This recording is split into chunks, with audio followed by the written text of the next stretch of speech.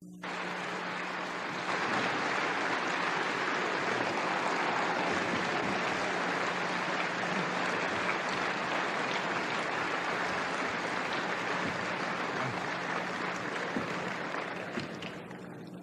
morning. I'm Warren Buffett, the chairman of Berkshire Hathaway, as you probably have gathered by now. I had a real problem last night. I was losing my voice almost entirely. I don't want you to think I lost it cheering for myself this morning here, but I think I'll do all right. But we've always got Charlie here to. He's always done the talking. I just move my lips, you know. So I'd like to tell you a little bit about how we're going to conduct things, and then we'll go through a script that was written by the speechwriter for Saddam Hussein. It has all the warmth and charm and participatory elements you'd expect. We'll get through the business of the meeting as promptly as we can, which is usually about 5 or 6 minutes. And then Charlie and I will answer questions, your questions, until noon, when we'll have a break for about a half an hour. There's food outside all of the time. And then at 12:30, we'll reconvene, and we'll go till 3:30 or thereabouts. And I hope my voice lasts. We've got various non-Coca-Cola products here that are designed to keep it going. We'll have a zone system where we have 12 microphones placed around, and I believe it's 12, and we'll just go around in order. And if you'll go to the microphone nearest you, there will be someone there who will try to arrange that people get to ask questions in the order in which they arrived, and we'll make sure that everybody gets a chance to ask their questions before people go on to second questions. Particularly in the afternoon, we'll make a special effort to answer the questions from people that have come from outside North America. We really got quite an attendance today. All 50 states, at least in terms of tickets, all 50 states are represented. We had, I had it here somewhere. Yeah, we had ticket requests at least, and I've met a number of people from South Africa, Australia, Brazil, England, France, Germany, Greece, Hong Kong, Ireland, Iceland, Israel, Saipan, New Zealand, Saudi Arabia, Singapore, Sweden, Switzerland. So when people have come from that sort of distance, we want to make sure that they, obviously we want to make sure that they particularly get their questions answered. Interestingly enough, we have an increased percentage from last year who come from Nebraska this year. And you have to be a little careful in interpreting that, because some people say they're from Nebraska and really aren't, because for status reasons they, you know, like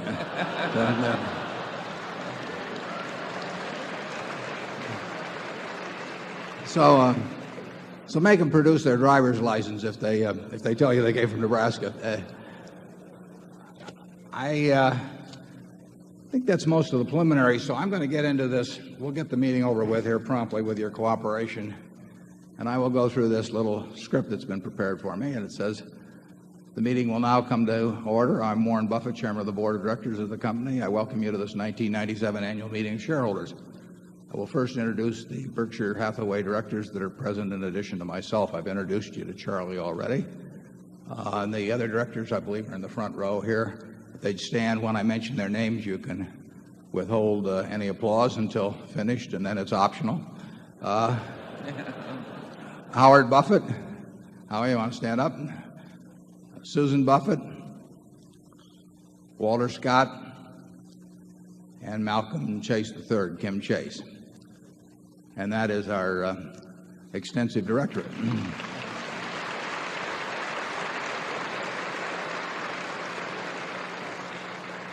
Give them a lot of applause, because they don't get much else for it. It's a rather low-paying board.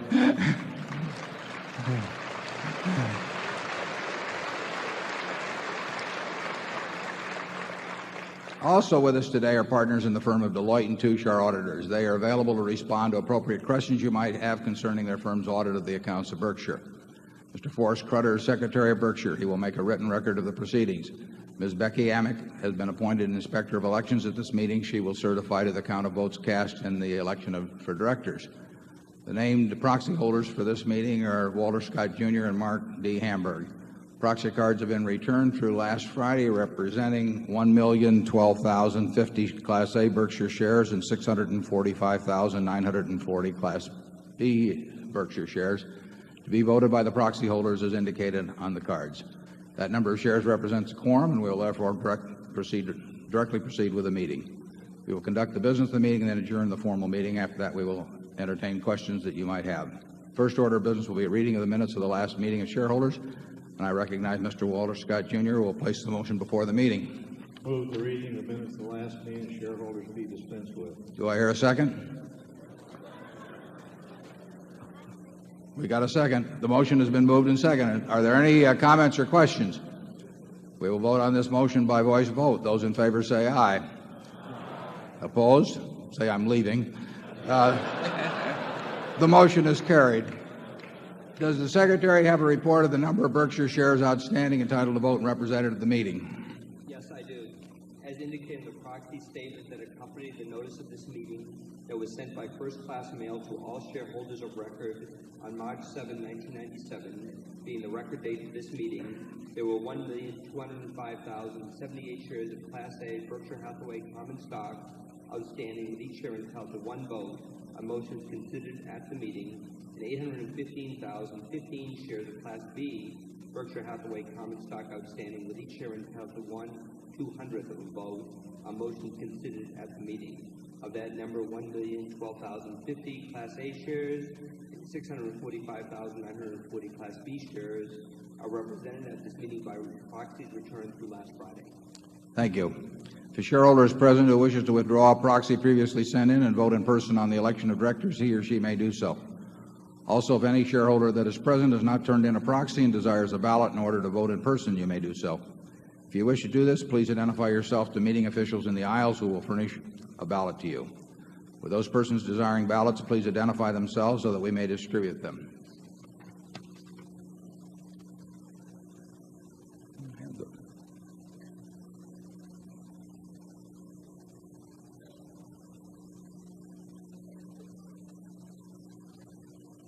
Okay, the one item of business of this meeting is to elect directors. I now recognize Mr. Walter Scott, Jr. to place a motion before the meeting with respect to election of directors. I move that Warren E. Buffett, Susan T. Buffett, Howard G. Buffett, Malcolm G. Chase III, Charles T. Munger, and Walter Scott, Jr. be elected as directors. That sounds good to me. Is there a second?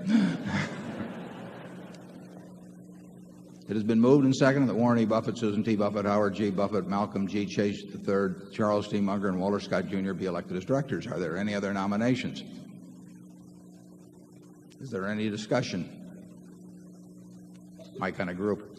The nominations are ready to be acted upon. If there are any shareholders voting and present, they should now mark their ballots on the election of directors and allow the ballots to be delivered to the Inspector of Elections. I think we had one or two to collect there.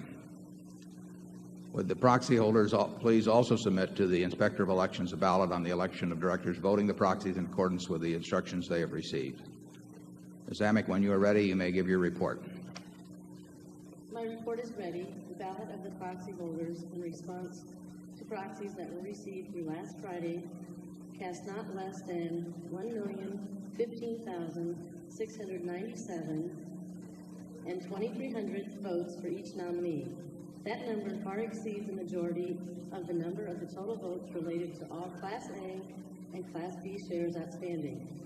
The certification required by Delaware law of the precise count of the votes, including the additional votes to be cast by the proxy holders in response to proxies delivered at this meeting, as well as those cast in person at this meeting, if any, will be given to the Secretary to be placed with the minutes of this meeting. Thank you, Ms. Amick. Warren E. Buffett, Susan T. Buffett, Howard G. Buffett, Malcolm G. Chase III, and Charles T. Munger, and Walter Scott, Jr. have been elected as directors. After adjournment of the business meeting, I will respond to questions that you may have that relate to the business of Berkshire but do not call for any action at this meeting. Does anyone have any further business to come before this meeting before we adjourn? If not, I recognize Mr. Walter Scott, Jr. to place a motion before the meeting. I move this meeting. Second? Motion to adjourn has been made and second. We will vote by voice. Is there any discussion? If not, all in favor say aye. Opposed say no. The meeting is adjourned.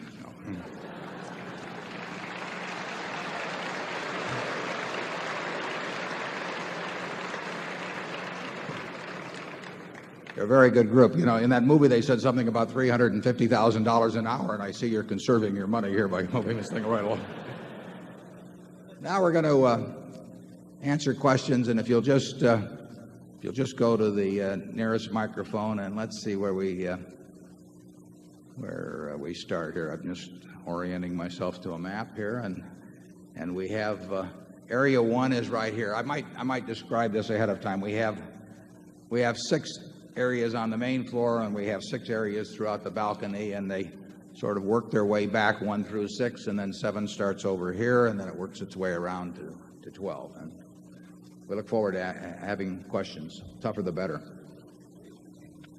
And if you always would just identify yourself and where you're from and that you're a shareholder.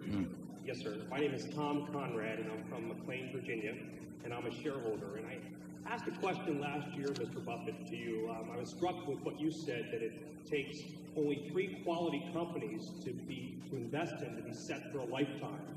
And I asked you the question last year, should I wait until the market goes down, or should I get in now? And you advised to get in now, and the 3 companies that I chose were Coca-Cola, Gillette, and Disney. And because of that advice, I was able to afford the ticket to come back this year to ask you a second question. And my question is this. I'm thinking of... you ought to quit while you're ahead, but go ahead.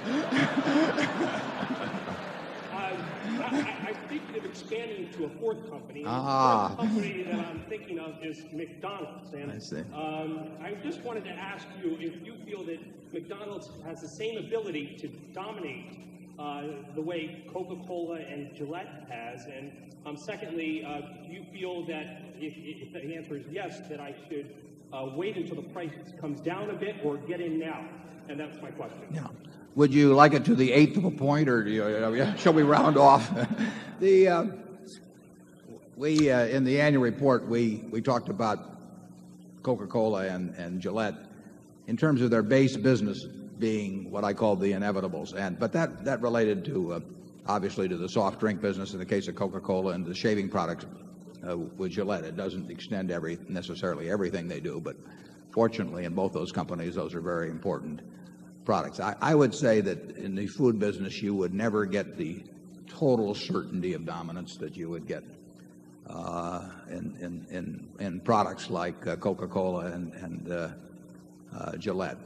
People move around in the food business from where they eat from. They may favor McDonald's, but they will go to different places at different times. And somebody starts shaving with a Gillette Sensor Plus is very unlikely to go elsewhere, in my view. And so they do not. You never would get in the food business, in my judgment, quite the inevitability that you would get in the soft drink business with a Coca-Cola. You'll never get it again in the soft drink business. I mean, it took 100. I guess be 1886, so it'd be about 111 years to get to the point where they are, and the infrastructure is incredible, and so I wouldn't put it quite in the same class in terms of inevitability. That doesn't mean it can be a better stock investment depending on the price, but you're not going to get the price from me, and knowing Charlie, I doubt if you'll get the price from him, but we'll give him a chance.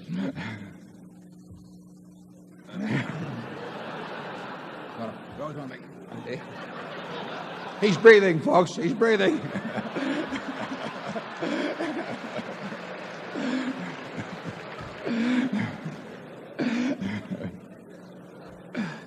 We've got this down to a routine.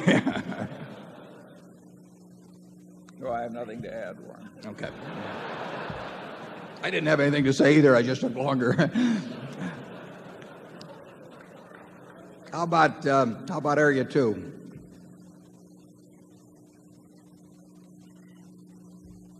Mr. Buffett, my name is Pete Banner, and I'm from Boulder, Colorado, and I'm a shareholder.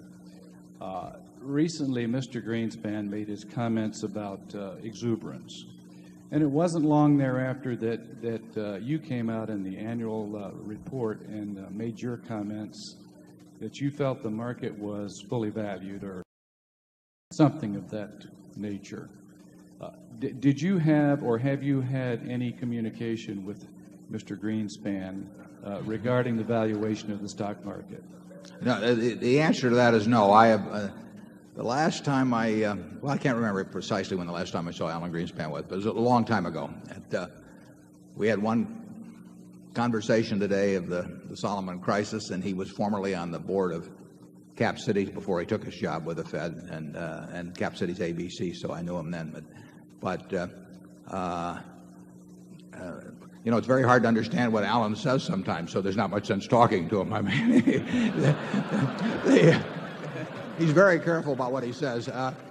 But I'm glad you brought up the subject of the annual report, because what I was doing in the annual report is I had talked about Coke and Gillette as being the inevitables and what wonderful businesses they were. And I thought it appropriate, particularly the report goes to a lot of people, that they would not take that as an unqualified buy recommendation about the companies, because they're absolutely wonderful companies run by outstanding managers. But you can pay too much, at least in the short run, for businesses like that. So I thought it was only appropriate to point out that no matter how wonderful a business it is, that there always is a risk that you will pay a price where it will take a few years for the business to catch, or for the business to catch up with the stock, that the stock can get ahead of the business. And I don't know where that point is with those companies or any other companies, but I did say that I thought that the risks were fairly high, that situation existed with most securities in the market, including companies such as the Inevitable. But it was designed to be sure that people did not take the remarks that I made about those companies and just take that as an unqualified buy recommendation regardless of price.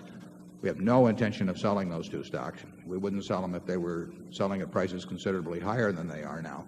But I didn't want particularly relatively unsophisticated people to see those names there and then think this guy is touting these as a wonderful buy. Generally speaking, I think if you're sure enough about a business being wonderful, it's more important to be certain about the business being a wonderful business than it is to be certain that the price is not 10% too high or 5% too high or something of the sort. And that's a philosophy that I came slowly to. I originally was incredibly price conscious. We used to have prayer meetings before we would raise our bid and ate, around the office. But that was a mistake, and in some cases a huge mistake. I mean, we've missed things because of that. And so what I said in the report was not a market prediction in any sense. We never try to predict the stock market. We do try to price securities. We try to price businesses is what we try to do. And we find it hard to find wonderful, good, average, substandard businesses that look to us like they're cheap now. But you don't always get a chance to buy things cheap. Charlie? Well, I certainly agree with that. The one thing we can confidently guarantee is that real inflation-adjusted returns from investing in a standard collection of stocks will be lower in the long-term future than they've been in the last 15 years or so. This has been an unprecedented period, and there will be some regression toward the mean in average returns from investing in the stock market. American business has done extraordinarily well in the last decade plus, and that's a huge plus for securities because they just represent pieces of those businesses. Interest rates over the last 15 years have fallen. That's a big plus for stocks. Anytime interest rates go down, the value of every financial asset goes up in rational calculation. Both of those factors have combined in recent years to produce conditions that enhance the true value of American business. But those are pretty widely recognized now. And after a while, Ben Graham always used to say you can get more trouble in investment with a good premise than with a bad premise, because the bad premise will shout to you immediately as being fallacious, whereas with a good premise, it'll work for a while. Businesses are worth more money if interest rates fall and stocks rise, but that eventually the market action of the securities themselves creates its own rationale for a large crop of buyers, and people forget about the reasons and the mathematical limitations that were implied in what got them excited in the first place. And after a while, rising prices themselves alone will keep people excited and cause more people to enter the game. And therefore, the good premise after a while is forgotten, except for the fact that it produced these rising prices, and the prices themselves take over. He wrote about that in the connection with the 1920s, when Edgar Lawrence Smith in 1924 wrote a fine book on why stocks were better than bonds, and that was sort of the Bible of the bull market of the 20s, and it made sense if you paid attention to a couple of the caveats which were in Edgar Lawrence Smith's little book, which were related to price. But people tend to forget about the importance of the price they pay, as the experience of a bull market just sort of dulls the senses generally. Zone 3. Mr. Buffett, my name is Lola Wells, and I come from Florida. I'm a very minimum stockholder, and I'm curious why stockholders whose stock is held in street name aren't eligible to make recommendations for your donations. The distinction really isn't whether their stock is held in street. Well, that's one distinction. The Class B shareholders, as was pointed out in the prospectus originally for the B shares, do not participate in the program. The A shares that are held by the beneficial owner do participate. We obtained a tax ruling, 1981 or thereabouts, that made sure that there would be no taxation as a constructive dividend of the amount that shareholders could designate. There always was that possibility that the IRS would take the position that by allowing shareholders to designate a contribution to a charity, that we were giving them something which first would be taxed as a dividend and then they would later give away. So we have a tax ruling, and that tax ruling applies to shares held by beneficial owners or by record holders themselves, and we followed that ruling subsequently. I might say it would be sort of a nightmare, too, frankly, if we got into street name holders. We're at the point now where we probably have 30 or 35,000 street name holders of the A, and with the B, it's probably 60,000 or some number like that. It would be quite a nightmare to do. And anyone, unless they have margin debt against their stock, they can put it in their own name. And we encourage people to do it.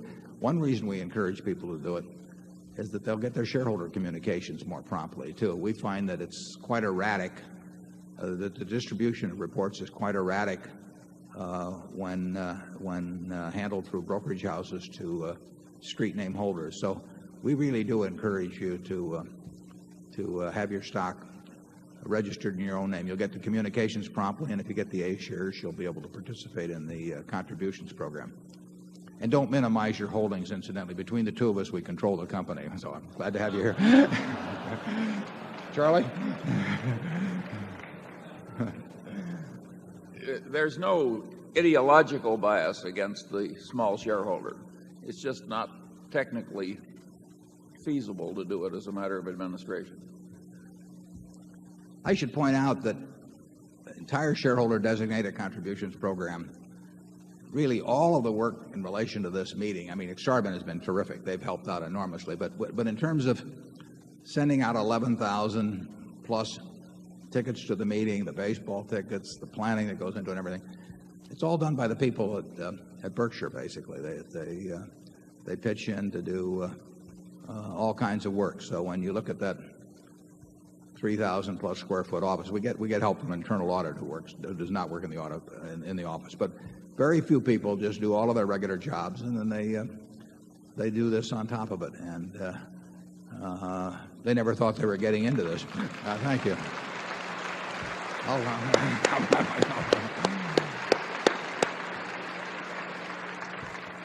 We could have a department of 50 people, and assigned to something like this. But the same way with we get thousands and thousands of requests for annual reports, and they all come in, and we've got just a few people, and they handle it with courtesy and cheerfulness, and I really tip my hat to them. Now, let's go to Zone 4, please. Good morning. I'm Marshall Patton from Bandera, Texas. And first, I'd like to thank you very much for not only giving us a good investment vehicle, but giving us a good education along the way. And thanks a lot for the 2-volume set of the letters to stockholders over the years. It's required reading around our place. And if you can contain your hostility, I'd like to thank Charlie Munger for the copy of his speech to the University of Southern California business school students back in 1994. It's also required reading. And I wanted to ask you, when are you going to write your book? Well, first of all, I'd like to comment on Charlie's talk there. I think every investor in the world ought to read that talk before they invest. I think that's a classic, and we have copies available we mailed it out a year or so ago to the shareholders at that time. But anybody'd like a copy of that talk, I'd be glad to supply it. There doesn't seem to be any need for me to write a book. Everybody else is doing it. We've got Janet Lowe here, who just wrote the most recent one. And at one time or another, I've said everything I know and a good bit more. So I've never felt compelled to do. I really feel that the annual reports are sort of a book on the installment system. Plus, I think very few people write 2 books, and I have this kind of unwarranted optimism, I guess, that the best is always yet to come, and that there are a lot more interesting things are going to happen. And I would hate to preclude commenting on those. So I think it's going to be a few years, but I may get around to it at some point. But I think maybe it'd be a bad sign if it happened, because it might be that I really thought that what I was writing about was more important than what was going to happen next. Charlie, are you going to write a book?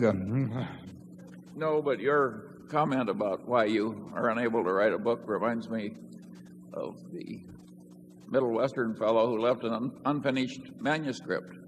And he apologized for not finishing his book, which was entitled Famous Middle Western Sons of Bitches.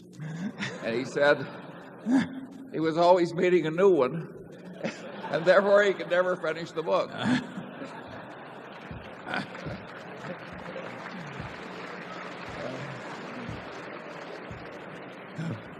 As a courtesy, Charlie and I are leaving each other out of the book that we write. Charlie grew up in Nebraska, and he's authentic. He has the credentials to prove it. We worked in the same grocery store at different times many years ago. Area 5, please. Mr. Buffett, my name is JP from Singapore. I flew 24 hours to get here. Mr. Buffett, throughout your life, you have repeatedly under-promised and over-delivered. For many recent years, for example, you have targeted Berkshire Hathaway's long-term book value growth at 15%, yet you have come through at about 24%.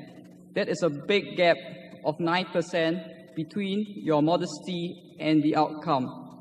Perhaps the biggest dose of modesty in corporate history.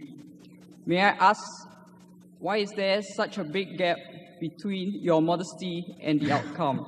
I don't think it was modesty. I think it was, for one thing, we've had a terrific market that has reappraised all businesses in the last 10 or 15 years. So when we really started worrying about future performance, the key factor was having larger amounts of capital. And there's no question that the larger the amount of capital you work with, the more difficult the job is. Now, we were fortunate that ascension in capital happened to coincide with things that just lifted all the boats substantially. And so we have had better luck than I would have guessed we would have had 10 years ago or 5 years ago. But it's been aided by a huge tailwind. And absent that tailwind, we would not have done as well. I think maybe we would have done relatively as well, but we would not have done as well in absolute terms. And we won't have that tailwind in the future. I can assure you of that. But we will have the larger amount of capital, which is the anchor that works on us. So if Charlie and I could make a deal to increase the intrinsic value of Berkshire at 15% a year over the next 10 years, we would sign up now. And I don't want you to even tempt us with lower numbers, because those numbers get astounding. If we paid no dividend at all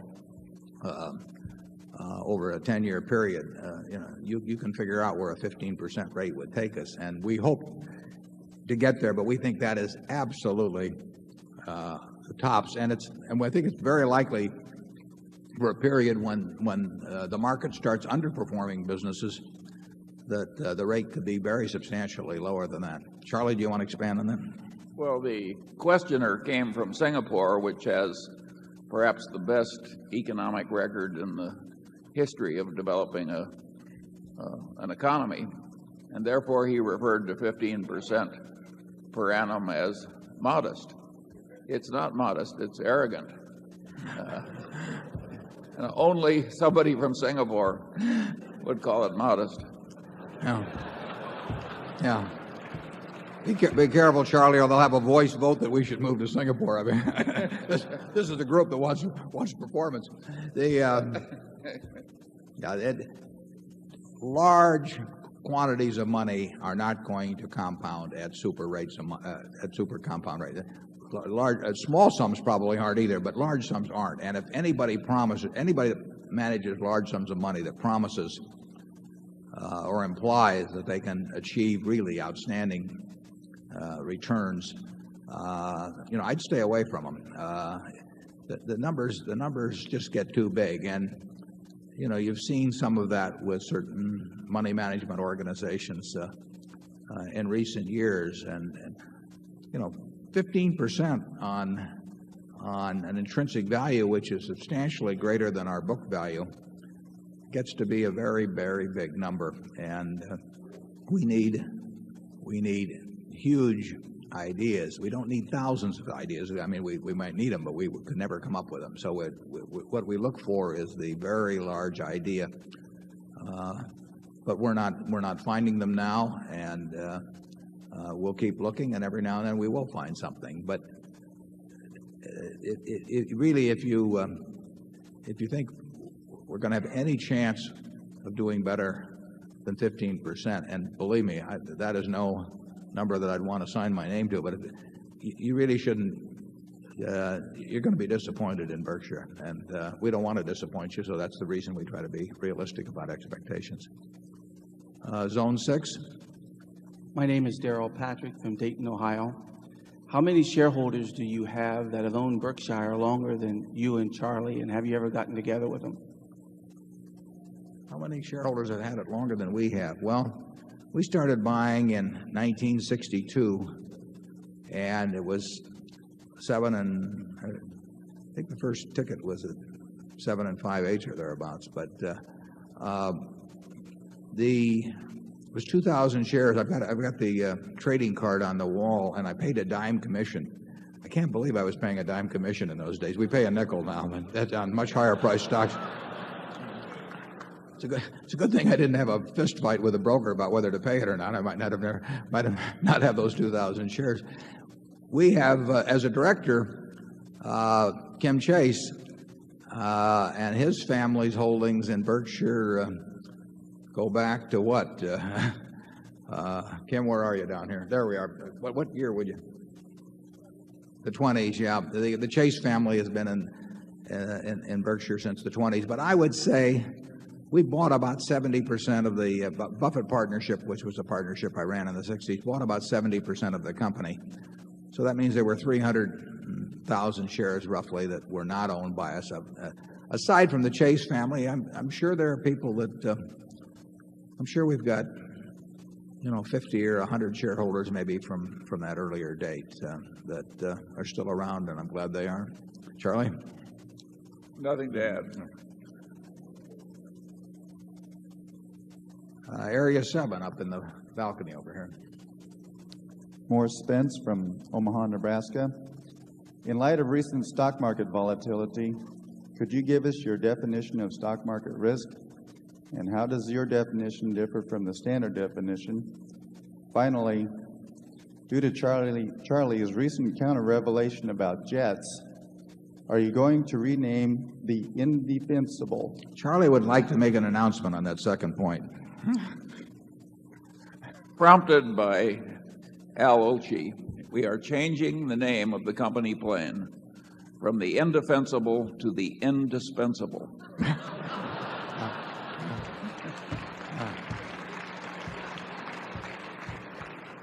Yeah, it was Chateaubriand, who incidentally was a writer and philosopher in addition to being the father of a piece of meat. Chateaubriand wrote one time, I believe I'm correct on my attribution here, that events make more traders than ideas.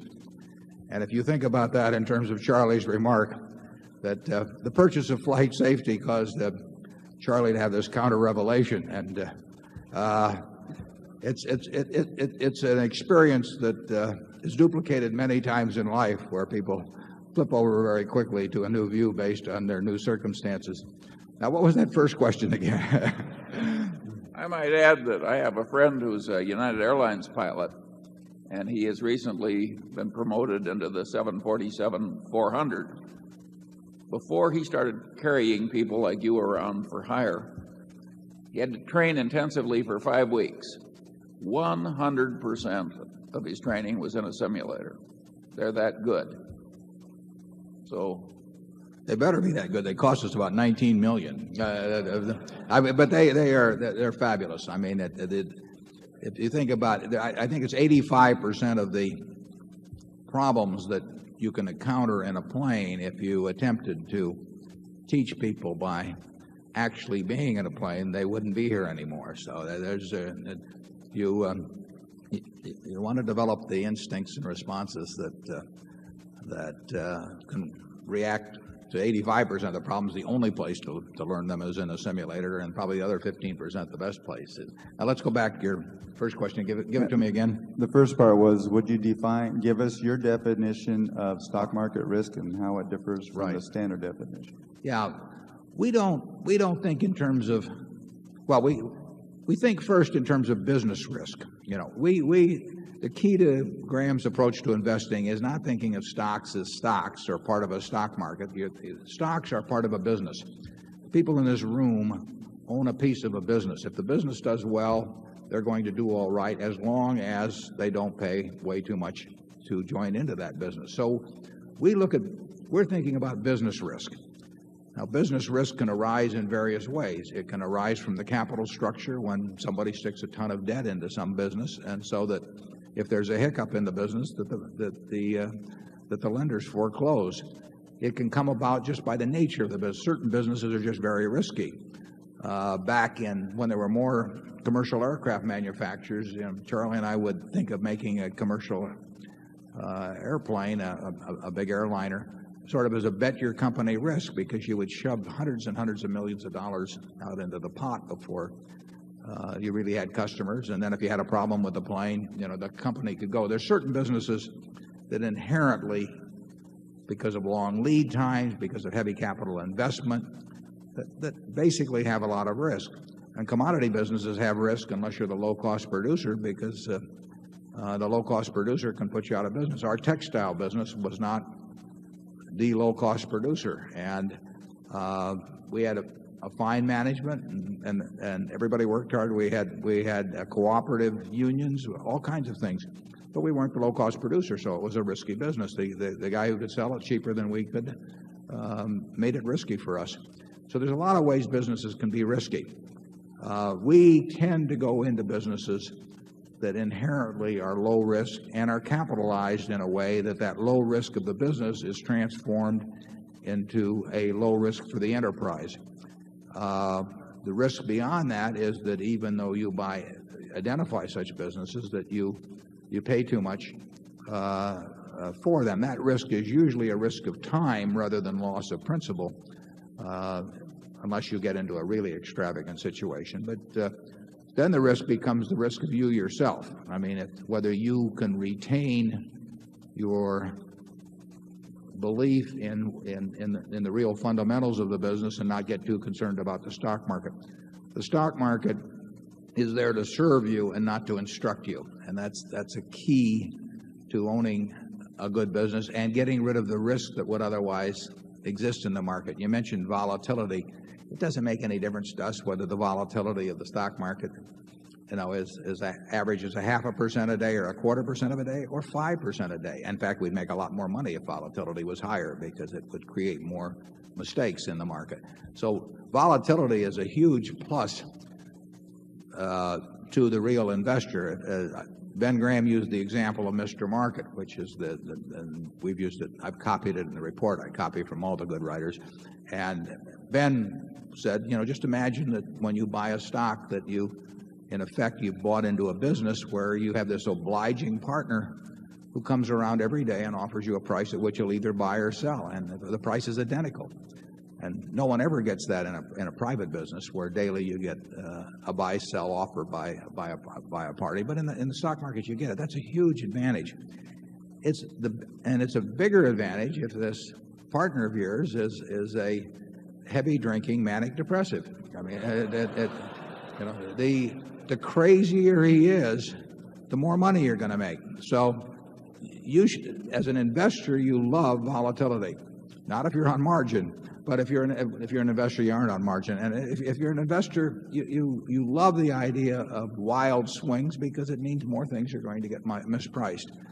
Actually, volatility in recent years has dampened from what it used to be. It looks bigger because people think in terms of Dow points so they see these big numbers about plus 50 or minus 50 or something. But volatility was much higher many years ago than it is now, and you had the amplitude of the swings was really wild, and that gave you more opportunity. Charlie? Well, it got to be the occasion in corporate finance departments of universities where they developed a notion of risk-adjusted returns. And my best advice to all of you would be to totally ignore this development. Risk had a very good colloquial meaning a substantial chance that something would go horribly wrong. And the finance professors sort of got volatility mixed up with a lot of foolish mathematics. And to me, it's less rational than what we do. And I don't think we're going to change. Yeah, finance department teach that volatility equals risk. Now they want to measure risk, and they don't know any other way. They don't know how to do it, basically. And so they say that volatility measures risk. And I've often used the example that the Washington Post stock, when we first bought it, had gone in 1973, had gone down almost 50%. From a valuation of the whole company of close to, say, 180 or 175 million down to maybe 80 million or 90 million. And because it happened very fast, the beta of the stock had actually increased, and a professor would have told you that the company was more risky if you bought it for 80 million than if you bought it for 170 million, which is something that I've thought about ever since they told me that 25 years ago, and I still haven't figured it out. Incidentally, I should make an announcement on that because I think that I've made a certain amount of fun of finance departments over the years. A fellow named Mason Hawkins, who runs Southeastern Asset Management, just gave a $1 million gift to the University of Florida, and the state of Florida is matching that with $750,000. So this $1,750,000 is going to be used to have several courses in what essentially is the Graham approach to investing, I think, starting very soon, so that there will be at least, and there are more than this, but there will be a finance department, in this case specifically devoted to teaching the Graham approach. And I think they're even going to pick up on my suggestion that I stuck in the annual report about having a course on how to value a business and what your attitude toward the stock market should be. So thanks to Mason, who's done very well managing money, I should add. And there will be at least one university course that tackles what I think are the important questions in investing. Zone 8, please. Gentlemen, my name is Richard Surser from Tucson, Arizona. Let's give him a hand. This is the gentleman that led to the flight safety purchase.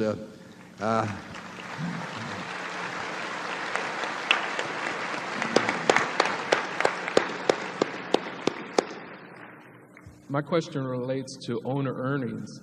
What guidance can you give us as to the calculation of item C, which is maintenance capital spending and working capital requirements? Item C. Richard, I was going to ask you a question. How about another company?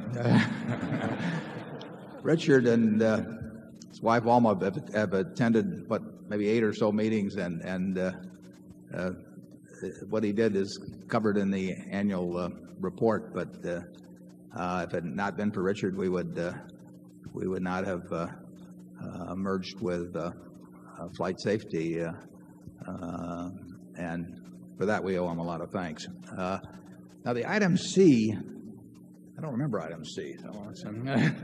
He's talking about maintenance expenditures and working capital and so forth. The compulsory reinvestment. Back on the that goes back some years on that description. Yeah, in the case of the businesses that we're in, both wholly owned and major investee companies, we regard the reported earnings, with the exception of some major purchase accounting adjustment, which will usually be an amortization of intangibles item. We regard the reported earnings, actually the reported earnings plus or minus, but usually plus, purchase accounting adjustments, to be a pretty good representation of the real earnings of the business. Now, you can make the argument that when Coca-Cola is spending a ton of money each year in marketing and advertising that they're expensing, that really a portion of that's creating an asset, just as if they were building a factory, because it is creating more value for the company in the future, in addition to doing something for them in the present. And I wouldn't argue with that. But of course, that was true in the past too. And if you'd capitalize those expenditures in those earlier years, you'd be amortizing the cost of them at the present time. I think with a relatively low inflation situation, with the kind of businesses we own,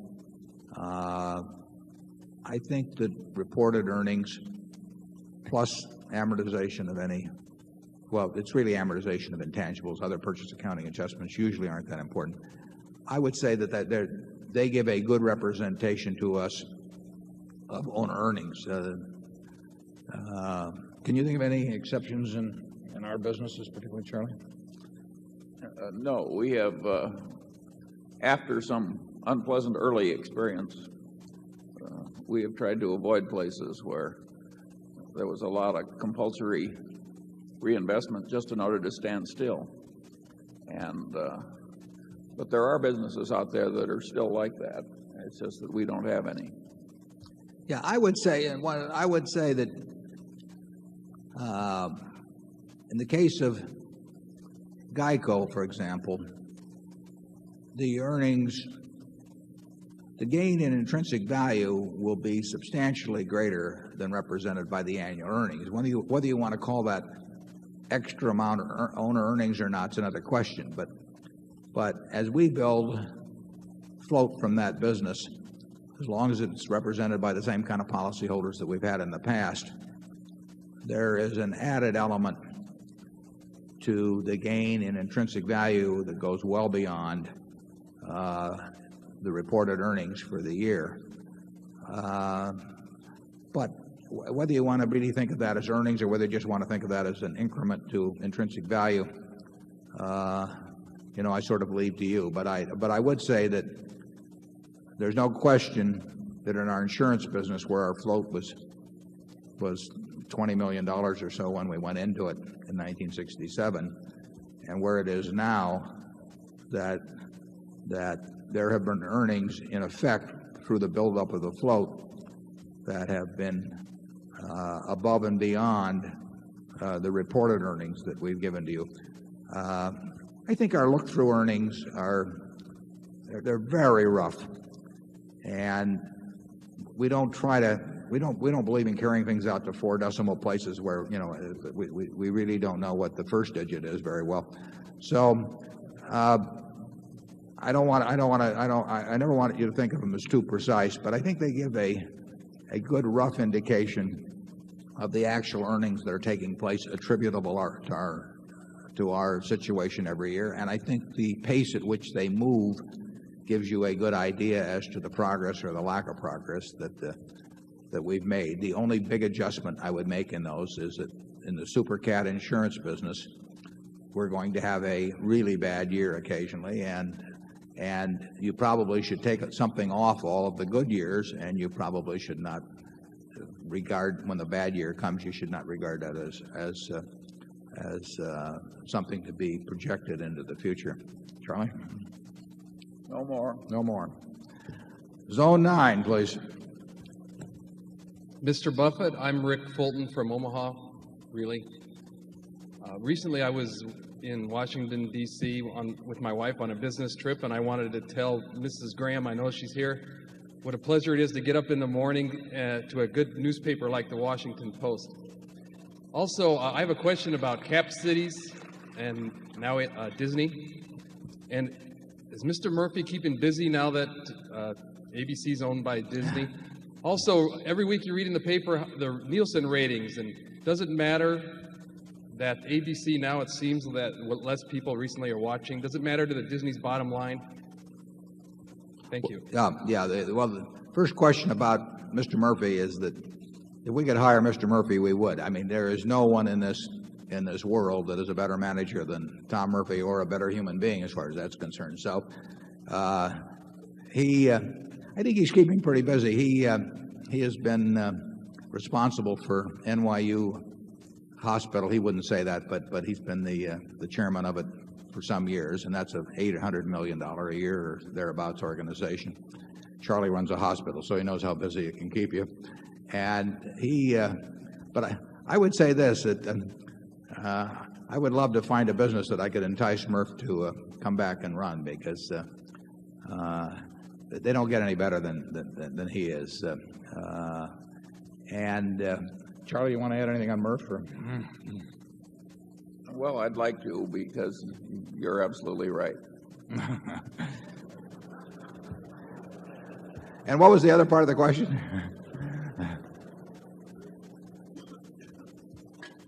Sir, does the recent decline in ABC's Nielsen ratings have anything to do with the bottom line? Did you watch Forrest Gump last night? Yeah, it makes a difference. Sure, the ratings translate in many cases into depends on day part, depends on a whole bunch of things, but overall you make more money if your ratings are good in news, if they're good in early morning, if they're good in daytime, if they're good at late evening, whatever. I mean, ratings translate into money. They may not translate immediately, particularly if you have some big hit show. You may have sold it out too cheap, but over time the prices you receive for your product relate to ratings, and over time, but over a longer period of time, the price that you pay for the product also relates to the ratings. But there's a difference in the time cycle, so that it makes a difference to any network's bottom line what their ratings level is. And Disney is conscious of that, and they are very able operators, and I predict you'll see in a couple of years. But you can't do it immediately. The schedule fixes don't work on a week-to-week basis, because people have habits, and there's a time lag involved in any change. And you've seen over the last 20 years, you've seen various networks on top or on the bottom from time to time. So it moves around. It moves around a fair amount. Charlie? Yeah, I think the TV network business is intrinsically a pretty tough business. And Disney did way better on ESPN than they might have forecast, and they probably did a little worse on the network. These things happen. That was incidentally the situation when Cap Cities bought ABC in 1985. We made the deal. I'm thinking it closed. I think it closed the first day or two of '86. I may be wrong on that, but the network diminished. The ratings diminished significantly, and particularly in daytime. We'd always thought daytime was almost a certainty to produce big earnings, and it had. Even prime time is what people pay the most attention to, but daytime slipped significantly after we bought it. It has no relationship to those movies. I mean, that movie you saw earlier when I started appearing on it. I don't want anybody to make that connection, but it did happen to be at the same time. The kicker we got, again, was ESPN. ESPN was losing money when Cap Cities made the deal to buy ABC, and we never really regarded it as that being having that big a potential. And it has been huge. It was enormously better for us than we ever anticipated. Leonard Goldenson, who ran ABC, told us it was going to be that good, but of course we were too smart to pay any attention to him. And I think Disney has been pleasantly surprised by how well ESPN has done too. It's a powerhouse. Zone 10, please.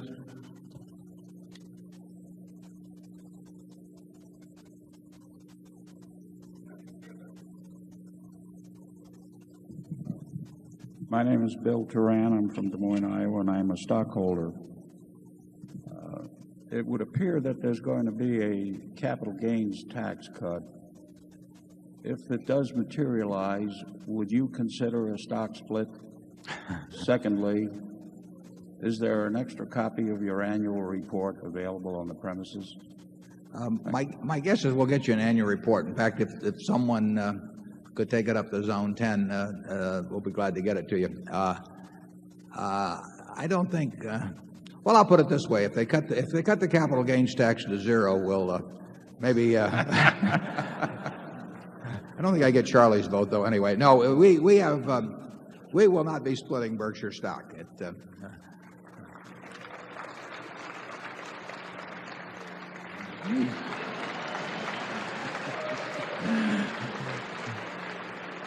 Incidentally, we do not consider splitting the stock a pro-shareholder move. If we did, we'd do it. I mean, we think that net, if you take the entire experience, it's worked out well for shareholders, and we think we have a more investor-oriented or investment-oriented audience in this room today than we would have had if we'd split many times. It is a way of enticing certain types of investors and perhaps discouraging others. And so it's worked well. But I will say this too: we got pushed into, in effect, issuing the Class B shares last year. Wouldn't have been something we would have done except for the possible formation of the unit trust. And I would say that's worked out very well from our standpoint. So we're happy that it happened, and we're happy that the Class B shareholders have joined us, and we now have something that's denominated at a much lower level. And there have been no bad effects whatsoever from having the Class B out there. So anybody owns the A stock and wants to split, you can split 30 for 1 this afternoon. I mean, how many other companies give you that chance? Charlie? I think what he's trying to tell you is that you've had your stock split. Zone 11, please. Yes, Mr. Buffett, I would like to thank you again for issuing the Class B shares. Well, I'm glad we did, and I hope you own them. And I'm a Class B shareholder. I need your comment on some analysis that we did.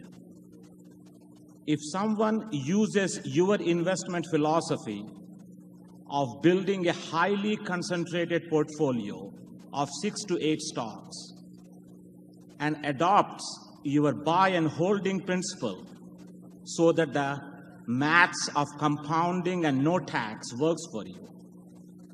But however, with one major modification, invest in high-octane companies like Intel and Microsoft that are growing at 30% instead of typical 15% growth company in your portfolio. My question is, will this investment philosophy will translate into twice the shareholder return as you have historically provided to your shareholder? Yeah. Well, it will certainly work out to twice the return if Intel and Microsoft do twice as well as Coke and Gillette. I mean, it's a question of being able to identify businesses that you understand and feel very certain about. And if you understand those businesses, and many people do, but Charlie and I don't, you have the opportunity to evaluate them. And if you decide they're fairly priced and they have marvelous prospects, you're going to do very well. But there's a whole group of companies, a very large group of companies, that Charlie and I just don't know how to value. And that doesn't bother us. I mean, we don't know how to figure out what cocoa beans are going to do, or the Russian ruble, there's all kinds of financial instruments that we just don't feel we have the knowledge to evaluate. And really, it might be a little too much to expect that somebody would understand every business in the world. And we find some that are much harder for us to understand. And when I say understand, my idea of understanding a business is that you've got a pretty good idea where it's going to be in 10 years. And I just can't get that conviction with a lot of businesses, whereas I can get it with relatively few. But I only need a few. As you pointed out, you only need a few, 6 or 8 or something like that. It would be better for you, it certainly would have been better for you, if we had the insights about what we regard as the somewhat more complicated businesses you described, because there was and may still be a chance to make a whole lot more money if those growth rates that you describe are maintained. But I don't think you'll find better managers than Andy Grove at Intel and Bill Gates at Microsoft. And they certainly seem to have fantastic positions in the businesses they're in. But I don't know enough about those businesses to be as sure that those positions are fantastic as I am about being sure that Gillette and Coca-Cola's businesses are fantastic. You may understand those businesses better than you understand Coke and Gillette because of your background or just the way your mind is wired. But I don't, and therefore I have to stick with what I really think I can understand. And if there's more money to be made elsewhere, I think the people that make it are entitled to it. Charlie? Well, if you take a business like Intel, there are limitations under the laws of physics, which eventually stop your putting more transistors on a single chip. And 30% per annum or something like that, I don't think those limitations are still a good distance away, but they're not any infinite distance away. That means that Intel has to leverage its current leadership into new activities, just as IBM leveraged the Hollerith machine into the computer. Predicting whether somebody's going to be able to do that in advance it's too tough for us. Bob Noyce. We could quit claim it to you. Yeah. Bob Noyce, one of the two primary founders of Intel, grew up in Grinnell, Iowa. I think he's the son of a minister in Grinnell, and went to Grinnell College and was chairman of the board of trustees of Grinnell when I went on the board of Grinnell back in the late 60s. And when he left Fairchild to form Intel with Gordon Moore, Grinnell bought 10% of the private placement that funded, was the initial funding for Intel. And Bob was a terrific guy, very easy to talk to. just as Bill Gates is. I mean, these fellows explain the businesses to me, and they're great teachers, but I'm a lousy student. And they, I mean, they really do it. They're very good at explaining their businesses. Bob was a very down-to-earth Iowa boy who could he could tell you the risks and tell you the upside, and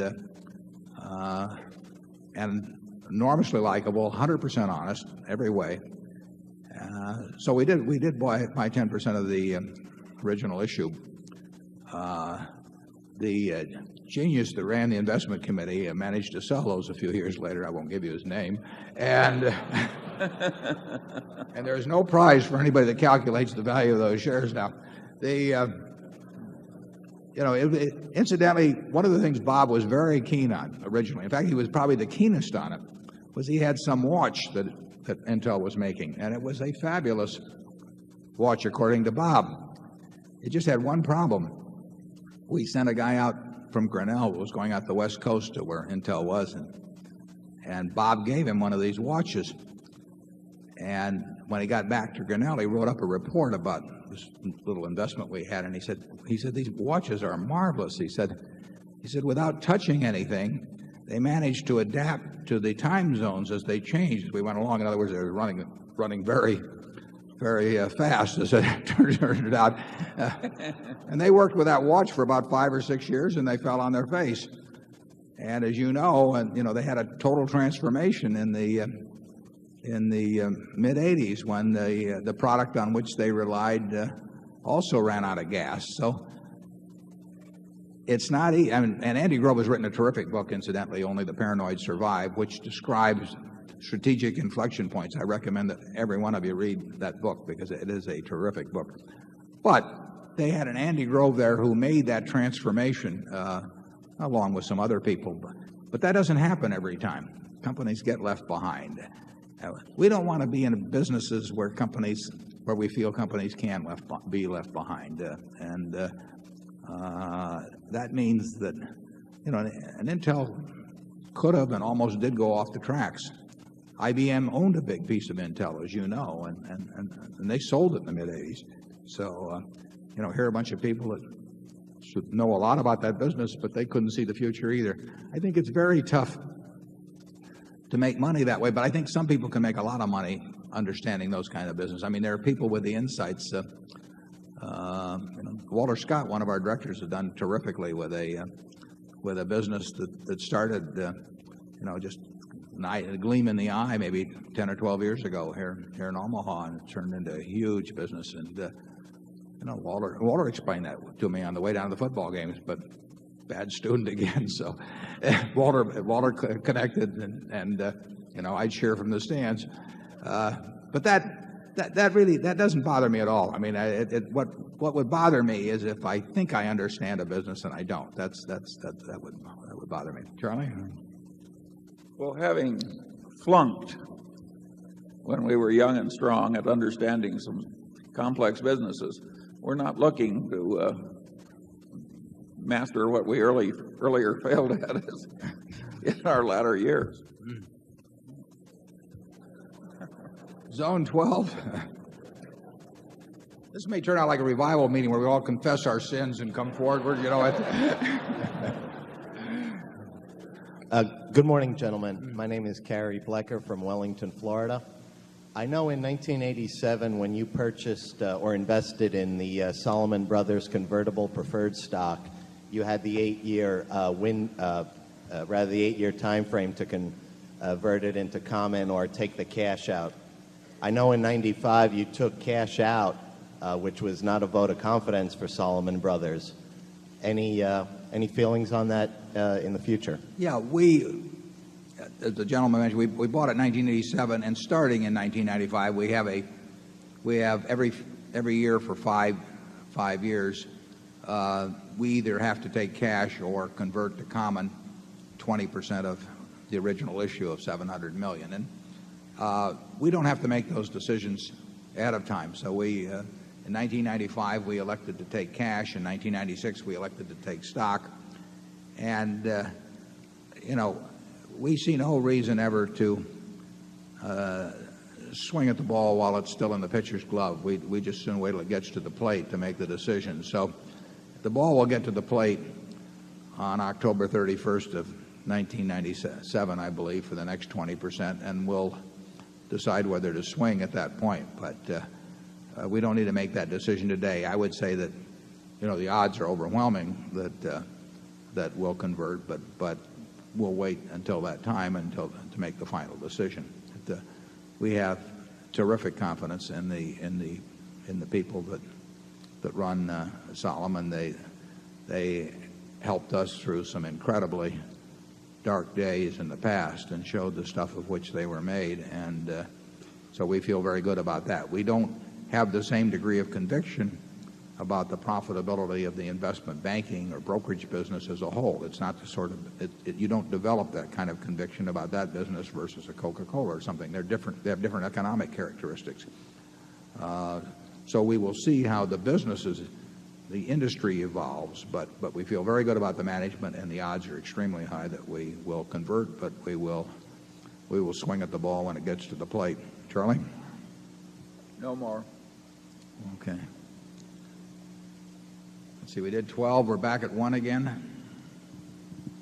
My name is Ted Vogelai from Corpus Christi, Texas. And I would like to ask a question to you. Companies are purchased from time to time, and the purchasing company will give shares instead of cash, and their shareholder will receive new shares. Can an individual investor transfer non-Berkshire to Berkshire with or without going through a broker? And if not, how does Berkshire do this with another company? And if possible, I would like to also receive a copy of the annual report. Okay, we'll get you a copy of the annual report. The only way I know of, and maybe Charlie knows some other way, the only way you can switch your shares in one company into shares of another company is to have a tax-free merger. And the Internal Revenue Code has specifications about that. You can have a transaction, as we had with Flight Safety, where a portion of the shareholders can take cash and a portion can take stock, and it's still tax-free for the people who elect stock. You can't have too many people take cash and have that happen. There are a lot of technical rules about what's tax-free, but there's no way that you can own General Motors and transfer it into General Electric stock without a tax and a broker. Well, you don't have to have a broker if your neighbor happens to own it. You can make a deal privately, but the easiest way usually is through a broker. But there's no way you can do it without tax unless General Motors and General Electric decide to merge at some point. So the opportunities to switch from one security to another without tax are really limited to merger. And in terms of brokerage costs, it just happens to be that that the most economical way of finding the person in the world that wants to both buy the stock you want to sell and sell you the stock you want to buy is through an intermediary, broker, and the cost of that actually can be relatively low. Charlie? Well, I think there's one way still permitted by the tax laws. You can still form a partnership. If you own General Electric and I own General Motors and we each feel too concentrated, well, you could form a partnership and each put in your stock, and in essence you would each thereafter be invested half and half with some diversification. I will predict that Wall Street will eventually get around to promoting such partnerships. Yeah, well, they did through swap funds, in a sense, 25 years ago, and then that was where you put in your stock that had an enormous amount of unrealized appreciation in it, and a whole bunch of other people did, and then you owned a fund which itself had a lot of unrealized appreciation in it, and you had a plus a new layer of costs. Yeah, plus a new layer of costs always, and you owned a piece of this larger fund, and you owned a piece of everything else, everything that the other people wanted to get rid of, and they owned a piece of what you wanted to get rid of, and superimposed with some costs. But that vehicle was sort of stopped in its tracks, I think, in the mid-'70s by an amendment to the Internal Revenue Code. But as Charlie said, you could replicate the effect of a swap fund by doing it with a partnership. It'd be kind of awkward, but it can be done. Zone 2. Gentlemen, I'm Mark Ravenel from Australia.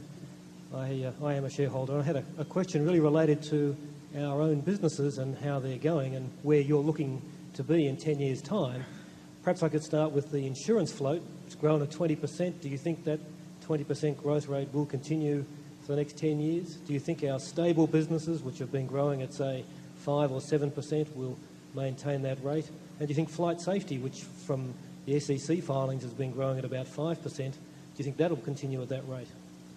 Well, we're glad to have you from Australia. I think we've got about 15 people here from Australia, so it got a good representation.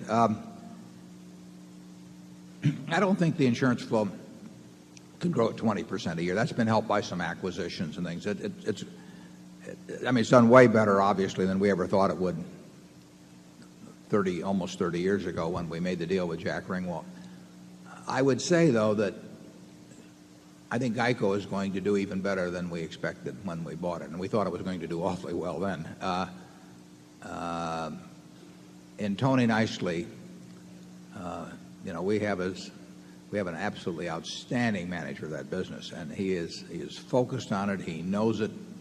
I think he went to work there when he was 18, and he's been there 35 years or thereabouts, and they don't come any better. And he is absolutely zeroed in on the things that he should be zeroed in on, and the implementation gets better all the time. I mentioned in the annual report that the unit growth of GEICO's voluntary auto business, and we talk about voluntary because you get assigned risk type things that lose you money, but what the real business is, the voluntary auto business, grew at 10% last year, which was the best growth rate in over 2 decades. First 4 months of this year, it's growing at about 16%, and 16% unit growth translates into about 20% a year premium growth. So GEICO at present would give you some encouragement for at least that segment of the insurance float growing at a rate that's sort of comparable to the past. Insurance is going to be a very big business for us, and the float will grow, in my view, at a good rate, but I wouldn't want to predict that good a rate. Most of our other businesses, very good businesses,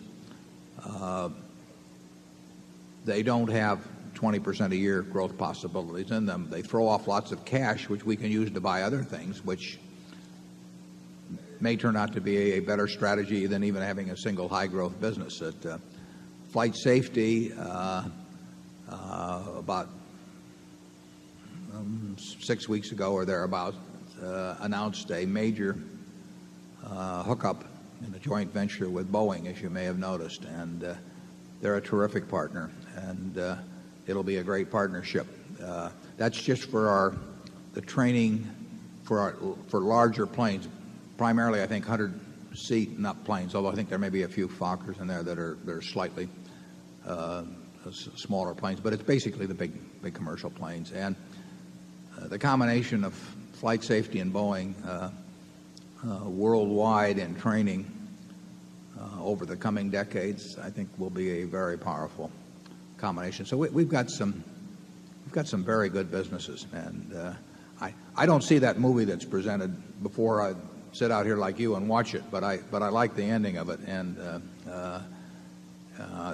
the people we have out there, they've run businesses extremely well in the past. They get better results out of those businesses, frankly, than other people would, or that other people in the industry generally do. So I think they have good futures. But they will throw off lots of cash in aggregate. And the tough job, we like to tell people it's a tough job anyway, is that Charlie and I have to figure out where to put that cash to maintain higher, reasonable growth rate. I'm not sure could you turn that on, please, so that... I'm sorry to pin you down, but that's okay. You can pin me down. Would you guess that flight safety then is more likely to be in that 10 to 15% ballpark? Well, it's hard to tell on numbers. I mean, there's going to be a growth in pilot training around the world. but flight safety already has a significant portion of the corporate market, for example. So it would be hard to grow a lot faster in the corporate market, although I can hear Al grinding his teeth, when I say that, because he plans to grow a lot faster than the market. But the corporate market, we've got a significant percentage. Commercial market, there could be a lot of potential in. Won't come tomorrow or the next day, but ideally we would like to see people, when they buy a 777 or 747 or something, buy a lifetime pilot training contract at that time.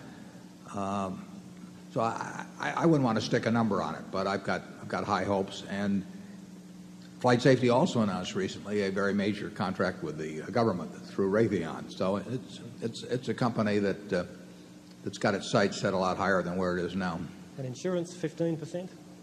Yeah, You'll do that? Will you want tenths of a percent, or will you? We just don't know. I mean, we didn't know 25. 30 years ago, we didn't know we would be in the insurance business. I mean, Berkshire, we have no master plan. And if Charlie and I did not sit down in 1960, early 65, and say we're going to do this and that and all that, we're going to try and do sensible things as we go along. The more money we have, the harder it is to find sensible things. But that's the criteria. Insurance is certainly a major area of opportunity for us. It's been a major opportunity. We have, in certain fields, we have a terrific advantage for the three reasons I laid out in the annual report. But I mean, we have capital strength and a willingness to take on risk and a speed of action and a certainty of payment that in aggregate no one matches. Now, how much demand there is for that depends on circumstances and in the business, and how much supply there is at lower prices that we think don't make sense is another question. But I think we'll do okay in insurance over time.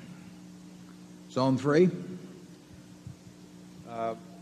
Mr. Buffett, Mr. Munger, I'm Tim Medley from Jackson, Mississippi. We're glad to have you back, Tim. Tim, how many years have you come? This is my 11th. Good. They've been 11 great years. Thank you very much. At this meeting 4 or 5 years ago, you commented that money managers in the aggregate have not done better than various market indices, and you attributed this in part to the frictional cost inherent in an actively managed portfolio. I wonder if today you would update your thoughts on this, and do you think that this underperformance compared to index funds will continue? And then a related question: if the two of you were giving advice to a classroom of equity mutual fund managers, are there 2 or 3 things in particular that you would want to suggest to them? Yeah, well, I would say this. Money managers in the last few years since I've made that statement have not disappointed me.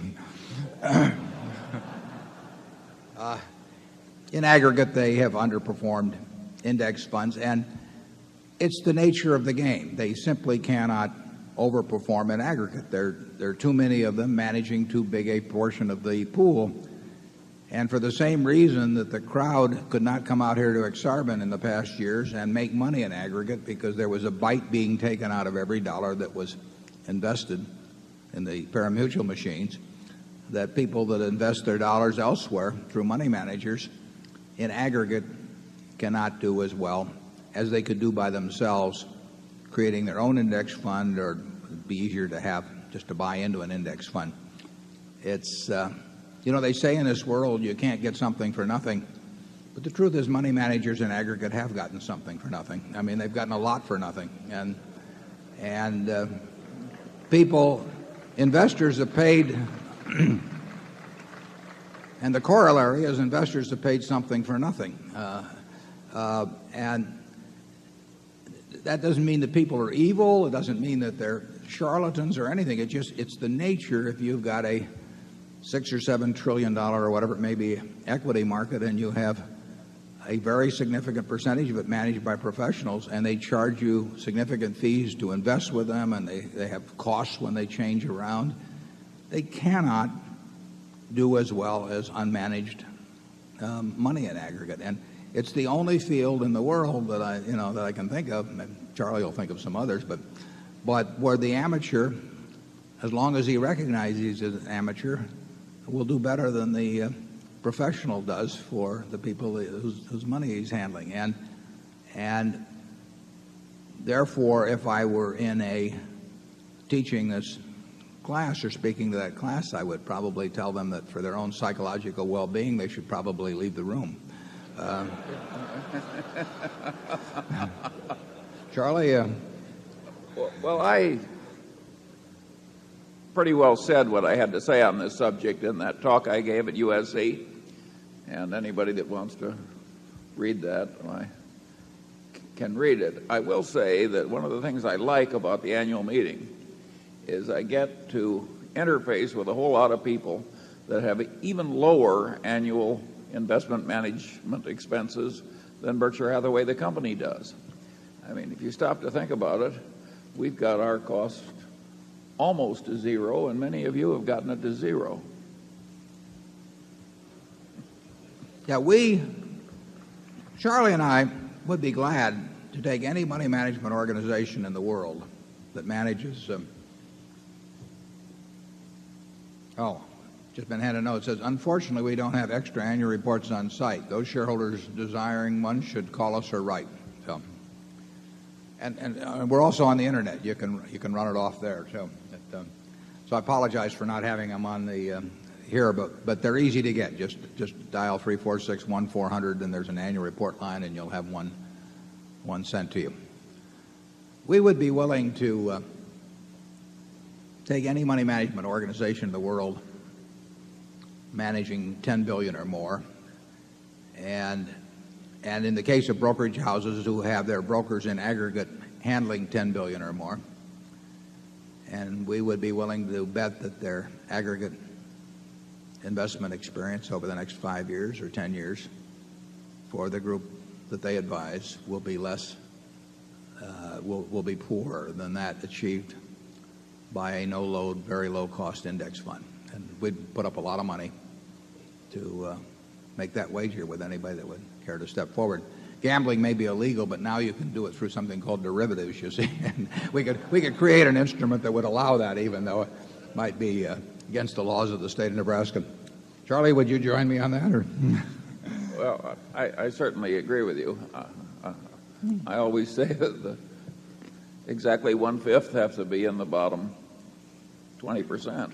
And there are certain fundamental forces at work here but it is a very peculiar profession where you have to be in a state of psychological denial to shave in the morning if you do the work.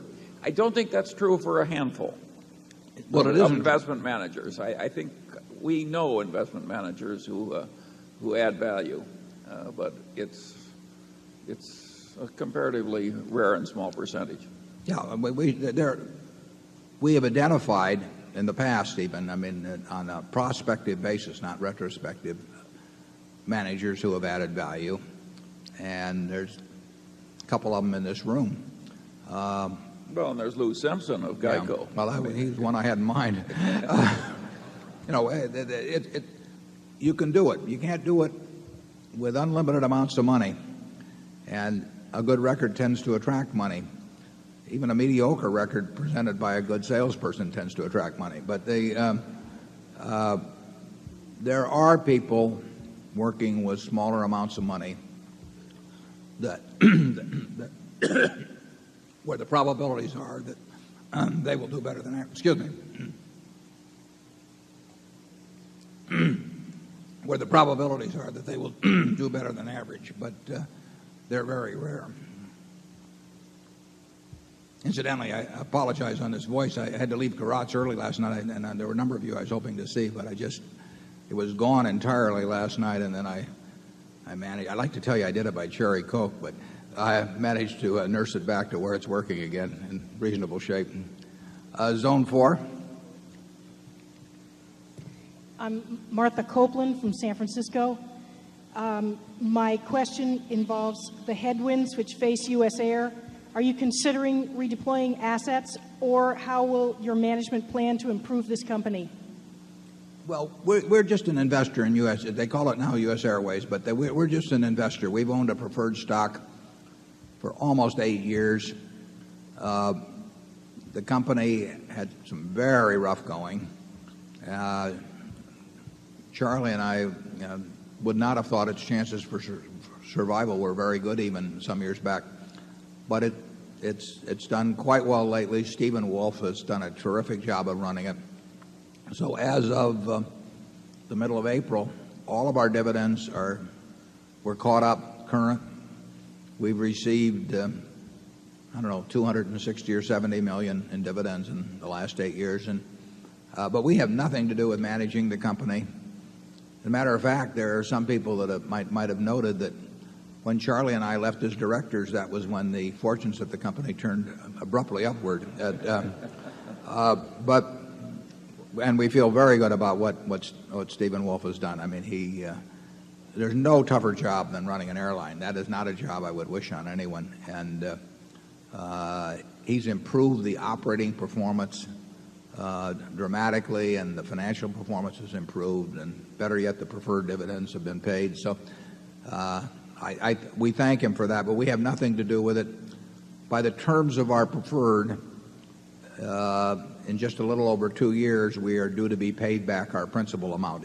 It was really a loan in equity form with a possible kicker on the upside because of the conversion privilege on the preferred.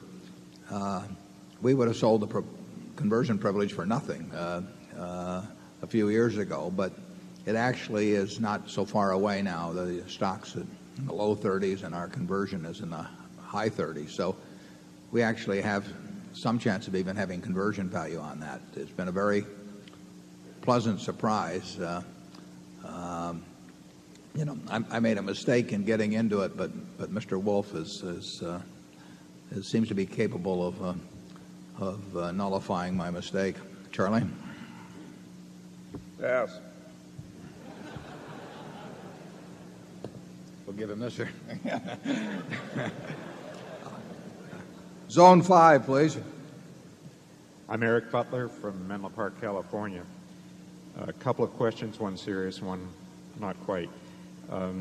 Considering Berkshire Hathaway is well run at low cost and is diversified, why should anyone do anything but put all their money into Berkshire Hathaway instead of maintaining a diversified portfolio? And in some of these hagiographic kind of biographies, it is apparent that you have other investments yourself beyond Berkshire Hathaway. The second question I had, is there any significance to the fact that the Omaha World Herald does not include Berkshire Hathaway in its stock tables on any day? Is this a sign that they do not honor profits?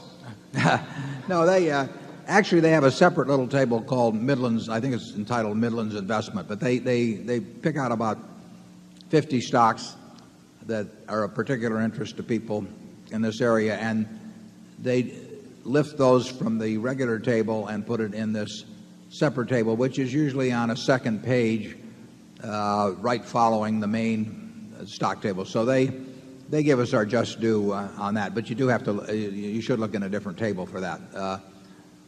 Second question about putting all your money in. I've got 99% of my money in Berkshire, but it was bought at a different price.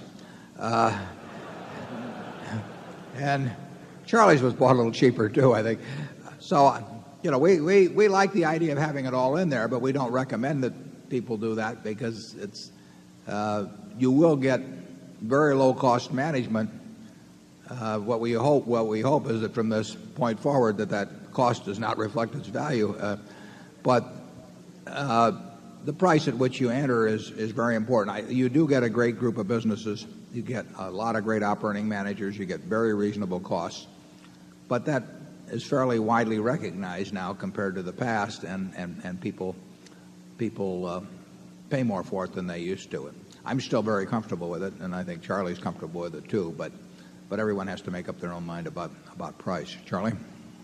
Yeah, eventually, if the success continues and we have more of this hagiography, the stock will get such a high price that it's no longer sensible at all to buy. We hope we dampen that process as we go along, and of course there's always the very substantial chance that we'll just fail to meet expectations due to the vicissitudes of life. Falling on our face is what we call it. Yeah. Zone 6. My name is Michael Hooper. I'm from Grand Island, Nebraska. I applaud Berkshire for starting the Class B shares. My question deals with tobacco stocks, which have been beaten down lately. Does Berkshire own any tobacco stocks, and are some of these stocks attractive now that prices are down on some of them, and in particular a company called UST? Thank you. Yeah, we have owned, we won't comment on what we own now, but we have owned tobacco stocks in the past. We've never owned a lot of them, although we may have made a mistake by not owning a lot of them. But we've owned tobacco stocks in the past, and I've had people write me about whether we should do it or not. We own a newspaper in Buffalo. It carries tobacco advertising. We don't. Well, actually, Charlie's a director of a sensational warehouse chain called Costco, which used to be called Price Costco. You know, they sell cigarettes. So we are part of the distribution chain with a 100% owned subsidiary in the Buffalo News, and so we have felt that if we felt they were attractive as an investment, we would invest in tobacco stocks. We made a decision some years ago that we didn't want to be in the manufacture of chewing tobacco. We were offered the chance to buy a company that has done sensationally well subsequently, and we sat in a hotel in Memphis and in the lobby and talked about it, and finally decided we didn't want to do it. Can I give you some? That wasn't because we thought it wouldn't do well. We knew it was going to do well. We knew it was going to do well, but now why would we take the ads for those companies, or why would we own a supermarket, for example, that sells them, or a 7-Eleven, or a convenience store that sells them, or something of the sort, and not want to manufacture them? I really can't give you the answer to that precisely, but I just know that the one bothers me and the other doesn't bother me, and I'm sure other people would draw the line in a different way. So the fact that we've not been significant holders of tobacco stocks has not been because they've been on a boycotted list with us. That it just means that overall we were uncomfortable enough about their prospects over time that we did not feel like making a big commitment in them. Charlie?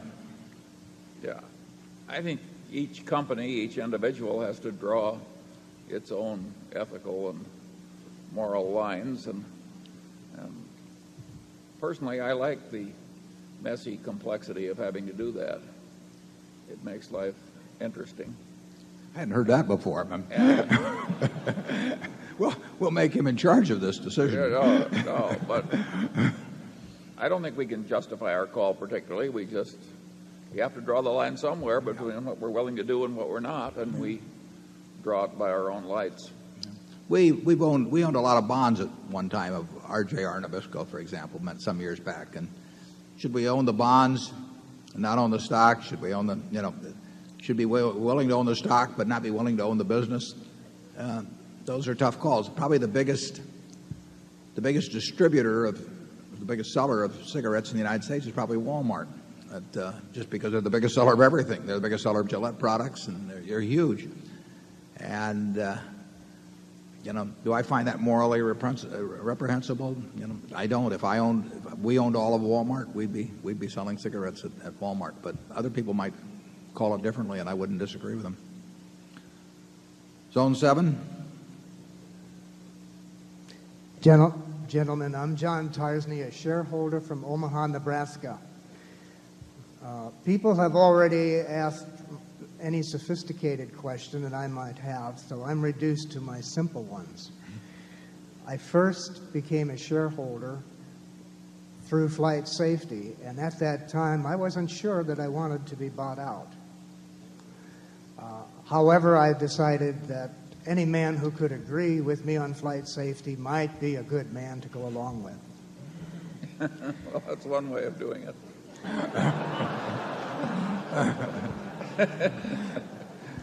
Maybe you'd fit in well at headquarters. I have a couple. Well, I don't use Gillette products either, as those of you who are close to me can see. My questions, my simple ones then, are a couple of years ago, or within the recent times, you have said you would not necessarily buy Berkshire Hathaway, and I'd like to know whether you still feel the same way. Secondly, since I came to you through flight safety, I'm wondering if there's any other positions I should be looking at in that same light. And thirdly, there was a very distressing sign that I saw when I drove in, and I don't know what the meaning of it is, or if you do, and it said something about abortion, and I just don't have a clue. If you do, now you can use yes or no answers to these to save your voice, or suit yourself and elaborate. Yeah, we'll work backwards. I think the signs probably relate to the contributions to Planned Parenthood.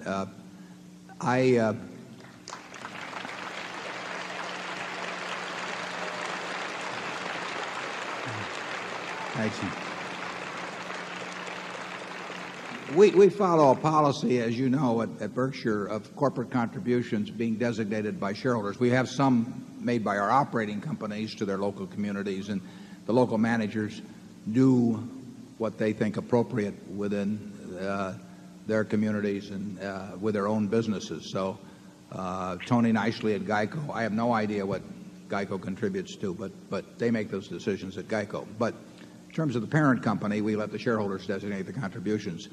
We have a number of shareholders who designate Planned Parenthood. We have other shareholders who designate organizations that would be opposed to the ideas of Planned Parenthood.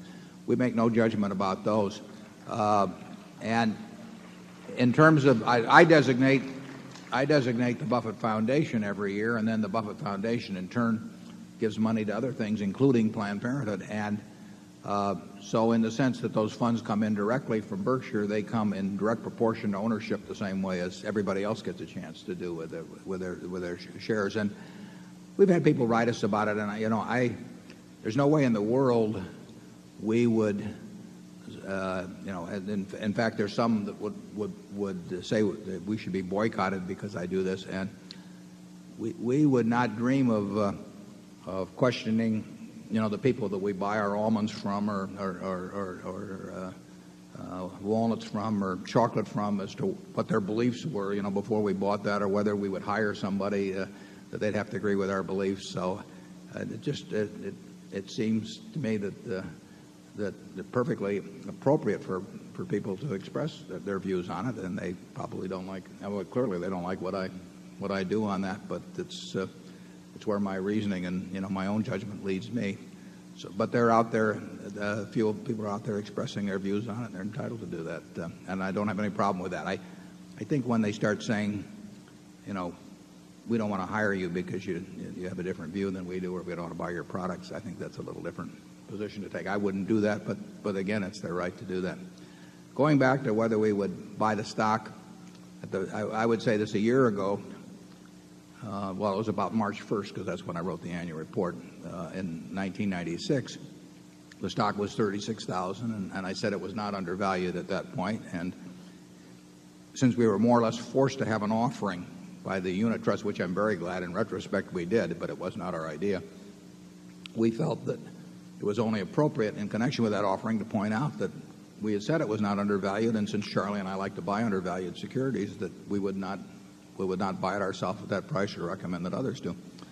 And in the ensuing year, the intrinsic value of Berkshire changed quite dramatically, and the price didn't change. In other words, the stock, after years of overperforming the business, somewhat underperformed the business, which of course it's bound to do, and we're glad that they got back more in tandem. So we said this year that we regarded the stock as being much more appropriately valued than it was a year earlier, which is obvious. And I would say that the caution I made about securities generally would apply. I would not accept Berkshire from that caution, but I would rather own or purchase Berkshire myself than I would most other securities, I can tell you that. Charlie?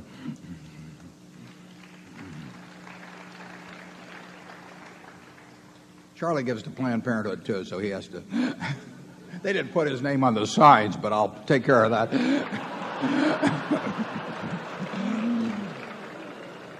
I am perfectly willing to have that limelight pass, as well as the opportunity to say more on the subject. Did I miss one question up there? I think there were 3 of them, and I addressed 2 of them. About any other area I should be looking at. That's the reason I skipped it. Yeah, we don't direct people to any specific investments. Zone 8, please. Good morning, Mr. Buffett and Mr. Munger. This is Nancy Jacobs from Omaha, a shareholder for about 4 years now. Before I leave today, I'm planning to purchase the World Book on CD-ROM for my 10-year-old daughter. And I'd like a few words from either one of you or both of you about why I'm making the right choice. And second, does purchasing World Book over a competitor give her a somewhat improved chance of becoming a brilliant billionaire investor? Practically guarantees it, but go ahead. Okay. I'm buying then. Charlie, you love to talk about World Book. Well, I think World Book is clearly the class of the field. They have every word in the English language graded for reading comprehensibility, and the articles are cleverly written, so the difficulty of comprehension rises slightly as you go through it. And it's very user-friendly to young people. And since it's something you want to encourage, making it user-friendly is wonderful. I also find that with whatever intellect I have, it's more user-friendly to me.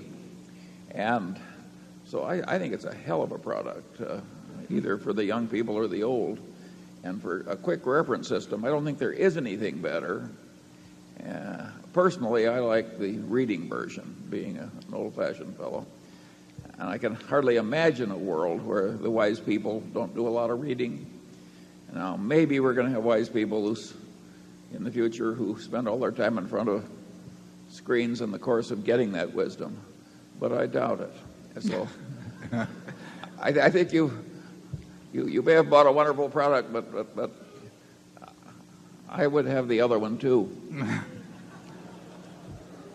The product you see there was the joint development and was launched in January of this year in conjunction with IBM. IBM has been our partner in that product.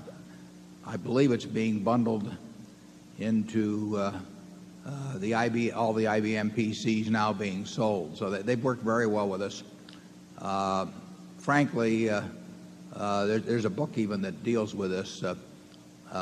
Bill Gates did a very good job of developing a product that was bundled with millions and millions and millions of PCs. It's called Encarta. It's actually Funkin' Wagnalls. He hates it when that comes out, but he changed the name to Encarta, which was smart of him. And there are a few people in this room who are witness to a demonstration 4 or 5 years ago in Bermuda, where in connection with Encarta, it showed the moon and the earth, and the moon bumped into the earth in this. And I don't know why it sticks in my mind. I thought I ought to mention it today. But his is doing very well. So apparently there are a number of people that don't care about the fact the moon and the earth collide. But in the World Book, the moon and the earth never bump into each other. He's done extremely well with Encarta, incidentally. I mean, it was a masterpiece of moving into an area and pushing hard. And I tip my hat to him. But now we're going to. Yeah, we've copied him. Yeah, we copied him. Okay, Nancy, be sure to buy the print version too, so Charlie will respect you. Zone 9. Good morning, gentlemen. My name is Patrick Byrne. I'm here today from Hanover, New Hampshire. I've searched for a couple questions upon which I might get the two of you to disagree. First, what level of taxation, and I direct these as much to Mr. Munger, therefore, as to you, Mr. Buffett. First, what level of taxation on capital gains is most conducive to the long-term economic health of a society? And is that also the fair or just rate? In other words, is the just rate of taxation on capital gains precisely that rate that creates the most economic stuff, or is there some other goal the state might pursue? And as a not so subtly related question, I work in a New Hampshire factory that makes industrial torches. As CEO, I might add, Patrick. Say again? As CEO of that workings made it sound like you were down there on the floor. I just wanted people to. Patrick writes me letters from chairman to chairman, so I think we got to get him back at it. Continuing. Well, it's a small company. I do work as CEO, but it's not much of a hierarchy. We make torches used in heavy manufacturing, and the fortunes of our factory echo those of industrial America. Do you agree with the conventional wisdom that maintains that the age of classical industrial America has passed, and that America cannot be competitive in the long term with low-wage countries?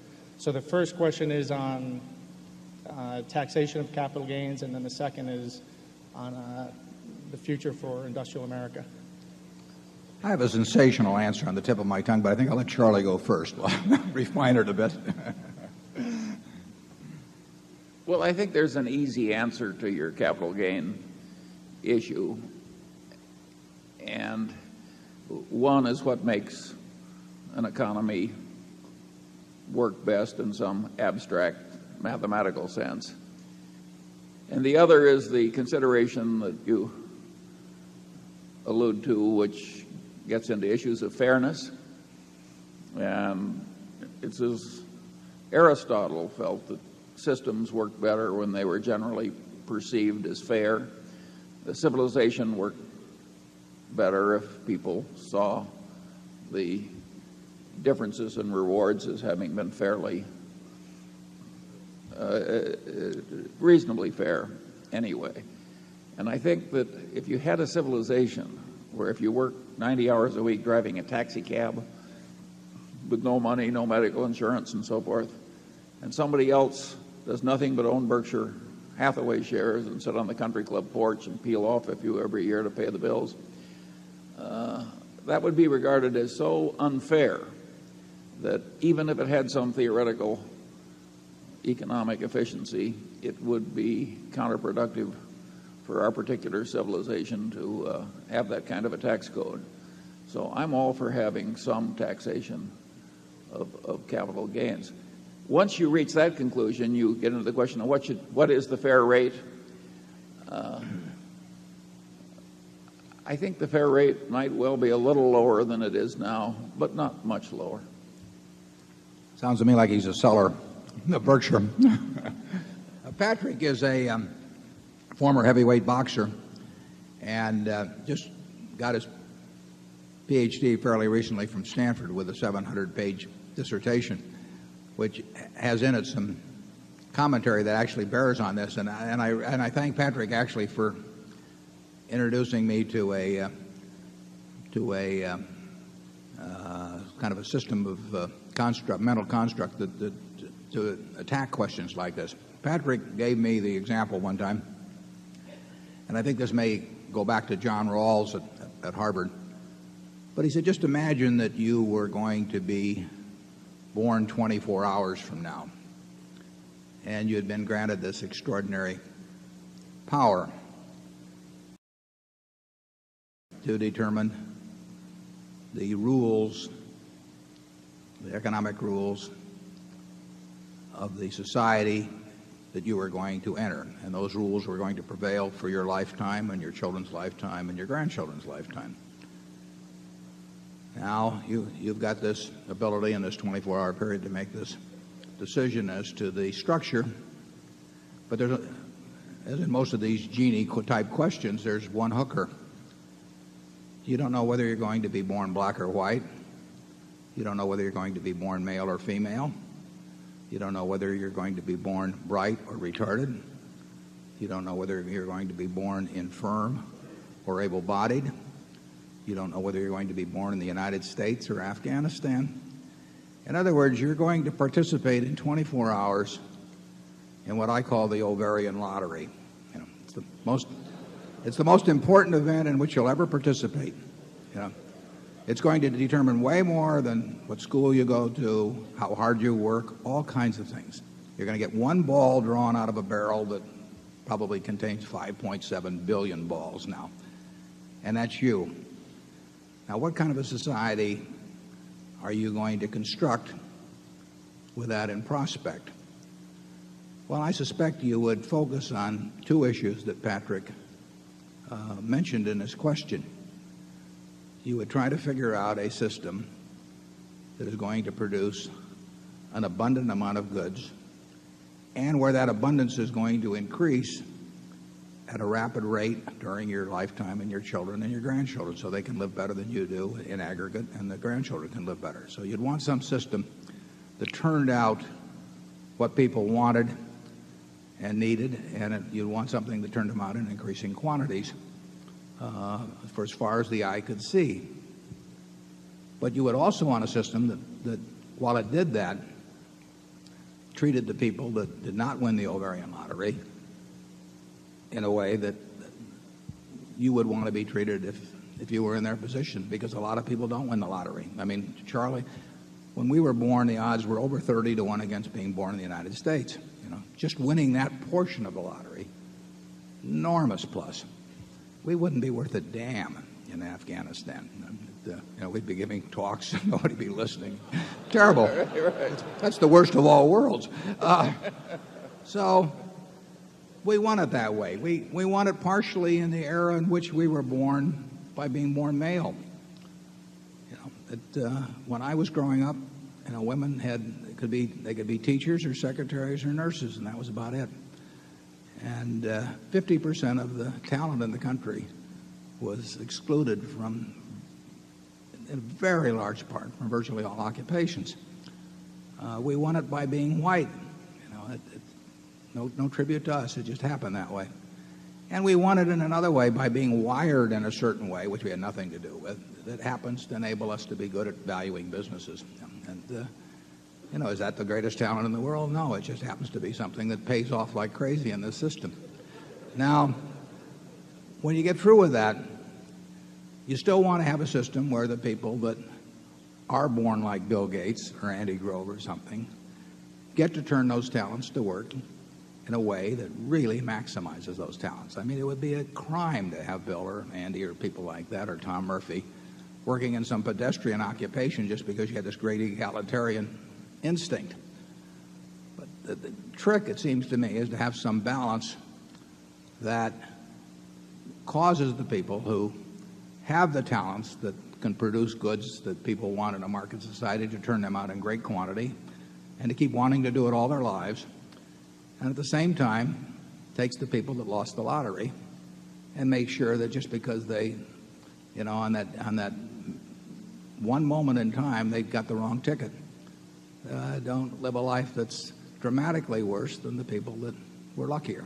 And when I get all through with that long speech, I probably come out with the idea that the capital gains tax as it exists today is probably about right. So I see very few people, and I've been around a lot of people with money and talent over time. They don't always go together, but I've been around both classes. And I see very few of them that are turned off from using their talents by a 28%. Doesn't happen. I mean, they do what they like to do. And part of the reason they're good at what they do is they like to do it. And I've just never seen it happen. And I've seen a lot of people that pay taxes that are higher than 28% that are contributing more to society by some judgment other than a pure market system. The other question about the low-cost industrial, how does the industrial society evolve? The world evolves in a way in a market society, so people do what they're best at. And this country's done very well in recent years, something like software, where a Microsoft has been leading, or an Intel or something. I mean, we have done very well. 10 years ago, the American public was sort of down on itself, or 15 years ago, in terms of what the economy could do. But here we are with our unemployment rate in Nebraska. It's under 3%. And, you look at the countries of Europe that were supposedly going to beat us into the ground, or you look at Japan, and I think the American economy encourages adaptation. I mean, Singapore may be better, but in terms of major, large economies, I think the American economy does awfully well in encouraging adaptation to what people want, delivering it to them, and in ever-increasing amounts. And I view that as all to the good. So I don't regard any industry as sacred. I regard innovation and freeing up the able people to able in terms of production of goods in a market economy to spend 12 hours a day all the time. I don't see Andy or Bill letting up at all in terms of where Intel and Microsoft are now. I don't see Roberto Goizueta at Coca-Cola or Michael Eisner at Disney or any of those people.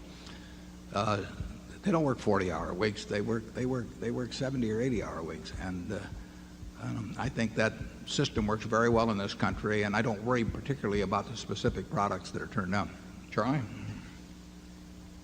I would not like the conclusion that both Warren and I have reached, that issues of fairness are properly to be considered in the tax laws, to cause anyone here to believe that I have a great respect for Harvard University's philosopher John Rawls.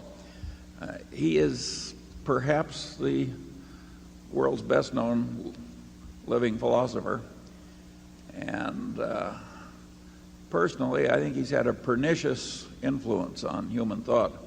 He doesn't know enough science. He doesn't know enough economics. He doesn't know enough about how systems work to be really good at figuring out what's fair in systems. And he studied too much philosophy and too little of everything else. So if anybody thinks we love John Rawls, well, you can count me out. Yeah. No, I wasn't endorsing his conclusions. I was endorsing his thought, his original construct. Charlie, how about the industries part of the question that Patrick asked? Well, if Patrick isn't the smartest person in the room, there can't be many in his class. You are getting questions from a very able man, and he's deliberately made them very difficult. And that whole issue is too complex for me to usefully discuss here. There are also certain limitations on ability that enter the equation. So we'll go to Zone 10.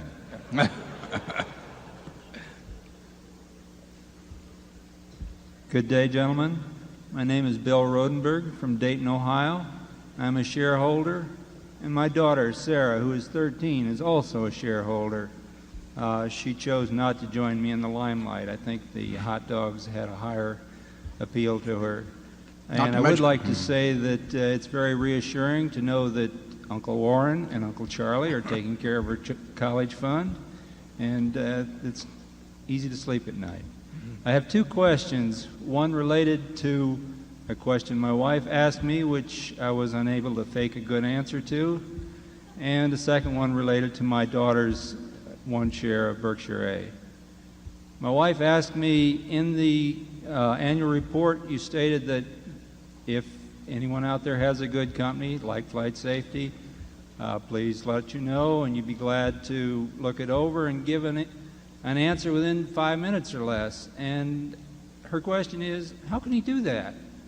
Where does he get the information to make that decision, and how does he know that that information is valid? My second question has to do with my daughter.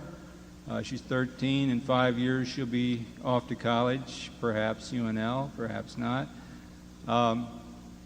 In any case, she's going to face a significant capital gains when she sells that one share of stock. I hope so. You mentioned earlier, and I believe this is correct, you said that you could trade one share of A for 30 shares of B this afternoon. And I thought, wait a minute, I thought there was a limited window on that. We happened to be out of the country at the time that exchange took effect, and we missed it. No, the exchange exists forever. You can always exchange a share of A for 30 shares of B. You cannot do it in reverse. You cannot shift 30 shares of B into one share of A. But there was no window or timetable on that. The A stock is forever exchangeable for 30 shares of B. I don't recommend that she does it because it's always an option, and in the meantime she gets the shareholder designated contribution, and there's always a chance that the A will sell at a price slightly above 30 shares of B. It doesn't do it very often, and it won't be very much if it does, so there's no. We didn't want to create an incentive for people to exchange A for B, but they will always have the right to do so.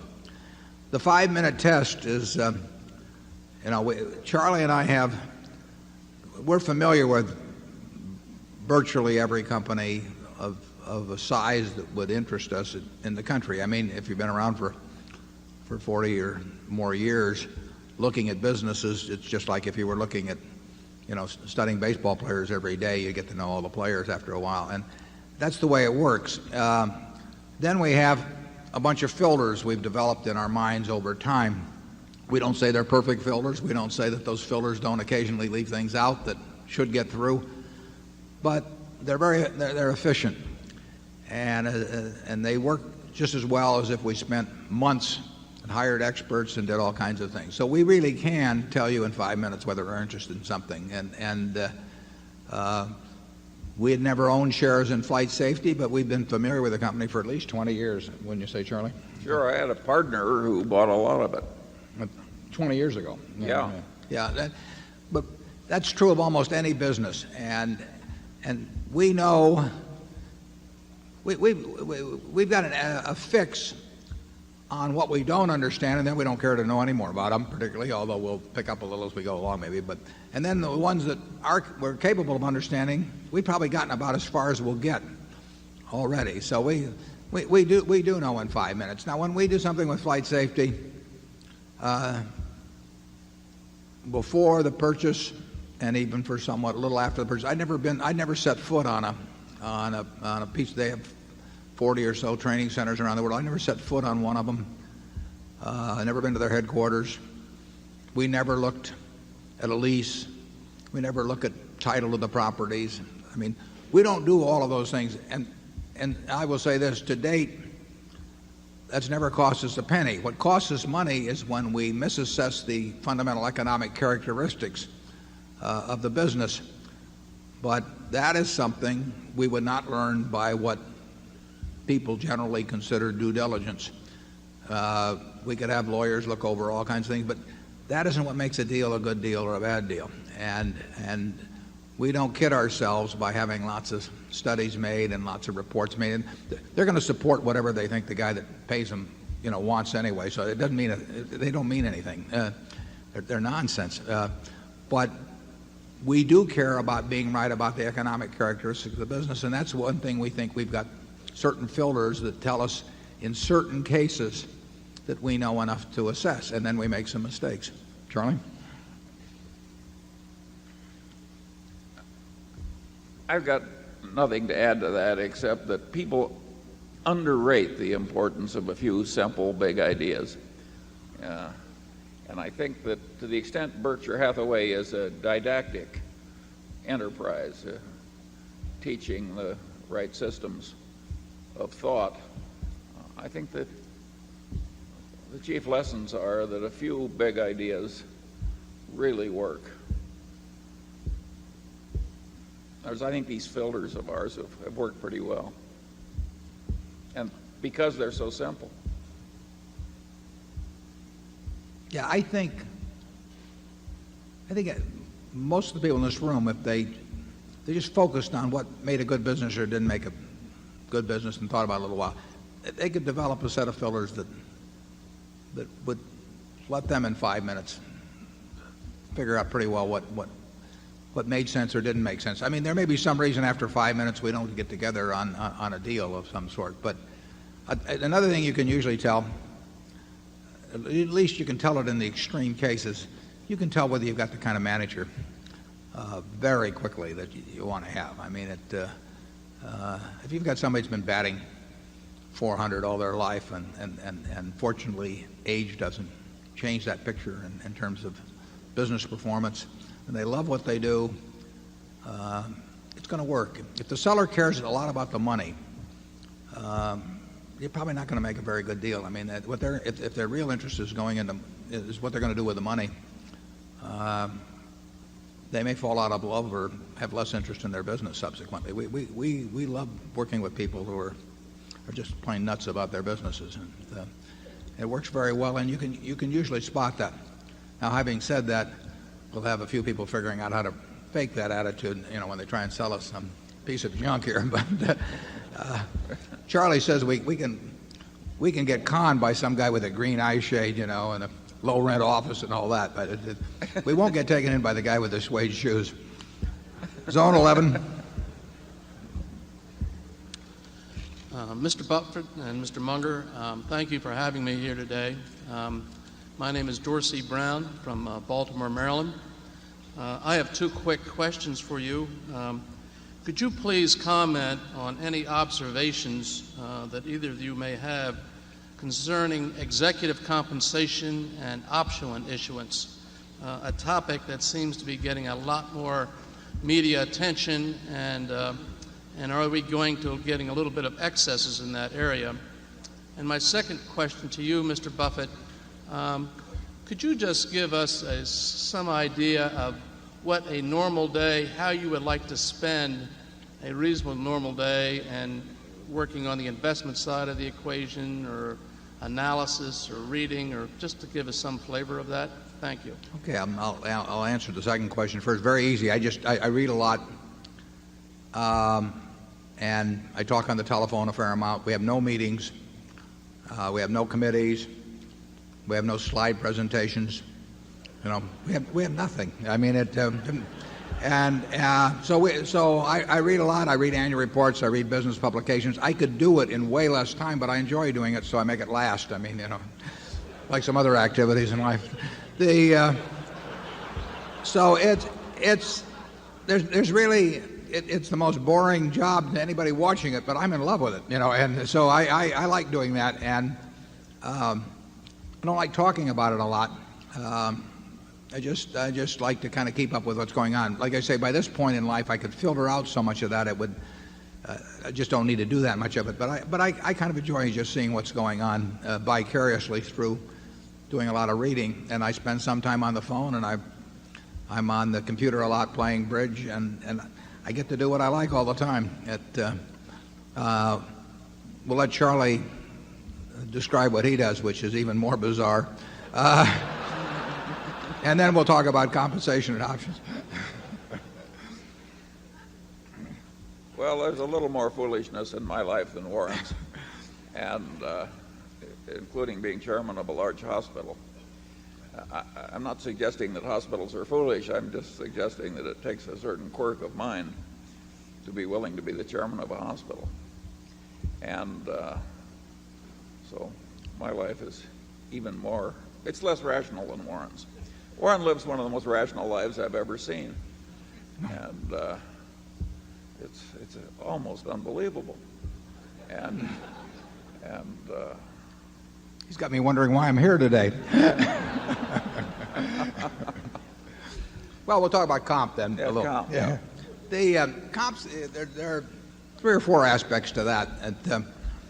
On the subject of options, I would say that most options are constructed poorly from the standpoint of the owner, but they're constructed very well from the standpoint of the person who receives them, which is not entirely unexplainable, because it's a very strange form of negotiation when the beneficiary is the one that also really does all the design and hires the experts to come in and tell them what is good for the company, when the expert knows that the guy who signs the check would be quite interested also in hearing what's good for him. There's nothing wrong with options per se at all.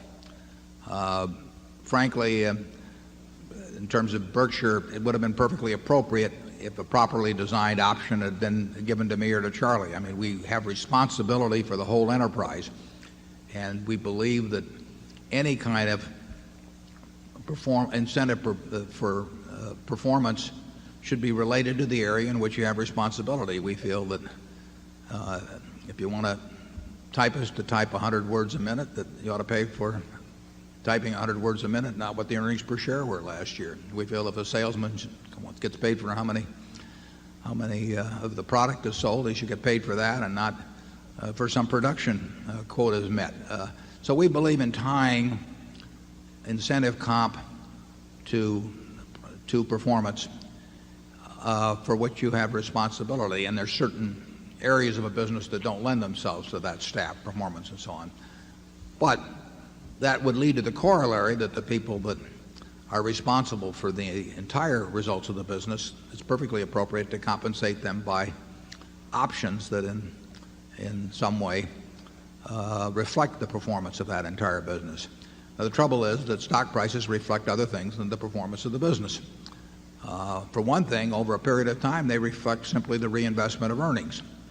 You know, I have pointed out in the past that if you gave me an option on your savings account to manage your savings account and you reinvested all the interest, I would take away a significant payment at the end of 10 years simply because you left the interest. And with a company that pays no dividend like Berkshire, if you're going to leave all your capital in every year, for me to get a fixed price option for 10 years would mean that I was getting a royalty on the money that you left with me, and I made the choice to have you leave it with me. So that does not strike me as equitable. So I think any option should have a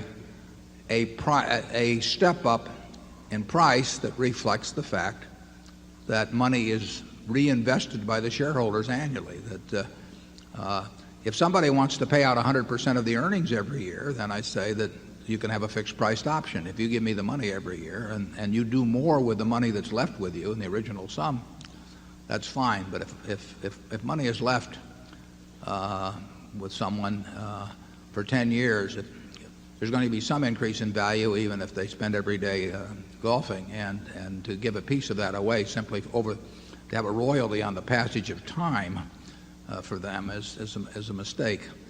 I think options ought to be granted basically at the fair value of the business at the time they're granted. Sometimes that's the market price, sometimes it isn't the market price, but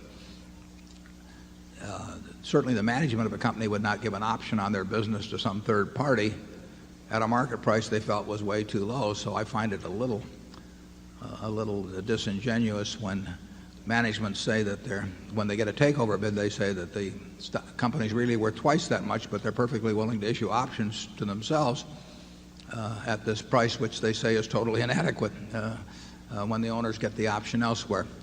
But options properly structured for people with responsibility for the business, I think, can make sense. And I think that if something happened to me and to Charlie that in terms of the manager of the business subsequently, if it was structured properly, I would not see anything wrong with an option arrangement. We carry this philosophy down to our subsidiaries, where they generally have incentive arrangements that relate to the operation of their business, but they don't have incentive arrangements that relate to Berkshire overall, because if Chuck Huggins does a wonderful job at See's Candy, as he has done, and I fall on my face in terms of allocating capital, Berkshire stock will go no place despite what Chuck does. And to penalize him or to tie his rewards to something over which he has no control, I think is kind of silly. So we tie it instead to the operations of the candy business. In terms of overall level of compensation, the real sin is having a mediocre manager. I mean, that is what costs owners very significant amounts of money over time. And if a mediocre manager is paid a relatively small sum, it's still a great mistake. And if they're paid huge sums, it's a travesty, and that happens sometimes. It's almost impossible to pay the outstanding manager a sum that's disproportionate to the value of that outstanding manager when you get a large enterprise. Coca-Cola had a market value of $4 billion when Roberto Goizueta took over. It had stagnated during the previous decade under an earlier management, despite having the same product and those great Mean Joe Green commercials you saw. That was Mean Joe Green was in the 70s. The Teach the World to Sing commercial was in the 70s. All these great commercials, but the company didn't do much. Roberto, if we'd bought the entire Coca-Cola company, I wish we had, in 1981 or 2, whenever he came in for $4 billion, and we now had a business worth $150 billion, Roberto would have earned more money with us than he's earned under the present arrangement. I mean, having the right person in place is just enormously important.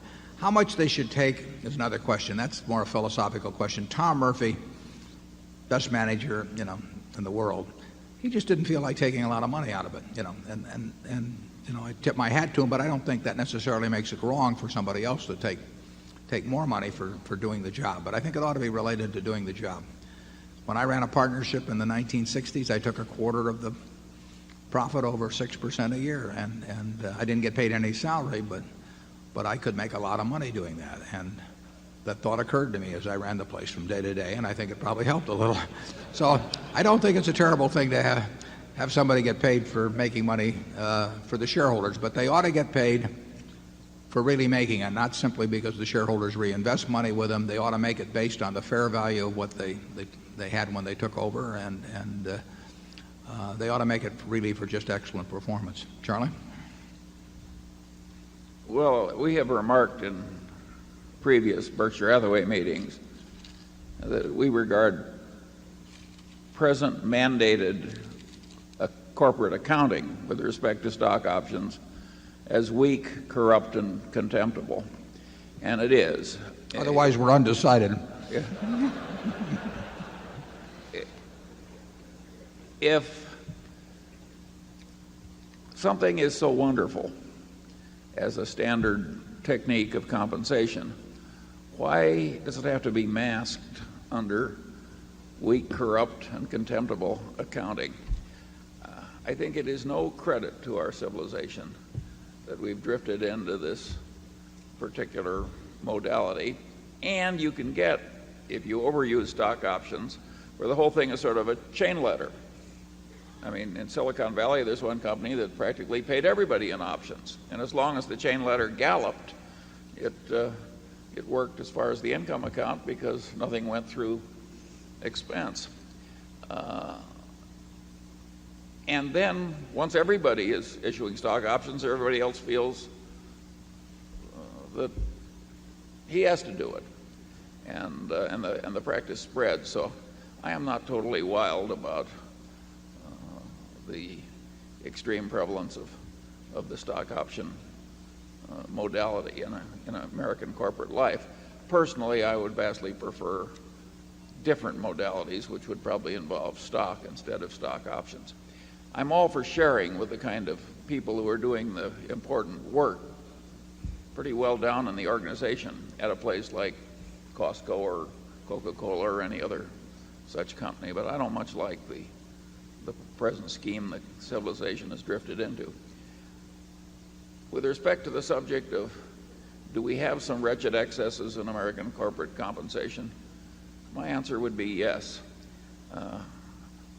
I don't think the excess is necessarily the guy who got the most money. In many cases, I agree with Warren, that the money has been deserved. But such is the envy effect that the practice spreads to everybody else, and then the taxi driver and everybody starts thinking the system is irrational, unfair, crazy, and I think that's what causes some people, as they rise in American corporations, to, at a certain point of power gaining and wealth gaining, they start exercising extreme restraint as a sort of moral duty. And that's what Warren was saying about Tom Murphy. And I would argue that the Tom Murphy attitude is the right attitude. And it goes way, way back in the history of civilization. The word liturgy comes from a Greek word which is just the same. I mean, if you were an important citizen of Athens, it was a lot like being an important person in Jewish culture. I mean, you had duties to give back and to act as a certain example. And the civilization had social pressures that enforced those duties. And I would argue that the Berkshire Hathaway compensation system, considering what the people at the top already have, it would be better if we saw a little more of it. I think Warren and I do all right. Few years ago, I think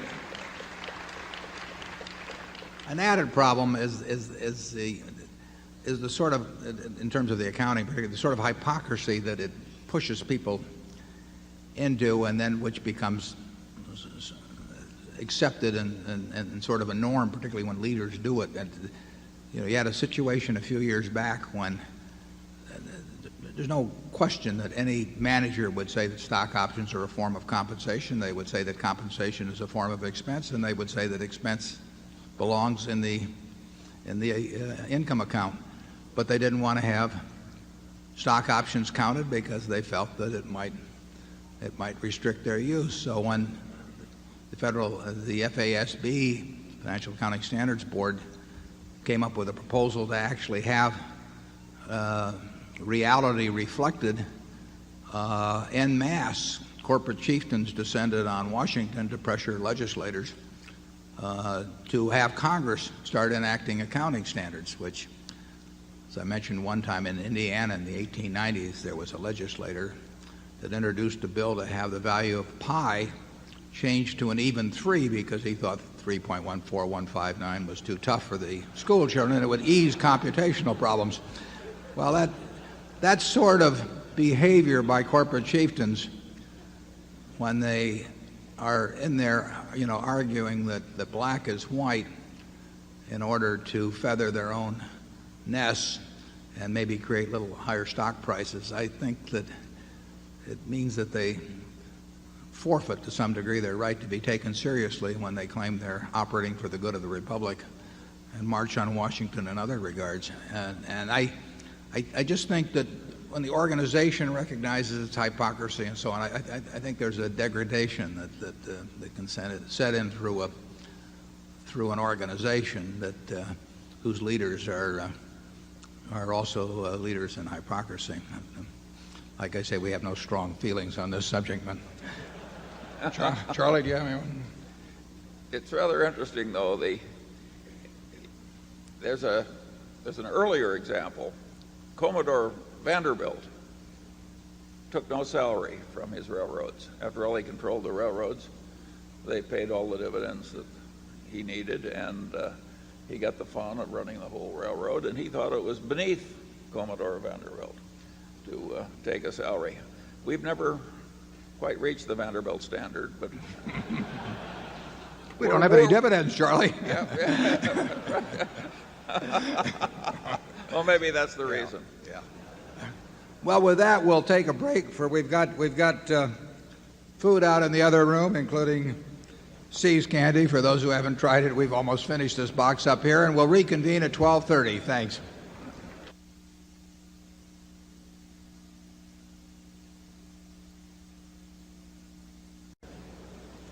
Okay, if we're live now, what we might do is maybe have I think maybe we only need 4 microphones for the afternoon session. So we'll have 2 on each side, one toward the back, one toward the front, and we'll just go around in 4 microphones. Are we okay on that?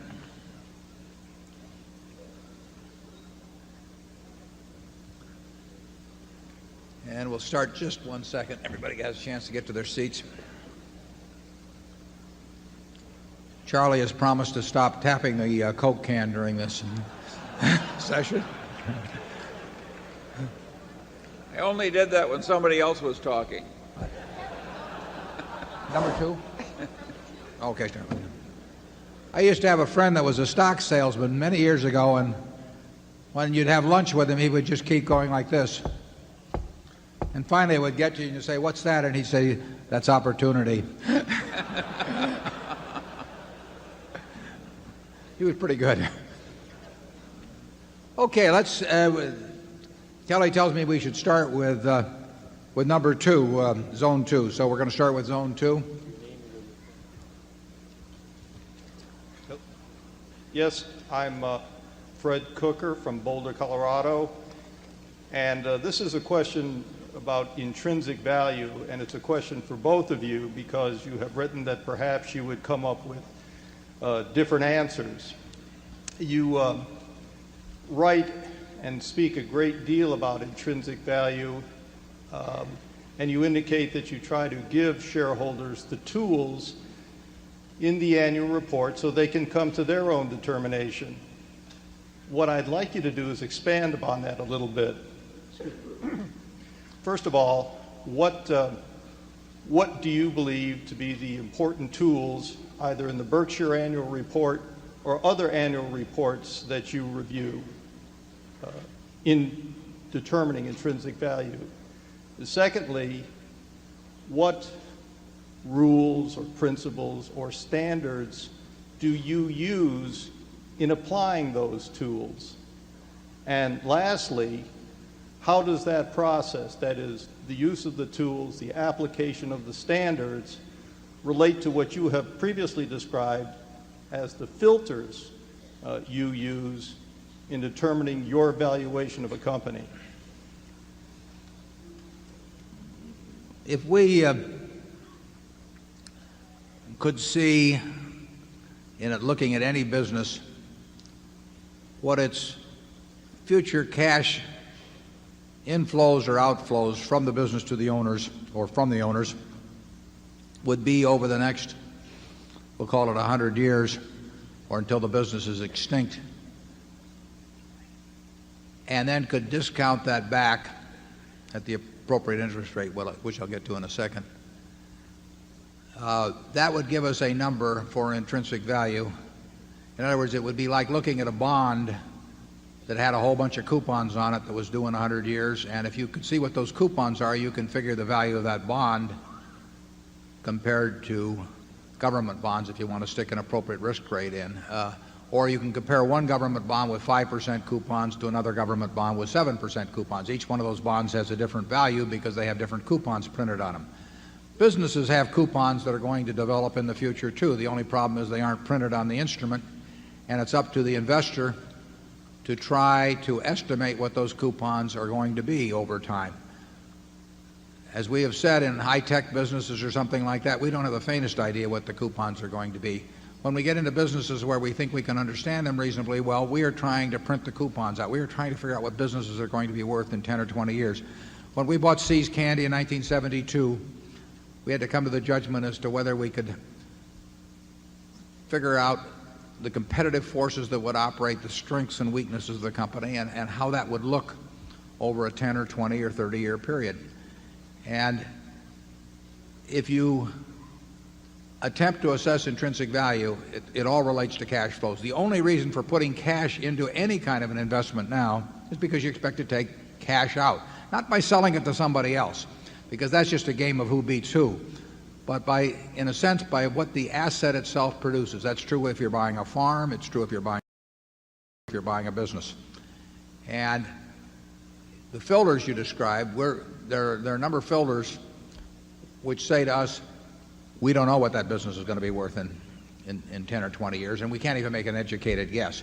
Obviously, we don't think we know to 3 decimal places or 2 decimal places or anything like that, precisely what's going to be produced. But we have a high degree of confidence that we're in the ballpark with certain kinds of businesses. The filters are designed to make sure we're in those kinds of businesses.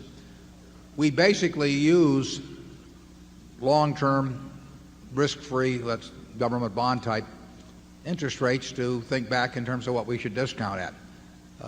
And you know, that's what the game of investment is all about. Investment is putting out money to get more money back later on from the asset, and not by selling it to somebody else, but by what the asset itself will produce.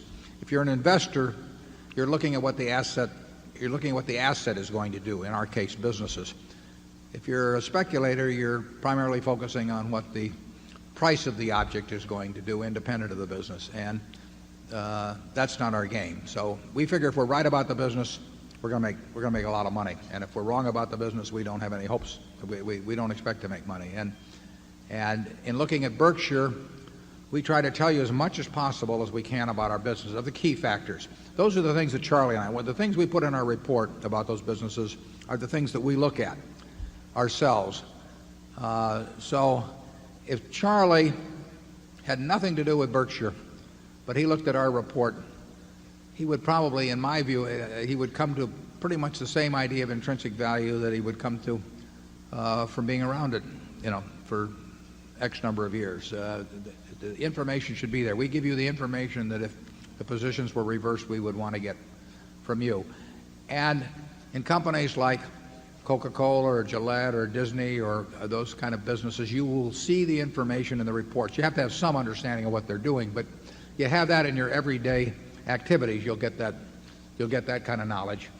You won't get it, in terms of some high-tech company, but you'll get it with those kind of companies. And then you sit down and you try to print out the future. Charlie? I would argue that one filter that's useful in investing is the simple idea of opportunity cost. If you have one opportunity that you already have available in large quantity, and you like it better than 98% of the other things you see, well, you can just screen out the other 98% because you already know something better. So that people who have a lot of opportunities tend to make better investments than people that don't have a lot of opportunities, and people who have very good opportunities, and using a concept of opportunity cost, they can make better decisions about what to buy. With this attitude, you get a concentrated portfolio, which we don't mind. That practice of ours, which is so simple, is not widely copied. I do not know why. Now, it's copied among the Berkshire shareholders. I mean, all of you people have learned it. But it's not the standard in investment management, even at great universities and other intellectual institutions.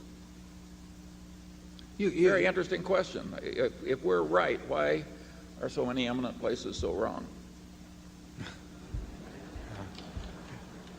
There are several possible answers to that question. Yes.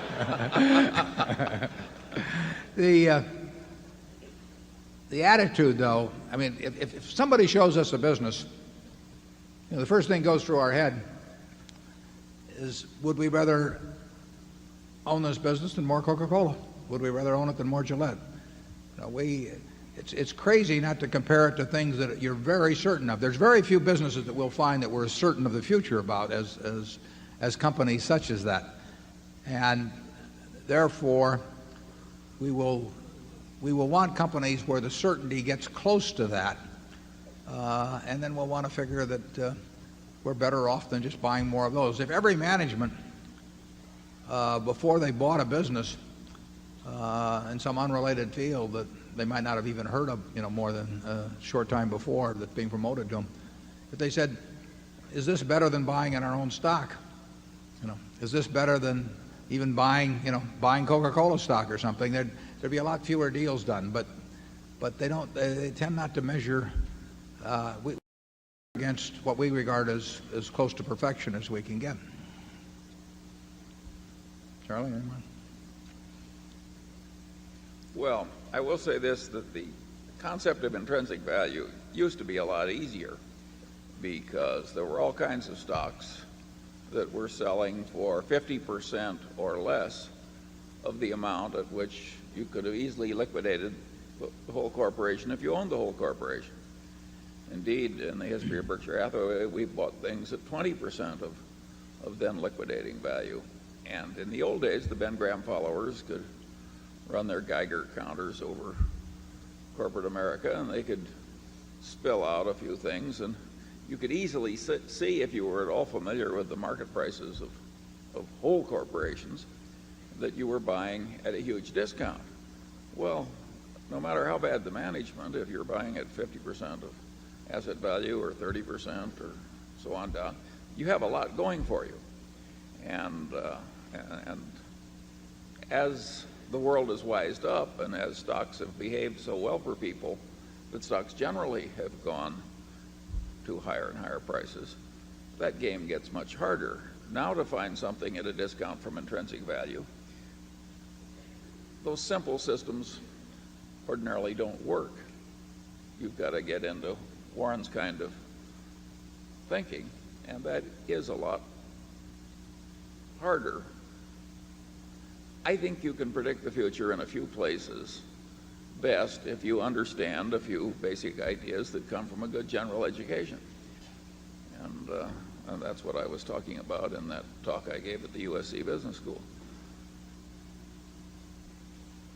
In other words, Coca-Cola is a simple company if it's stripped down and analyzed in terms of some elemental forces. It's not hard to understand Costco either. I mean, there are certain fundamental models out there that do not take, you don't have the kind of ability that quantum mechanics requires. You just have to know a few simple things and really know them.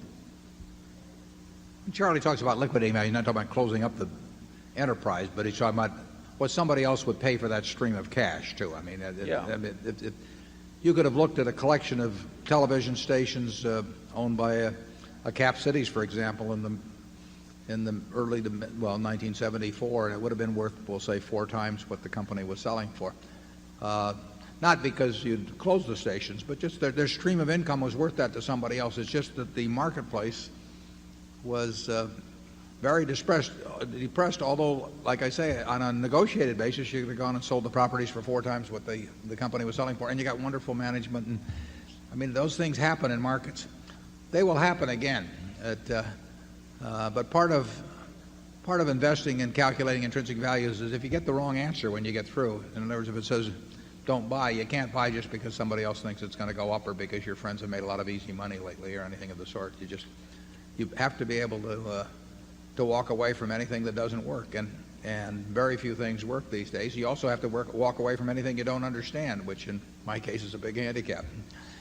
But you would agree with Warren that it's much harder now. Yeah, but I would also agree that almost at any time over the last 40 years that we've been up on a podium, we would have said it was much harder in the past, too. But it is harder now. It's way harder. Part of it being harder now, too, is the amount of capital we run. I mean, if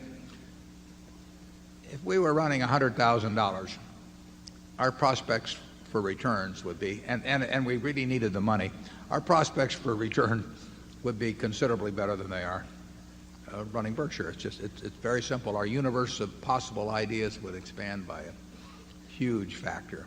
We are looking at things today that, by their nature, a lot of people are looking at.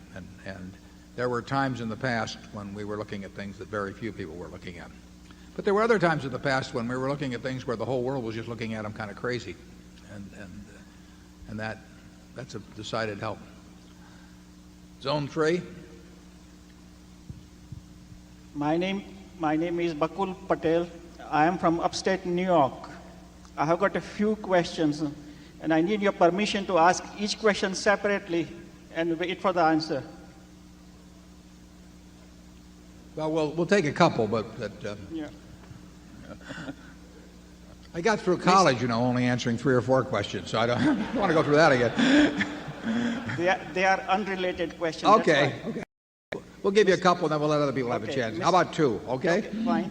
Mr. Market is valuing Dow Jones at above 7,000 and S&P at above 800. By your valuation model, at the current interest rate and current inflation rate and current growth rate, what is the fair valuation of both these companies? Yeah. Well, that's a good question, but a tough question. But I would say that if you believed the American business in aggregate could earn the kind of returns on equity that they have been earning in the last, or it has in the last couple of years, and then you postulate no change in interest rates, you can justify 7,000 on the Dow and 800 on the S&P. Now, there's a couple ifs I threw in there, and if interest rates go higher, the valuation goes down automatically.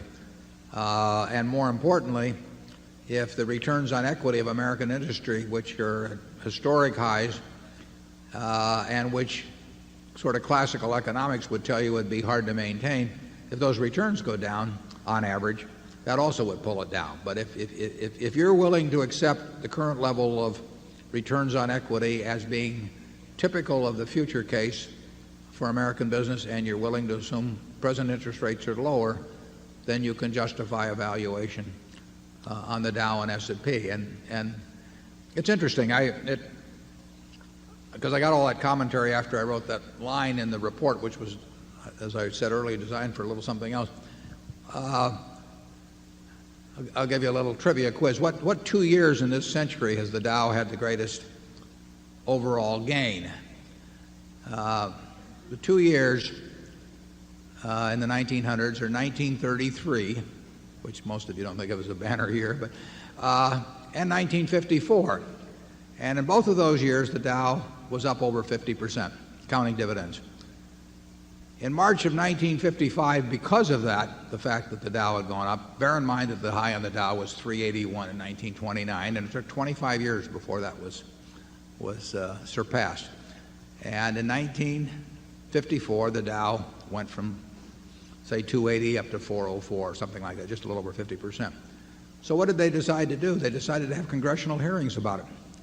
And they did. In March of 1955, they had hearings in the Senate Banking and Currency Committee, Chairman Fulbright, and my boss, Ben Graham, was called down to testify. And it's fascinating reading. Bernard Baruch was there, all kinds of people. I've got the hearings at home. And Ben's opening comments about the market at that time were the market looks high, it is high, but it's not as high as it looks. Well, that's about the present situation. I mean, it looks very high just by comparing 7,000, certainly to the 404 at the end of 1954 when Ben was testifying.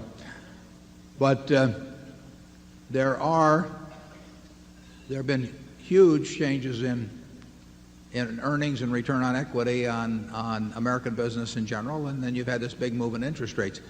Now, those are underlying fundamentals that have powered a huge bull market.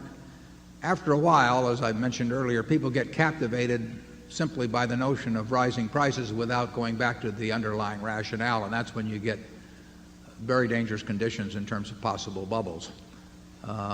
And it would, I have no idea where markets will go, but you have the kind of conditions that could cause real excesses, just like you had excesses in 1973 and 4, going back to when you could buy things at 20 cents on the dollar. You had excesses in the other direction.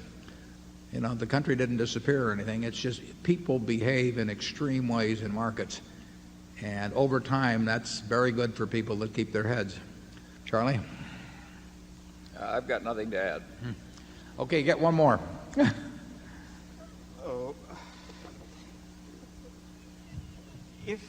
If Mr. Market goes in a depressed phase, that Berkshire Hathaway has got an investment portion of its book value, about 28,000 per Class A share. That would put the Berkshire Hathaway share much lower than what it is now. Would Berkshire Hathaway consider buying back its own share, or has it done it so in past, or is it out of the question? If the market went in the tank, Berkshire stock would go in the tank too. And so there shouldn't be anybody in this room that owns the stock that would not find it palatable, if not become positively enthusiastic about the stock going down 50%. It would not bother Charlie, it wouldn't bother me, because we would have very intelligent things then to do with whatever capital we came into, and we would be generating capital as we went along. We wouldn't have sold our Coke, we wouldn't have sold our Gillette, we wouldn't have sold our businesses. So most of our capital would have ridden that down, but at least we would have intelligent things to do with the money. One of the intelligent things possibly could be to buy in our own stock, but that would imply that our own stock was cheaper relative to value than anything else we could find among possible opportunities. And the chances are we could find things that were more attractive. Back in 1973 or 4, when we were buying Washington Post at a fraction of what it was worth, Berkshire stock may have been cheap then, but it wasn't as cheap as the Washington Post. In 1987 or, well, in 1988 and 89, you know, Berkshire stock may or may not have been cheap, but it wasn't as cheap as Coca-Cola. And it's unlikely that among the thousands of possible investments that Berkshire will be the most attractive at any time. But if it were, you know, obviously we would buy in our own stock. But I think if the Dow went down 50%, we would have plenty of interesting things to do, and we would not be unhappy. Charlie? Yeah, we don't have any rule against it. If opportunity cost is the game around here. Zone 4.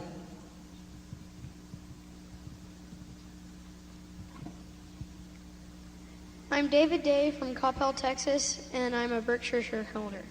Mr. Buffett, what is your opinion of investing in foreign company stocks? Well, we have a number, well, at least several major businesses, 3 or 4, at least 5, 6, as I count along, that derive very significant percentages of their earnings from the international operations. Coca-Cola earns 80% or more from international operations. Gillette would earn 2/3 or more from international operations. So if you look to where our look-through earnings are coming from, we get a lot from international companies. They don't have to be domiciled outside the United States. It's a slight advantage to us to have them domiciled in this country. For example, their dividends are treated better. We get better treatment on the dividends if they are domestically based rather than based someplace else, just because of the way the U.S. tax laws work. But if Coca-Cola were domiciled in Amsterdam or Gillette were domiciled in London, they had the same basic businesses, we would be attracted to them to virtually the same degree we are as having them domiciled in Atlanta and Boston. We look at businesses outside this country that are domiciled outside this country. Many don't meet our size requirements, but that's true here too. But we have to look at very big companies. But we have nothing against buying into companies that are domiciled, or even buying the entire business of a company that's domiciled outside the United States. We feel slightly less familiar with the tax laws and the corporate cultures, perhaps, but that would not be a huge factor in a great many countries. And you know, we will keep looking. We need to look everywhere with the kind of money that we have available for investment. Charlie? Again, we've had a wonderful way of playing the rapid development of economies outside the United States, and so far we haven't seen anything that attracted us as being better. And if you can sell Coca-Cola, you know, do you really want to get into steel in Malaysia or something? We sold a substantial number of Kirby units outside of the United States last year, and that business has grown very significantly in recent years, and I think it promises to grow more. We're always looking for opportunities. Some things travel very well, and some things don't. I mean, Gillette travels, Disney travels, McDonald's travels, Coke travels. You know, See's Candy doesn't travel as well.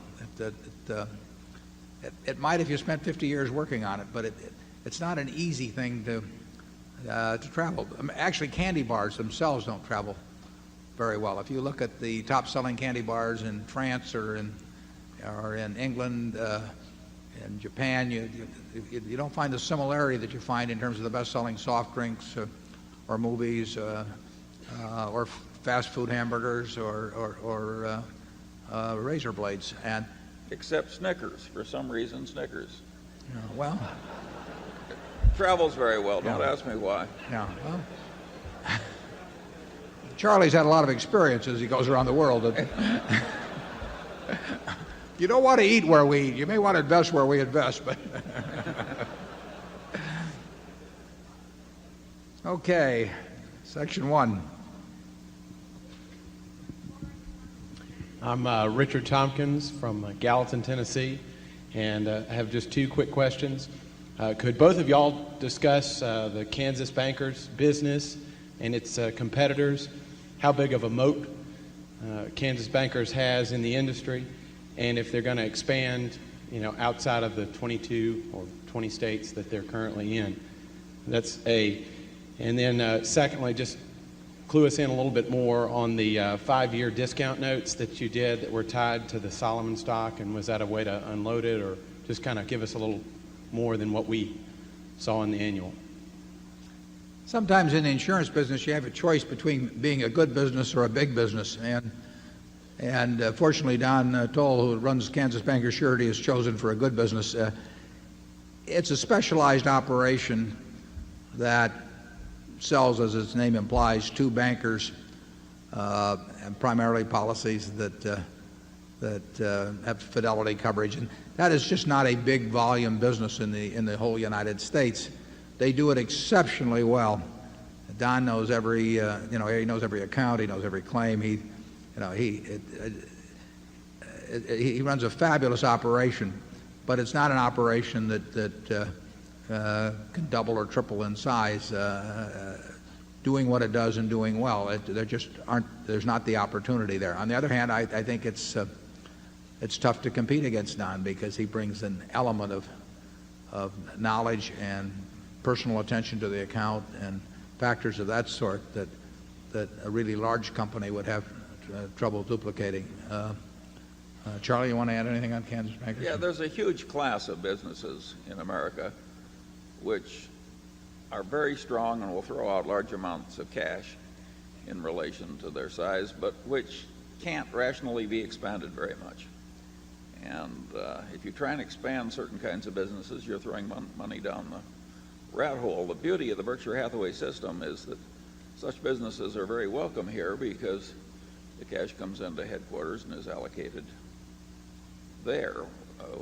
If there's anything sensible to do at the subsidiary level, why, we always want it done, but there are businesses where, lots of businesses where there isn't much of a way of redeploying the cash. Part of the reason they have a moat around them is that they're of a size and have specialized skills that other organizations just can't get into it. I'll give you another example, and it's somewhat same field. There's a company called Western Surety. It's changed ownership a couple of times. Charlie and I went up to see him 15 years ago by buying it at Sioux Falls.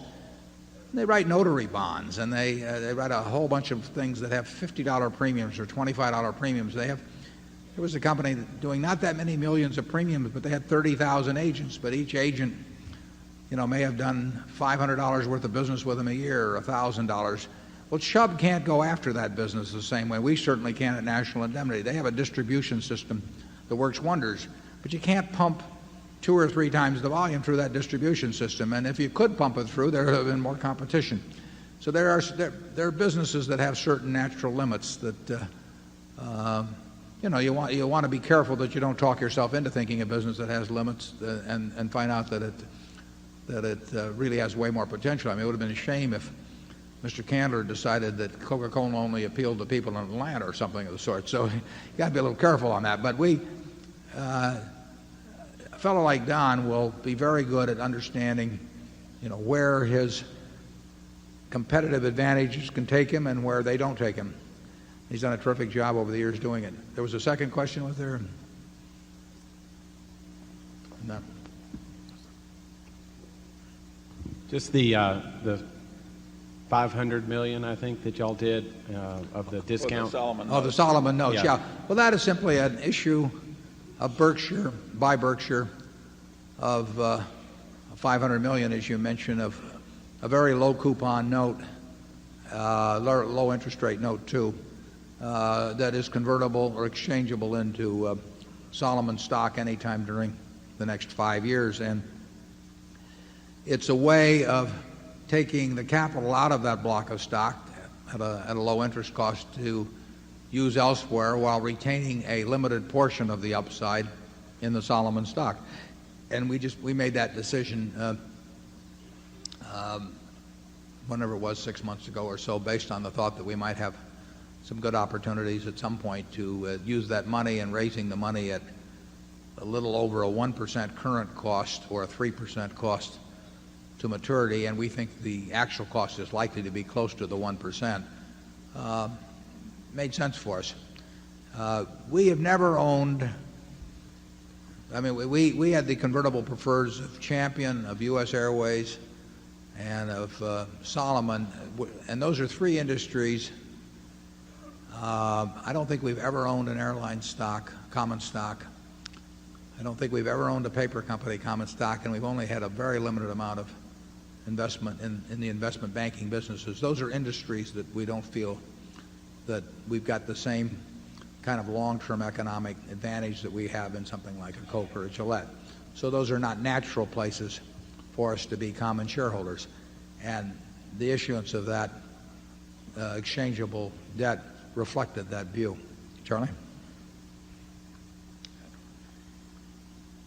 I agree. Okay, zone 2.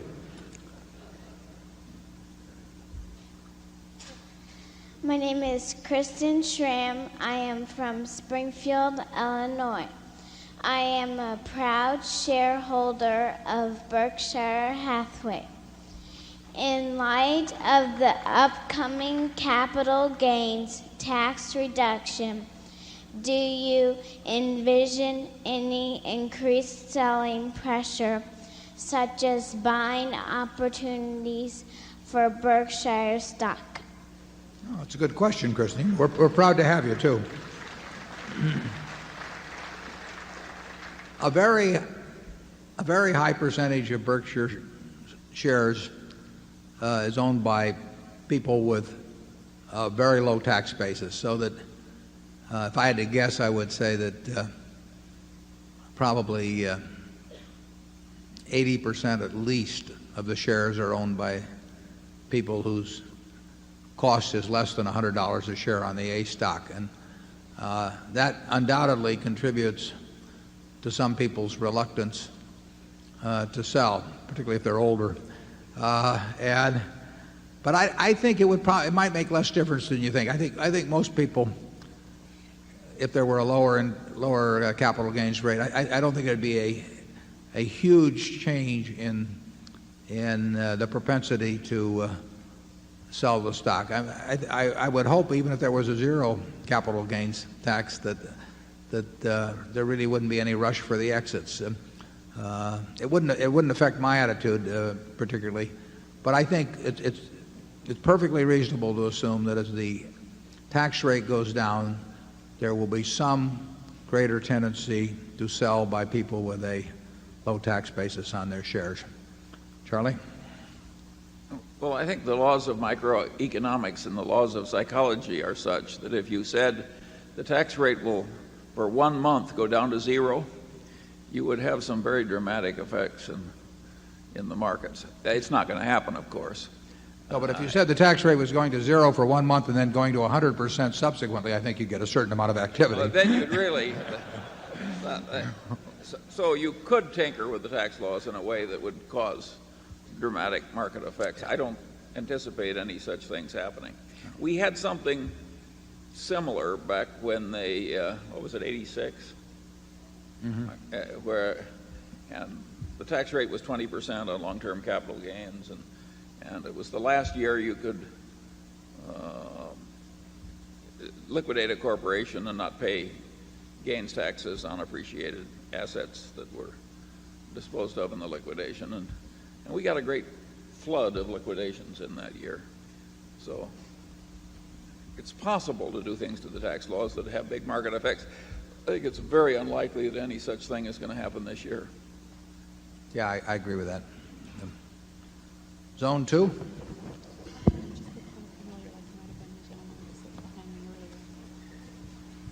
What number is this?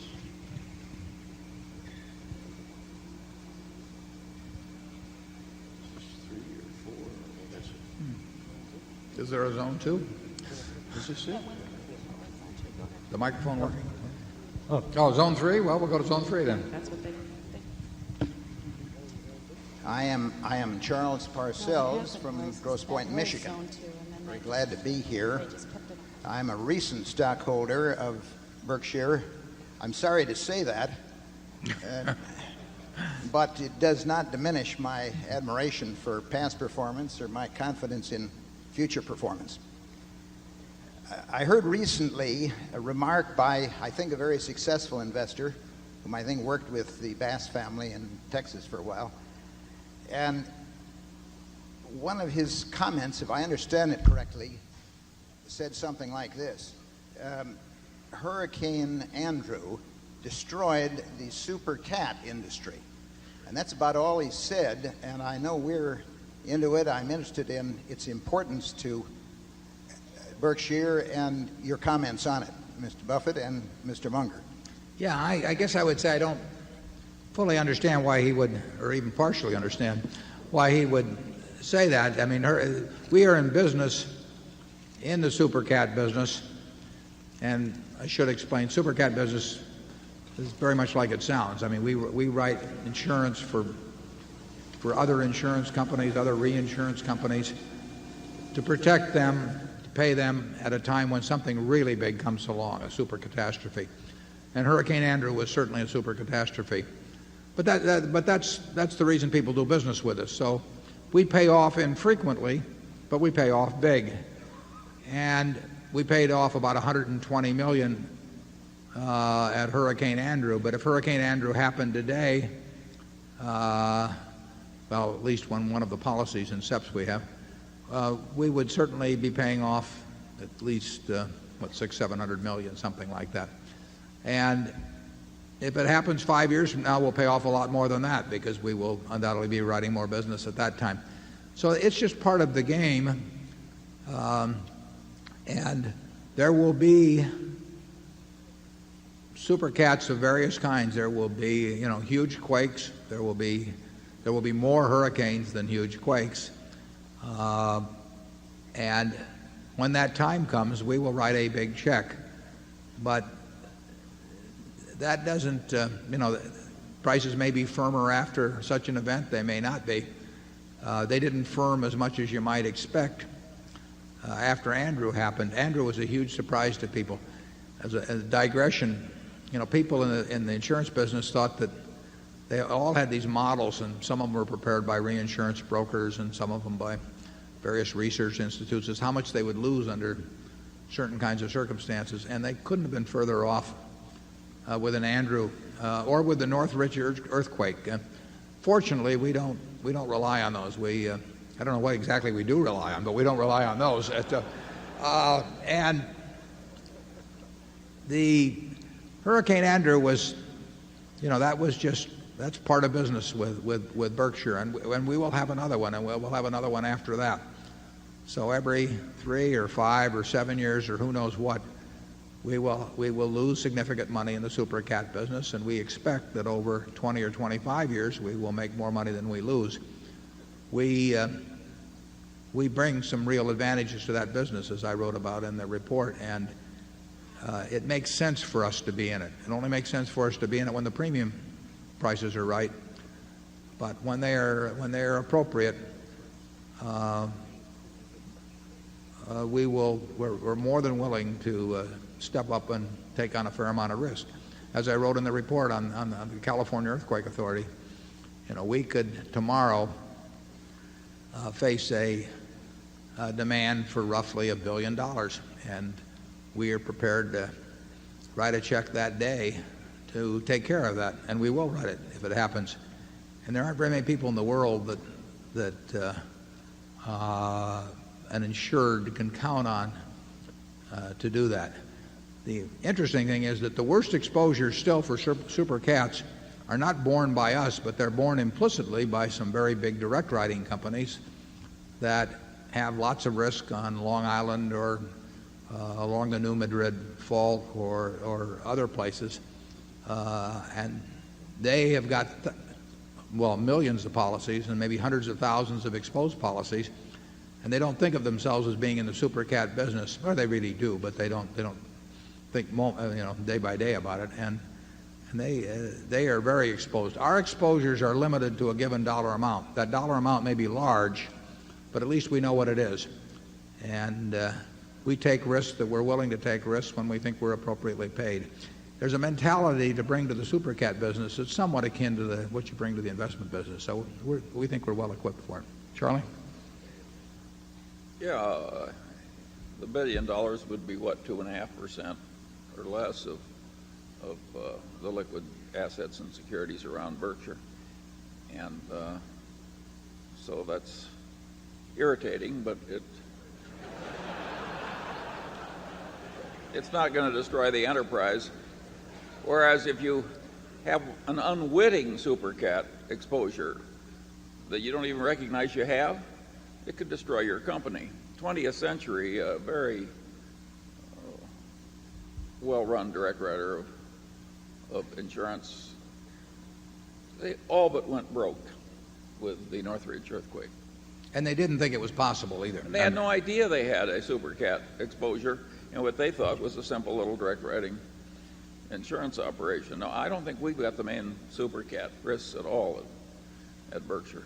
Geico lost something like $150 million in Andrew, and their initial estimate of the loss was like $35 million, and that's after they thought they'd heard about most of it. You can really get fooled in this business. In fact, 20th Century, which lost the $1 billion at Northridge, just at the end of 1996, I think added $40 million, as I remember, to the reserves for the Northridge quake, which I think was in January of '94. Now, you'd think on an earthquake you'd kind of know when it was over, but you can get fooled. And down at Andrew, I mean, the costs of construction go up dramatically in an area that's been wiped out, and then there were all kinds of things in the codes. I mean, I think they started requiring architect's drawings on everything, over $5,000 in the way of repair, or some number like that. Don't hold me to the number. And of course, the architects had a field day, and then it turned out that everybody had a homeowner's policy. In the Oakland fire, for example, they all had a $300,000 book collection in their library, and who knows after the place is burned down. It's not. You get a lot of surprises in that field, and the surprises in insurance are never symmetrical. They're all bad. Zone 4. Yes, my name is Jinting Wang. I'm from New Mexico, and I'm a shareholder. I have two questions. First, that in your 91 letter, you wrote that investors eventually repeat their mistakes. So what do you do to keep you from making the same mistake twice?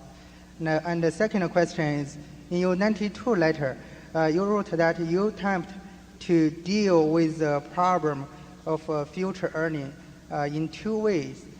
First is the business you understand, and the second is the margin of safety. And you said they are equally important. But if you cannot find the happy combination of faster growth at a low PE, which one do you think is more important, faster growth or low PE? That's my two questions. I think we were told by some higher authority which one was more important there for a second. Well, they're bound together. Obviously, if you understood a business perfectly, the future of a business, you would need very little in the way of a margin of safety. So the more volatile the business is, or possibility is, but assuming you still want to invest in it, the larger the margin of safety. I think in that first edition of Graham and Dodd, if I remember right, it was a J.I. Casey used and said, maybe it was worth somewhere between 30 and 110 or some number. He said, well, that sounds pretty, how much good does that do you to know that it's worth between 30 and 110? Well, it does you some good if it's selling below 30 or above 110. And you need a large margin of safety. Well, if you're driving a truck across a bridge that says it holds 10,000 pounds and you've got a 9,800 pound vehicle, if the bridge is about 6 inches above the crevice that it covers, you may feel okay, but if it's over the Grand Canyon, you may feel you want a little larger margin of safety in terms of only driving a 4,000 pound truck or something across. So it depends on the nature of the underlying risk. We don't get the margin of safety now that we got in a 1973-4 period, for example. The biggest thing to do is understand the business. If you understand the business and get into the kind of businesses where surprises, by the nature, surprises are few. And we think we're largely in that type of business. The earlier part about, I've said about learning from your mistakes, the best thing to do is learn from other guys' mistakes. I mean, it's like, Patton used to say, it's an honor to die for your country. Make sure the other guy gets the honor,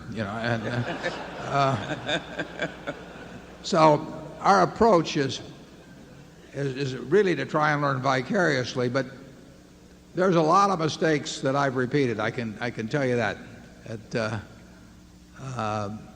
The biggest one, probably the biggest category over time, is being reluctant to pay up a little for a business I knew was really outstanding, or to continue to buy it at higher prices when I knew it was outstanding. So the costs of that have been in many, many billions, and I'll probably keep making that mistake.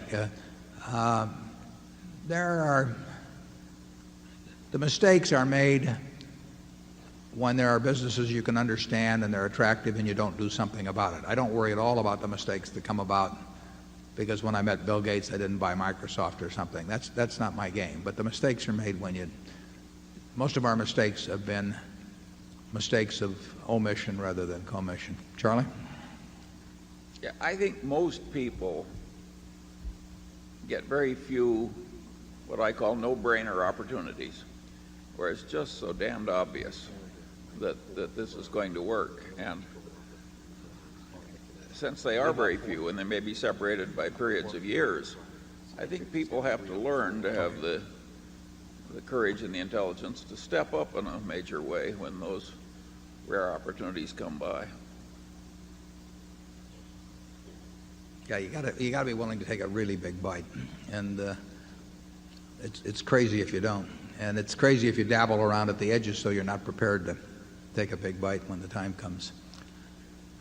We apparently have lost mic 4, so we're just gonna use 3 mics from now on, and if you'll just make your way to those mics, we'll see how we do with them.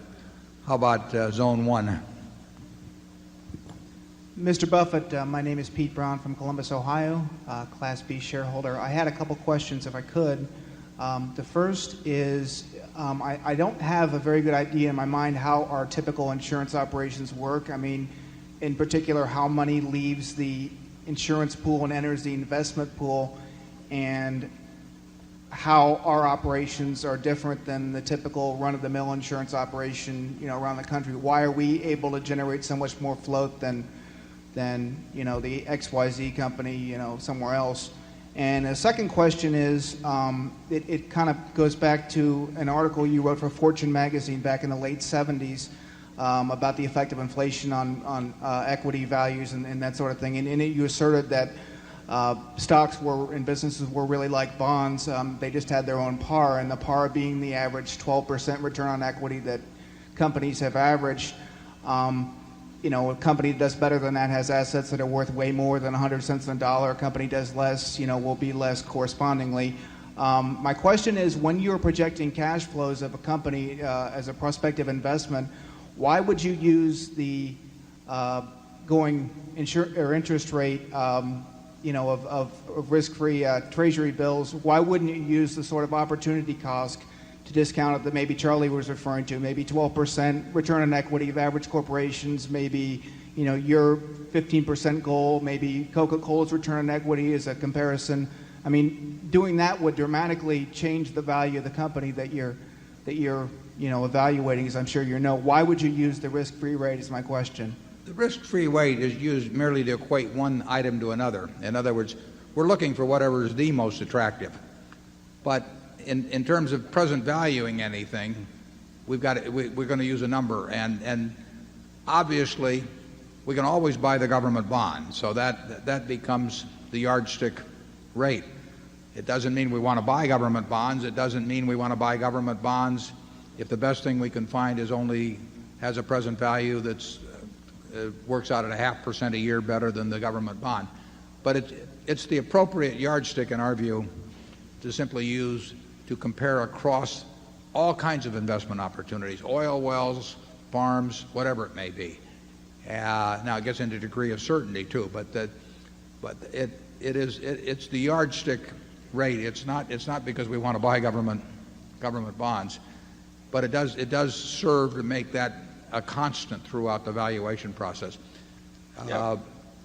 In our insurance business, we really have a group of insurance businesses, and they have different characteristics.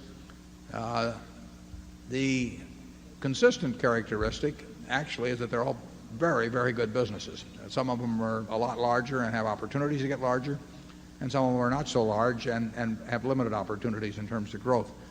But every insurance operation we have is a distinct asset to Berkshire.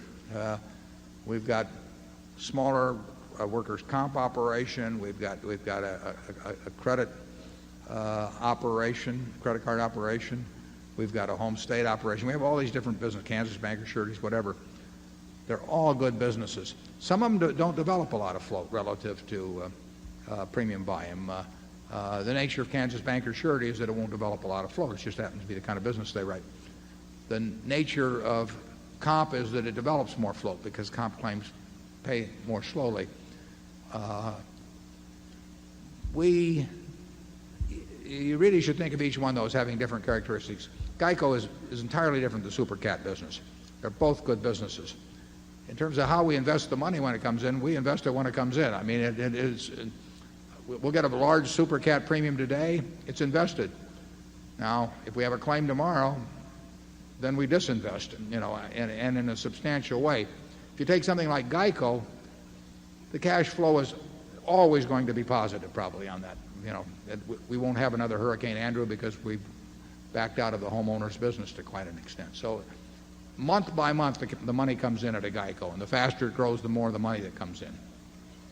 We have so much capital that we can basically put that money into whatever makes the most sense for Berkshire. So we have none of either the mental or psychological constraints or regulatory constraints that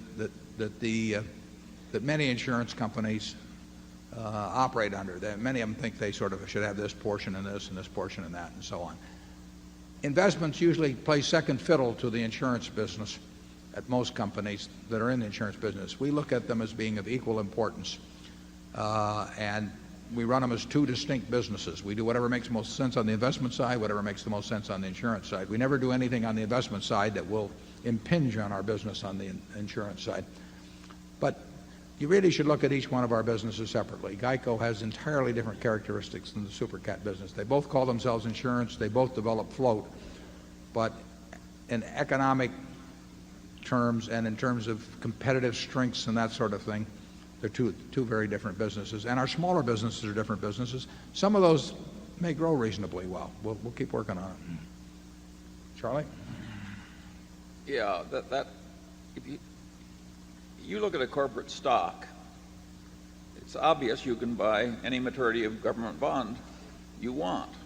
So one opportunity cost of buying the stock is to compare it with the bond. Well, you may find that half the stocks in America you're so fearful about or know so little about or think so poorly of that you'd rather have the government bond. So on an opportunity cost basis, they're taken out of the filter. Now you start finding corporations where you like the stocks way better than government bonds. You've got to compare them one against the other.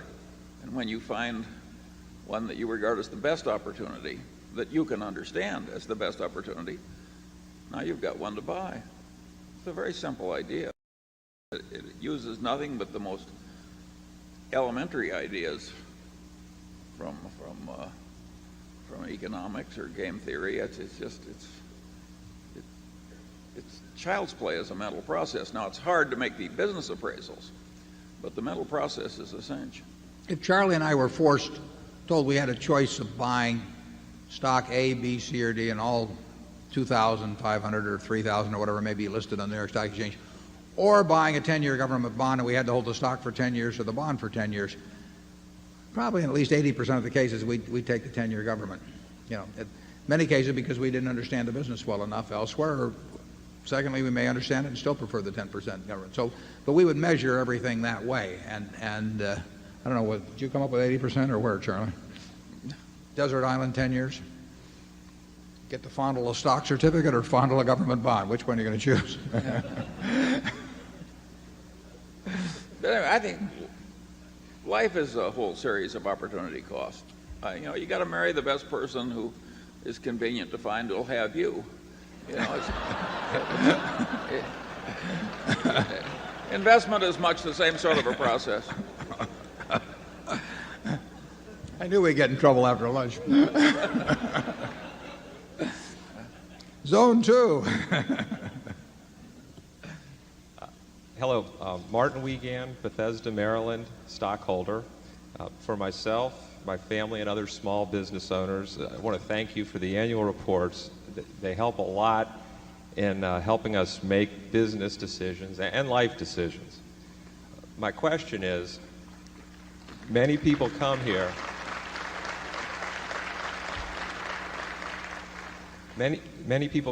to listen to you and to copy and understand your investment philosophy.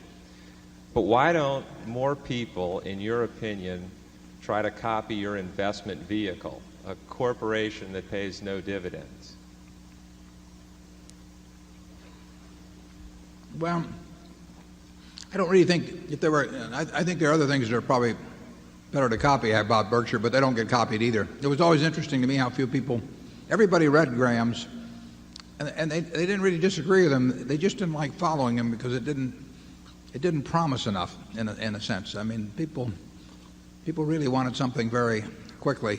In terms of not paying dividends, we don't pay dividends because we think we can turn every dollar we retain into more than a dollar of market value. I mean, the only reason for us to keep your money is if it becomes worth more by us keeping it than it would be worth if we gave it to you. And if we can create more than a dollar of market value for every dollar we keep, you're better off whether you want to take that dollar out by selling a little piece of your stock or whether you continue to leave it in. That's the test. If we come to the conclusion that we can't do that, and we could come to the conclusion sometime, then we should distribute it to you. The interesting thing is, we're in certain businesses, for example, See's Candy being one. We don't have a way to intelligently use all of the money that See's generates within the See's Candy Company. So if See's were a standalone company, it would pay very large dividends. Not because it just had some dividend paying policy. It would be simply because we wouldn't have a way of using, in this case, $30 million a year intelligently in expanding that business. The Buffalo News is the same way. We don't have a way of using money within that specific business intelligently to use the money that it generates. We hope that in the overall Berkshire Hathaway scheme of things, that we can intelligently use the money that the companies in aggregate generate for us. And we think so far we have, and we think the prospects are reasonably good that we can continue to do that. But dividend policy should really be determined by that criteria, also bearing in mind the possibilities of repurchase of stock too, but they should be determined by whether a dollar left in the business is worth more than to the shareholder than a dollar paid out. Someplace like Coca-Cola, if Coca-Cola had paid no dividends and simply repurchased shares and developed the bottling system and done the things that they have, the shareholders probably would have been even better off. They've been sensationally well off as it is, but they probably would have been even better off than they have been with the dividend policy they have had. And that's Gillette and Disney and companies of that sort that have got these terrific opportunities to use capital within the business or to repurchase shares of a company that simply can't be replaced. If that usually is the best use of capital, it's probably better than dividends. And we have written some about that, Martin, but people usually keep doing what they've been doing. They're hard to change. Charlie? Well, it's interesting that you take that simple standard. You should retain money if you can make it worth more than it is by retaining it. That is not the standard thing that's taught in the corporate finance departments of our major universities. Why do we have this simple idea and they have another one? Time after time we find that so. I've tried to understand why they think the way they do, and I have great difficulty with it.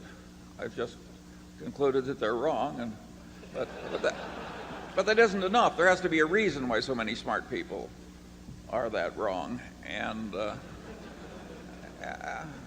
that's a story for another day. But there are things gravely wrong with American education that I hope that Berkshire Hathaway is slowly helping to fix.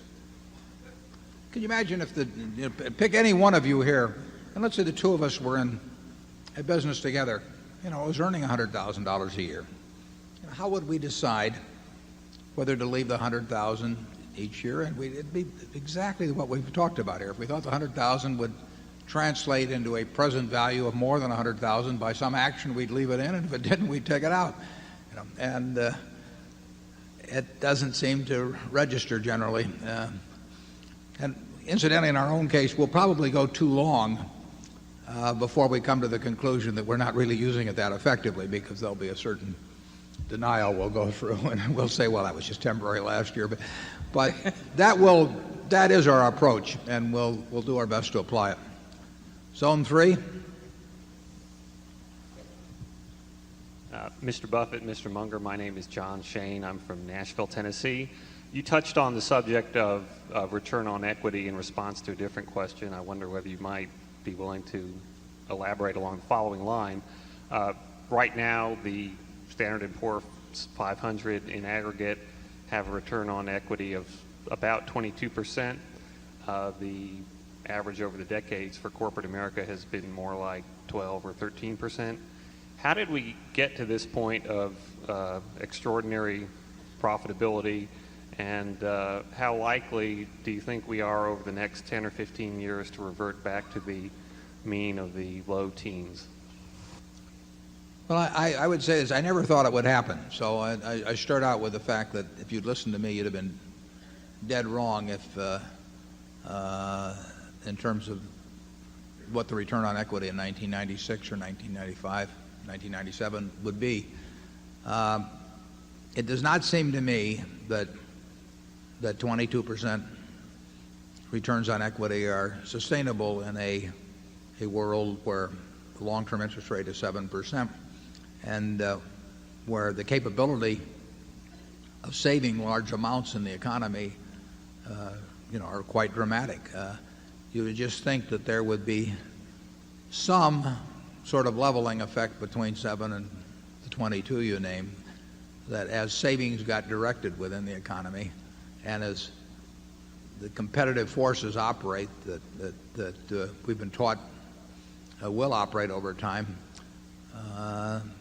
would come into play. But I've been wrong on that subject, and that's why I say these levels are not unjustified if those kinds of returns can be made, because let's just say that you had a 22% perpetual bond, and you had the ability, and let's say that a quarter of that, a third of that coupon would be paid out. So you got a bond with a 22% coupon, and say 7% is paid out, being the dividend payout on the S&P, we'll say, and the other 15% is reinvested in more 22% bonds with similar characteristics. Now, what's that instrument worth on a present value basis in a 7% world? It's worth a lot of money. In fact, it's worth so much money that it becomes a mathematical fallacy at some point, because when the compound rate becomes higher than the discount rate, you get into infinite numbers, which are, or you get into infinity, and that's a number. That's the concept we like to think about around Berkshire. We haven't figured out how to attain it. There's a book called The Petersburg Paradox, or there's an article called The Petersburg Paradox and the Growth Stock Fallacy. I think that's the name of it by a fellow named, I think, David Duran, written about 25 years ago. And it gets into this bit where the growth rate is higher than the discount rate. And it shouldn't work for an extended period of time, but it's sure fun while it's going on. Charlie? Yeah, I think a couple of things contributed to this phenomenon that we so carefully mispredicted. Number one, it became very fashionable for corporations to buy in shares, and I think that we helped in a very small way bring on that enlightenment, and I think that was a plus in terms of rational corporate decision making. The other thing that happened is that the antitrust administration got way more lenient in allowing people to buy competitors, and I think those two factors helped raise returns on capital in the United States. And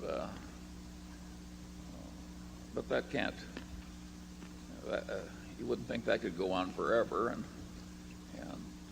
what 15% per annum compounded will do is grow way faster than the economy can grow, way faster than aggregate profits can grow over a long pull. So sooner or later something has to happen. I don't think we've reached a new order of things where the laws of mathematics are somehow repealed. If real output in this country grows at, say, 3% a year, call it real GDP grows at 3% a year, and the capitalized value of industry in the country grows at 10% a year, at some point you get into mathematical absurdities. I mean, at the low inflation rates, you can't have if we have an economy that's 7 or 8 trillion now in GDP and 7 or 8 trillion in equity valuation, that may or may not make sense. But if you have one that's 15 billion in GDP and 75 billion in equity valuation, 75 trillion in equity valuation, you get to things that can't make any sense. So if you get these differential rates of growth among items that have some relationship, however tenuous, or at least non-specific in the short run, it doesn't work after a while. And nobody wants to think about that. They don't want to think about their own death. But I mean, it doesn't go away just because you don't want to think about it. And we haven't gotten any point like that. But you can project out numbers, and they just won't make any sense after a while. Yeah, corporate profits can't be 200% of GNP. Yeah. Indeed, they can't be 50% of GNP. So these high rates of compounding just go automatically into absurdity. Yeah, they really can't be 20% of GDP or some number like that. So if you start saying you can't have a multiple of more, you get differential rates, and they just simply you leave the tracks after a while. And all you people should be aware of this, because all the people who are professional sellers of investment advice and brokerage service, et cetera, have an immense vested interest in believing that things that can't be true are true. Yeah, and not only that, they've been selected in a Darwinian process to have formidable sales skills and large energy. And this is dangerous to the rest of us. Yeah. Well, you've been selected to be the recipients of their advice. Right. Furthermore, they figure out who we are and come in about 6 o'clock in the evening. Zone 1 again. Mike Assail from New York City. Could you explain a little more about what you've called the mind of the consumer and the nature of the product, and explain how you actually apply these concepts to find the companies with the growing demand and the best investment potential? And thank you for being two of the greatest professors I've ever had. Thanks.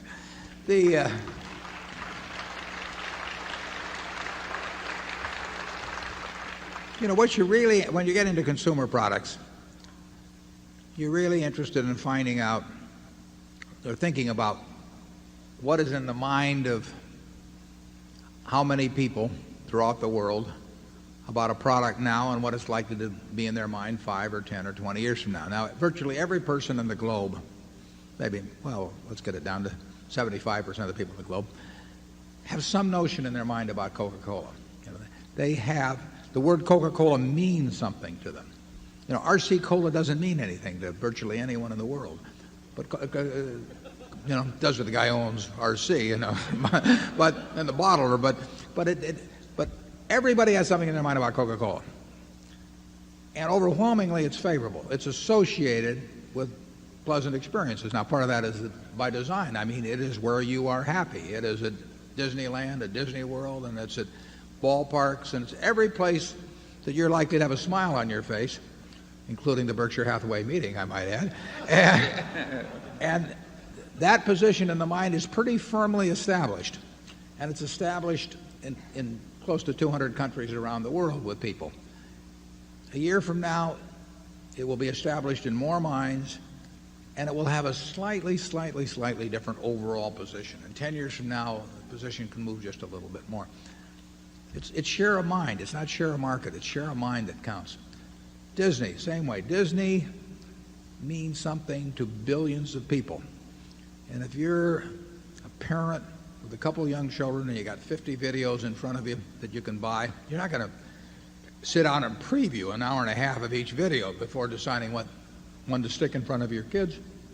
You have got something in your mind about Disney, and you don't have it about the ABC video company, or you don't even have it about you don't have it about 20th Century, or you don't have it about Paramount. So that name to billions of people, including lots of people outside this country, it has a meaning. And that meaning overwhelmingly is favorable. It's reinforced by the other activities of the company. And just think of what somebody would pay if they could actually buy that share of mind, of billions of people around the world. You can't do it. You can't do it by $1 billion advertising budget or a $3 billion advertising budget or hiring 20,000 super salesmen. So you've got that. Now, the question is, what does that stand for 5 or 10 or 20 years from now? There'll be more people. There'll be more people that have heard of Disney. And that there will always be parents that are interested in having something for their kids to do. And that kids will love the same sort of things. And, whoops. He emphasizes the key points when we get to those. But that is what you're trying to think about with the consumption product. That's what Charlie and I were thinking about when we bought See's Candy. I mean, here we were in 1972. We think we know a fair amount about candy. I know more than when I sat down this morning. I mean, I had about 20 pieces already. But, does their face light up on Valentine's Day, when you hand them a box of candy and say, it's some nondescript thing and say, here, honey, I took the low bid, or something of the sort. And no, I mean, you want something, you've got tens of millions of people, or at least many millions of people that remember that the first time they handed that box of candy, it wasn't that much thereafter that they got kissed for the first time or something. So it's the memories are good, the association's good. Total process isn't just the candy. It's the person who takes care of you at Christmas time when they've been on their feet for 8 hours and people have been yelling at them because they've been in line with 50 people in line and that person still smiles at them.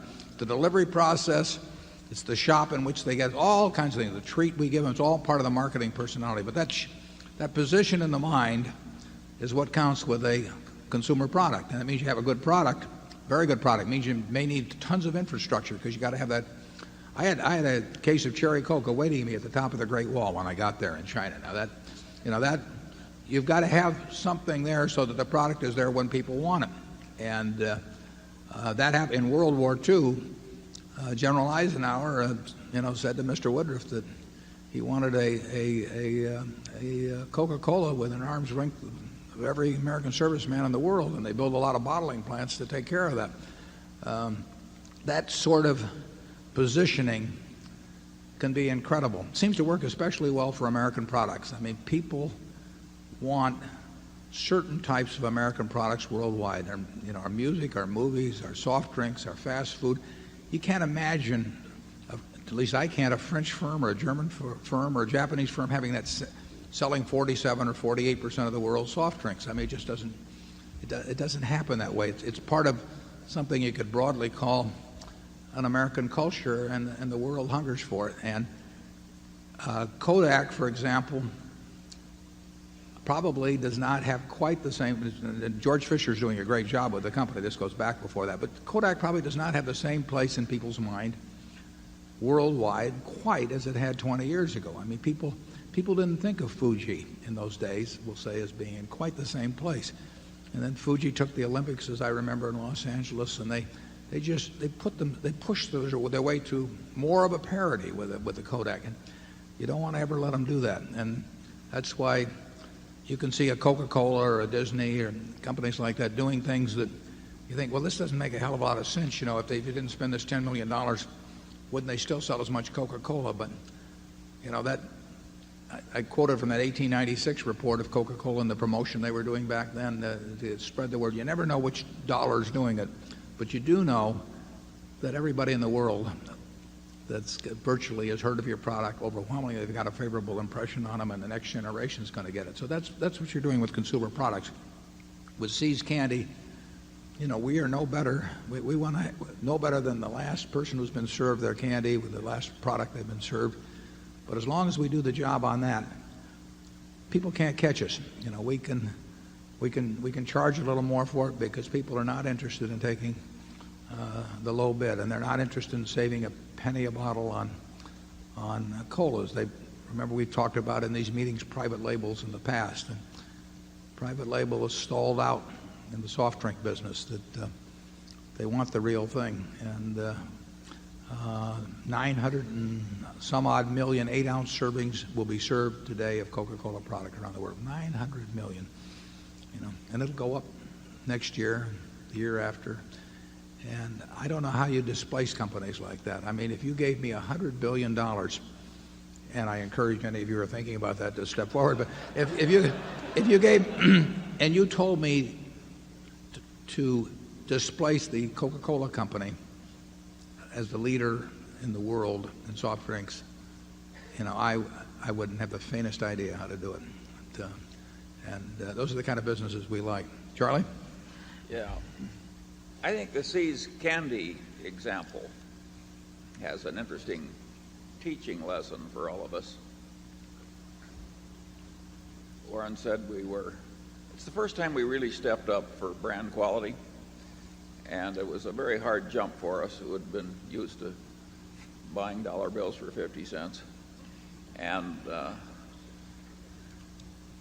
the interesting thing was that if they had demanded an extra $100,000 for the See's Candy Company, we wouldn't have bought it. And that was after Warren had been trained under the greatest professor of his era and had worked 90 hours a week. And eating a lot of chocolates, too. Absorbing everything in the world. I mean, we just didn't have minds well enough trained to make an easy decision right. And by accident, they didn't ask the extra $100,000 for it, and we did buy it, and as it succeeded, we kept learning. I think that shows that the name of the game is continuing to learn, and even if you're very well trained and have some natural aptitude, you still need to keep learning, and that brings along the delicate problem. People sometimes talk about two aging executives. I don't know what the hell that means as an adjective, because I don't know anybody that is going in the other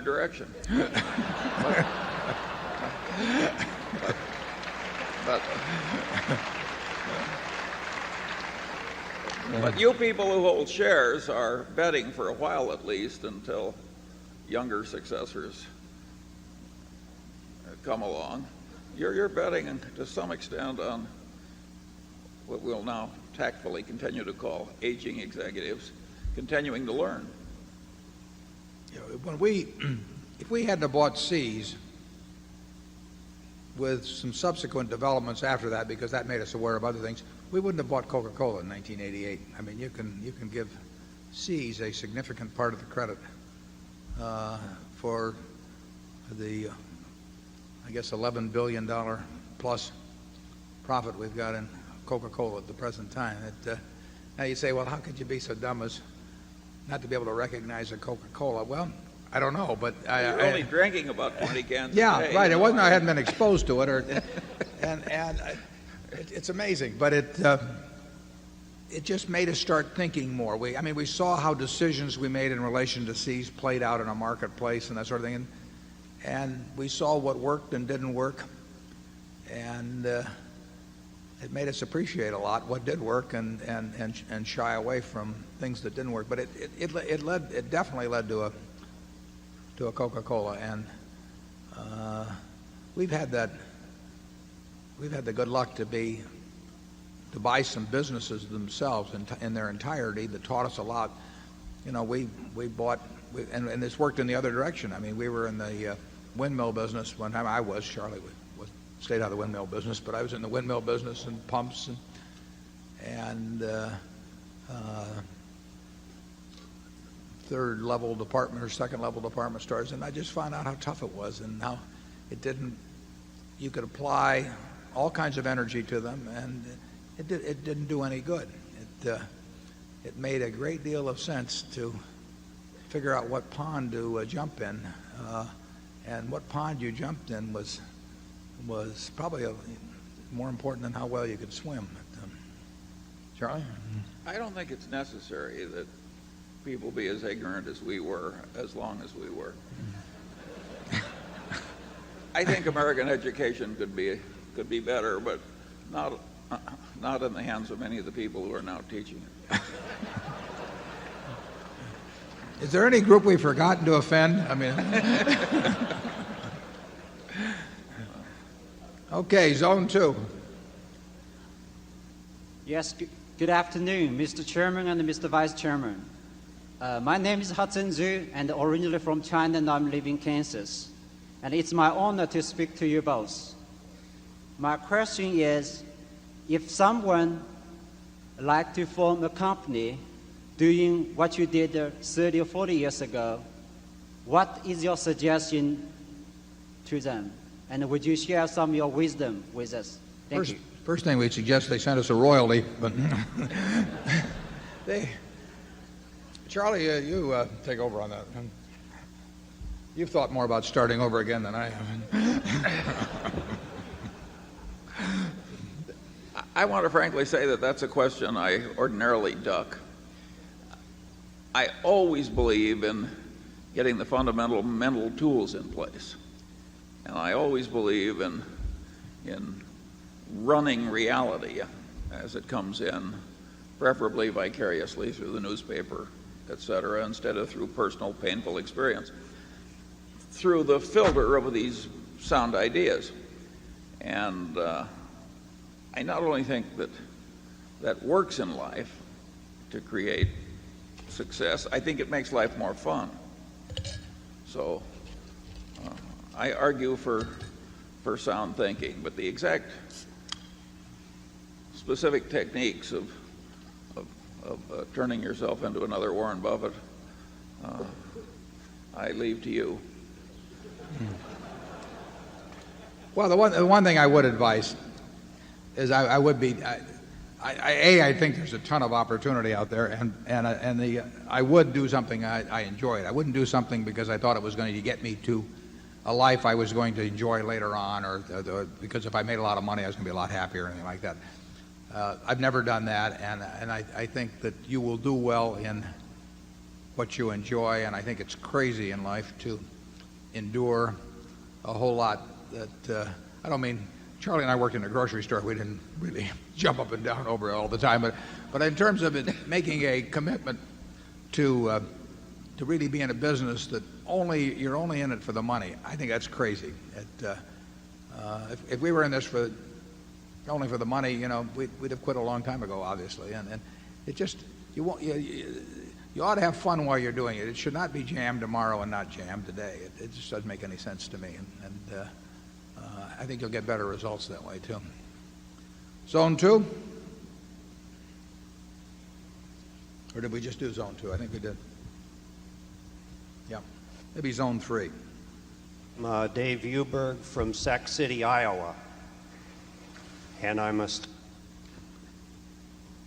haven't heard you on the moral and ethical considerations of stocks like ABC and Disney. They are now getting more and more criticism from mainstream religious groups in this country. Their reliance on sex and violence and their cronyism, homosexuality, and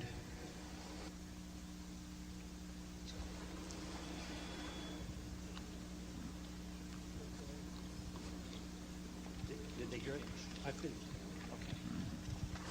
I didn't. We didn't cut anybody off there. Yeah, right. What?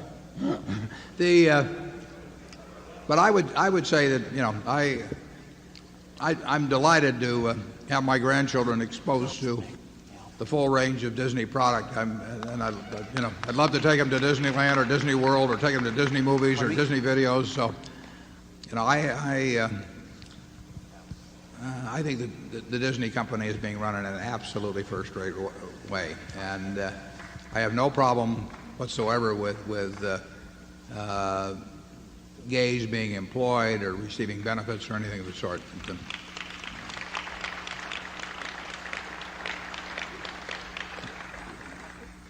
Zone 1. Good afternoon, Mr. Buffett. Good afternoon, Mr. Munger. My name is Basiuni Rima from Arlington, Texas. I see in the USA Today article about the shortage of labor in the state, and I was wondering, when you analyze a company, do you take that into consideration by choosing companies who's not dependent so much on labor? The second question is, I heard you in the beginning of the meeting that is so much capital coming from foreign country. You mentioned so many different countries who bought the Berkshire Hathaway, and I'm sure they buy all companies in the Dow. Do you feel like the analysts who analyze the Dow have that into consideration, that the Dow now is becoming as the Walmart of the security business in the world, where all the national of different country, they bypass their market and they come in and buy in the United States, and as a result that the idea of Mr. Greenspan as far as exuberant, it's mute, because if you remember how the Japanese, when they start to buy the real estate in America, they force us to pay high premium for the price, and I think that's what's going to happen in the market. And we as Americans who being accustomed to low PEs, now we're going to miss on, and the price is going to continue going up. And the third question is, maybe we better stop at 2. All right. Thank you. Okay, thanks. The second way, we pay very little attention. We don't pay any attention to capital flows. In other words, we don't really care who's buying or selling any security. Somebody is buying or selling each one. So obviously, there's, you could focus on the buyers, you could focus on the sellers, but you can say now that there's $20 billion in a month or so going into equity funds and all, but it doesn't make any difference to us. All we're interested in is what the business is worth. And what people are paying attention to in terms of capital flows or whatever, or market signals, or whether the Fed's going to move, that all changes. You remember 10 years ago it was M2 that everybody, every whatever day of the week it was, what's M2 this week? I always thought of having a mystery, about whatever happened to M2 or something. But there's always something that people are talking about. There's so much time to fill with chatter, and pages to fill that they write about all these things that to us don't make much difference, because we don't care if the market closes for the next 5 years. We care how much Coca-Cola is sold 5 years from now, and what percentage of the world market they have, and what they're charging for it, and how many shares are outstanding, and that sort of thing. But we don't care who's buying or selling it in the least, except we like it when the company's buying it. The same way with Gillette, we care about whether people are trading up in the shaving experience. So capital flows and all of those macro factors that people like to write about a lot just have nothing to do with what we do. We're buying businesses. And I really think it is not a bad mindset whenever you buy a stock to say, would I be happy buying this stock if the market closed for 5 years? Because then you're buying a business if you say yes to that. If you don't say yes to that, you may not be focusing on the proper thing. By its nature, the U.S. is running a substantial trade deficit, merchandise trade deficit. If you buy more from the rest of the world than you're selling them, which is what happens when you're running a trade deficit, you have to balance the books. I mean, they get something in exchange, and what happens is they get some sort of capital asset in exchange. They may get a government bond, they may get a piece of the U.S. business or something, but the key thing in economics, whenever somebody makes some assertion to you about economics, you always want to say, and then what? In fact, it's not a bad idea to say it about everything in life, but you always have to say, and then what? So when you read that the merchandise trade deficit is $9 billion, what else does that mean? Well, it means that somehow we have to have created $9 billion of capital assets, claims on our production in the future, with somebody else in the world. So they have to invest. They don't have any choice. When somebody says, won't it be terrible if the Japanese sell all their government bonds? They can't sell all the government bonds without getting something else in exchange. They'll get some other American asset in exchange, because there's no other way to do it. They can sell it to the French, but then the French have the same problem. So trace through where the transactions go anytime someone starts talking about one specific action in economics. Question about labor. Generally speaking, obviously, we like a business with low labor costs, but we like a business with low costs of every kind, because the rest is profit. So it would be true that on balance we would not be high on labor-intensive companies, but there's some very good businesses that are labor-intensive. But if you say, would I rather have a labor-intensive business or a non-labor-intensive business, and everything else is equal, the answer is the less labor-intensive business. Charlie, you want to comment on either one?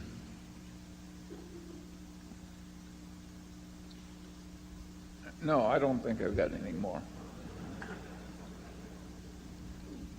Area 2? First, I'd like to thank you both for being so generous with your time and with your ideas for us today. Thank you.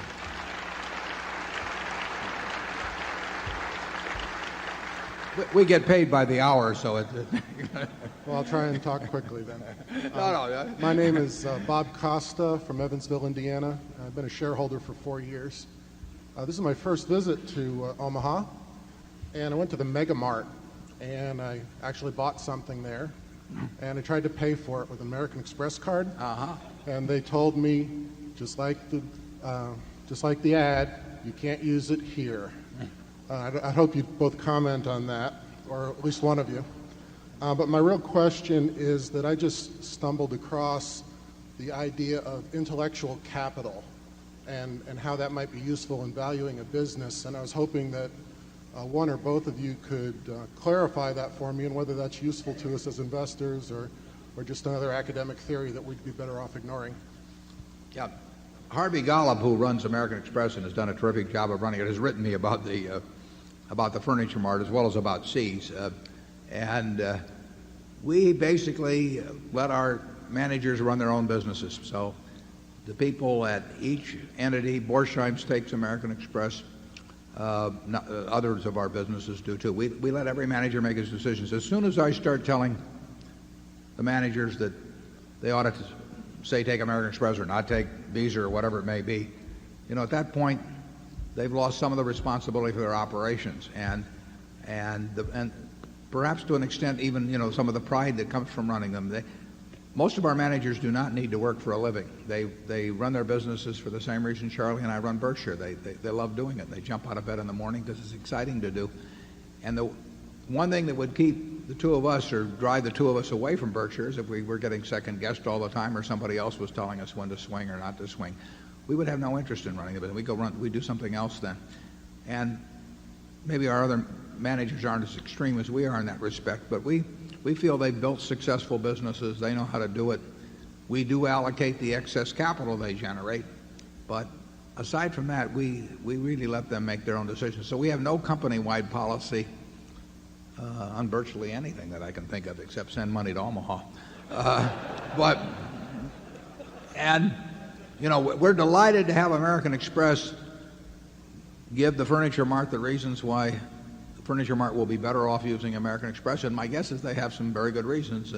But they're going to have to sell them on that. And just like any vendor of anything has to sell each operation. We wouldn't tell the people at Seas who to buy the nuts from or who to buy the container from or anything of the sort, how to design the stores or whatever it may be. And that's just the Berkshire philosophy on that. Charlie, you want to come in? Yeah. Let me shift to intellectual capital. Berkshire has a lot of intellectual capital in these very able executives in the various businesses, and we hope we've got some intellectual capital in the few hundred square feet at headquarters.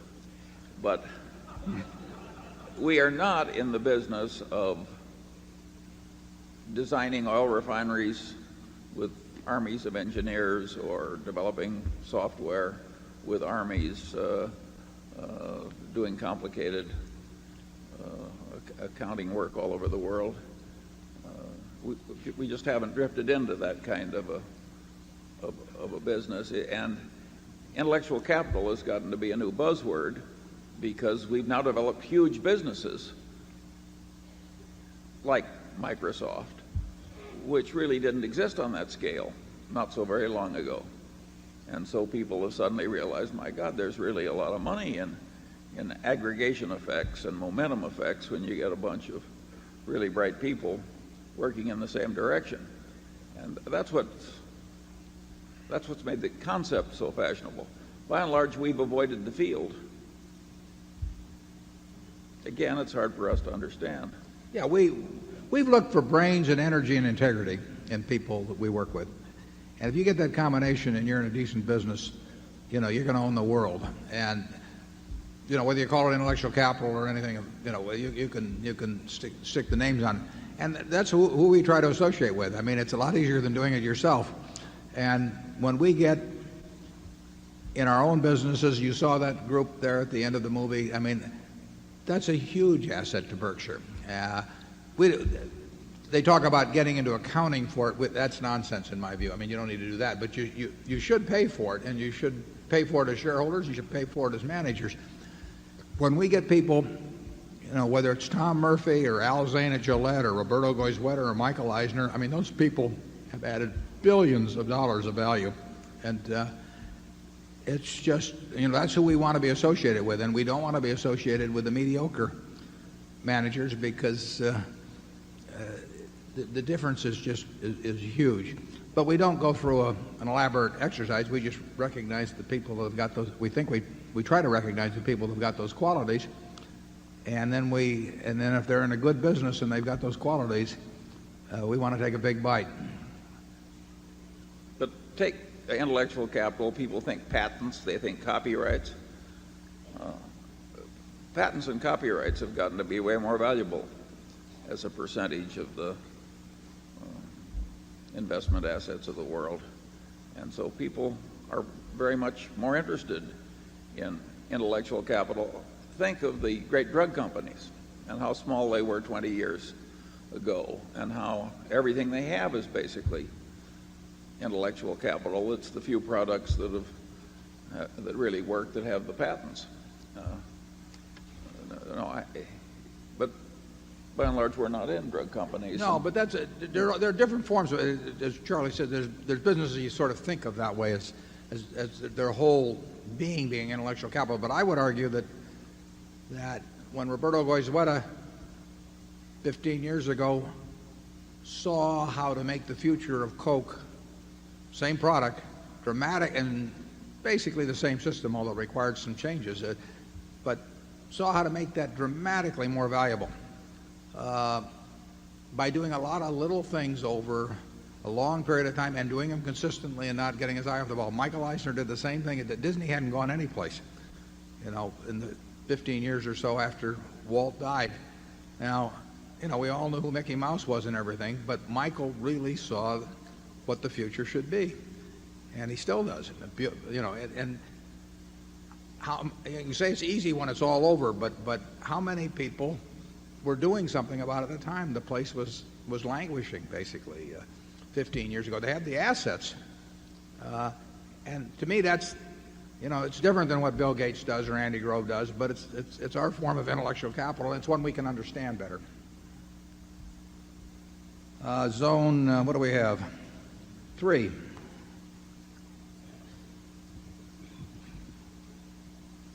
Mr. Buffett and Mr. Munger. My name is Will Jacks. I'm from Chicago, and I'm a happy shareholder. I first want to thank both of you for the unusual privilege you give us, your time and your expertise. This is very unusual, and I think is to be commended.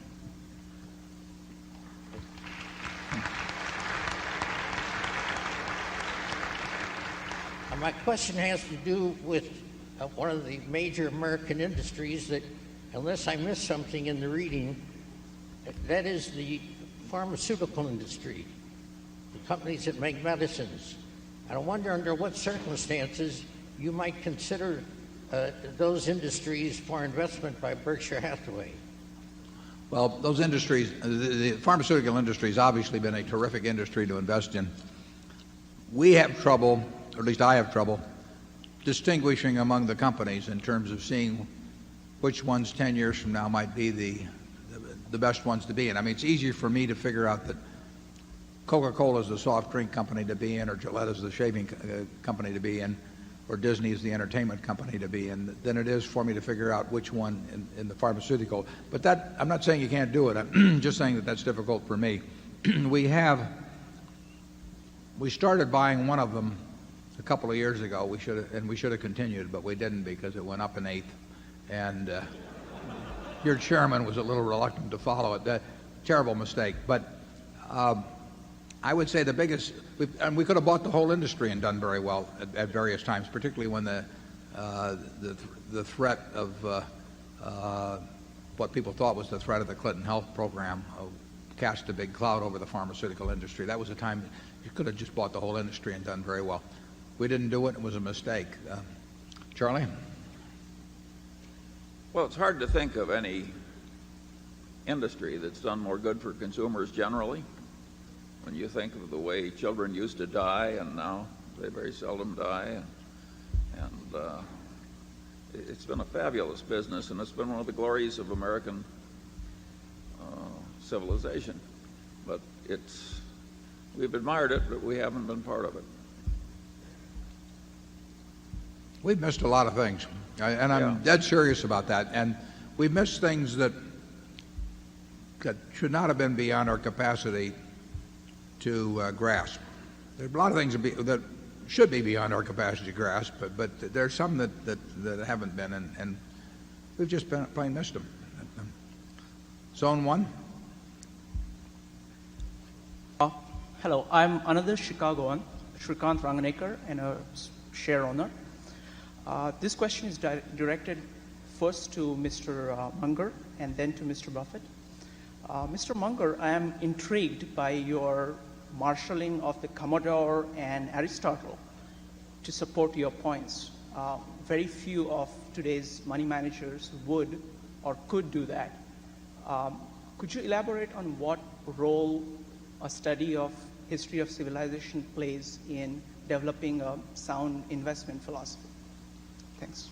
Well, I don't want to praise Aristotle too much. You know, he was the one who thought that women had a different number of teeth from men and never looked in his wife's mouth. Maybe his wife did.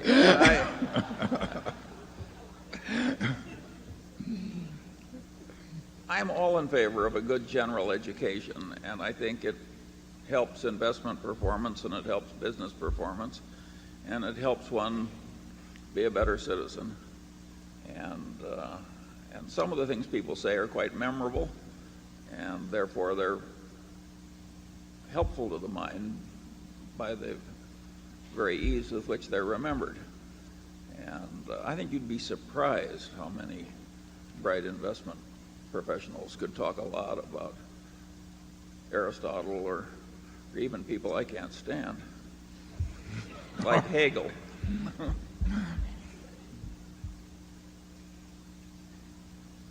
You want to quote a little more from anybody?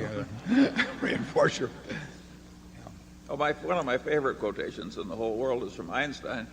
He says, everything should be made as simple as possible, but no more simple. And I think that describes the reality that we all face. Charlie's favorite, though, is Ben Franklin. That's probably true, isn't it, Charlie? Yeah. We get more from Ben than anybody else. Keep thy shop and it will keep thee, that sort of thing. I mean, we're loaded with that stuff. 3 removes are as good as a fire. It's hard for an empty sack to stand upright. That's the Bible around Berkshire. Yeah.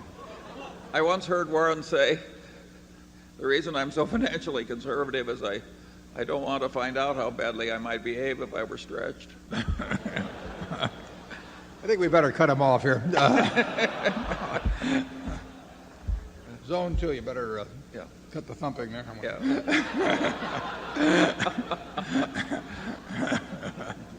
My name is Stanley Watkins, and from Manhattan, Kansas, and I'm a shareholder. And I have 2 questions, and the first one I know the answer, so you can just say yes or no. Would you consider investing in indexes such as OEX pure speculation? You're going to say yes. And number 2, would you encourage investors to, if they were trying to get a lot of their investment, to use leaps on investments such as Coca-Cola instead of buying the stock?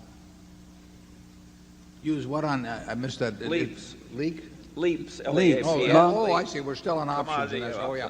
Well, yeah. Both the questions relate to futures of one sort, calls or whatever they may be, and I think that investors should stick to buying ownership in businesses. It's not that you can't come up with a theoretical argument for buying, say, I mean, if you think Coca-Cola is attractive, you can say, well, I'd rather buy a 5-year option on Coke than buy the stock directly because it introduces leverage without the risk of going broke. But I think that that's a dangerous path to start down because if it works well, it's dynamite to start playing with things that can expire and become worthless or can be bought with very low margin as the OEX options you were talking about. Borrowed money usually or frequently leads to trouble, and it's not necessary. I mean, if you had some compelling reason, if you had to double your money by the end of the year or be shot, then I would head for the futures market because you need to do it. I mean, you have to introduce borrowed money, but you really ought to figure out how you can be happy with the present amount of money you've got, and then figure that everything else is all to the good as you go along. And I don't think people, once they start focusing on short-term price behavior, which is the nature of buying calls or leaps or speculating in index futures, once you start concentrating on that, I think you're very likely to take your eye off the main ball, which is just valuing businesses. I don't recommend it. Charlie? Well, this is a group of affluent investors, and I don't think many of them did it in leaps.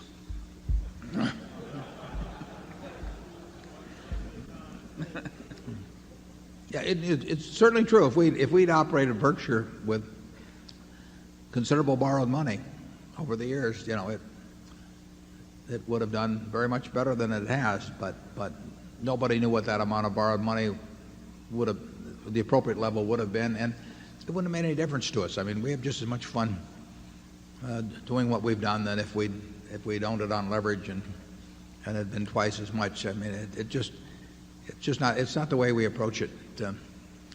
If you have X and you think you're going to be way happier when you've got 2X, it's probably not true. You really ought to enjoy where you are at the point, and if you can make 12 or 15% a year, and you desire to save and you like piling it up, it'll all come in time. And why risk losing what you need, and have for what you don't need and don't have? It's never made a lot of sense to us.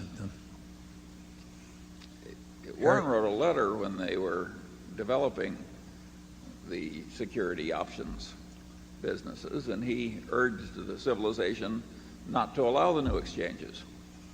And you can see how much attention they paid to him. Yeah, the usual amount. Yeah, right. Area 3. Hi, my name is Greg Kolarch, a shareholder from Calgary, Canada, the home of Briax Minerals. My question for you is, the companies in the hazardous waste disposal industry have underperformed the market for about a decade now. Do you see any value in that area? We've never looked at that business.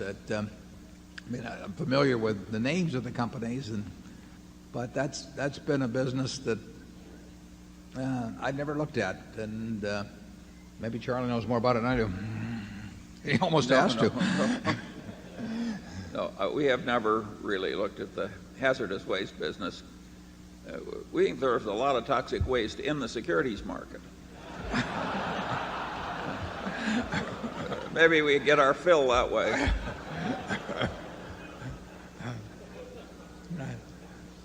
Area 1.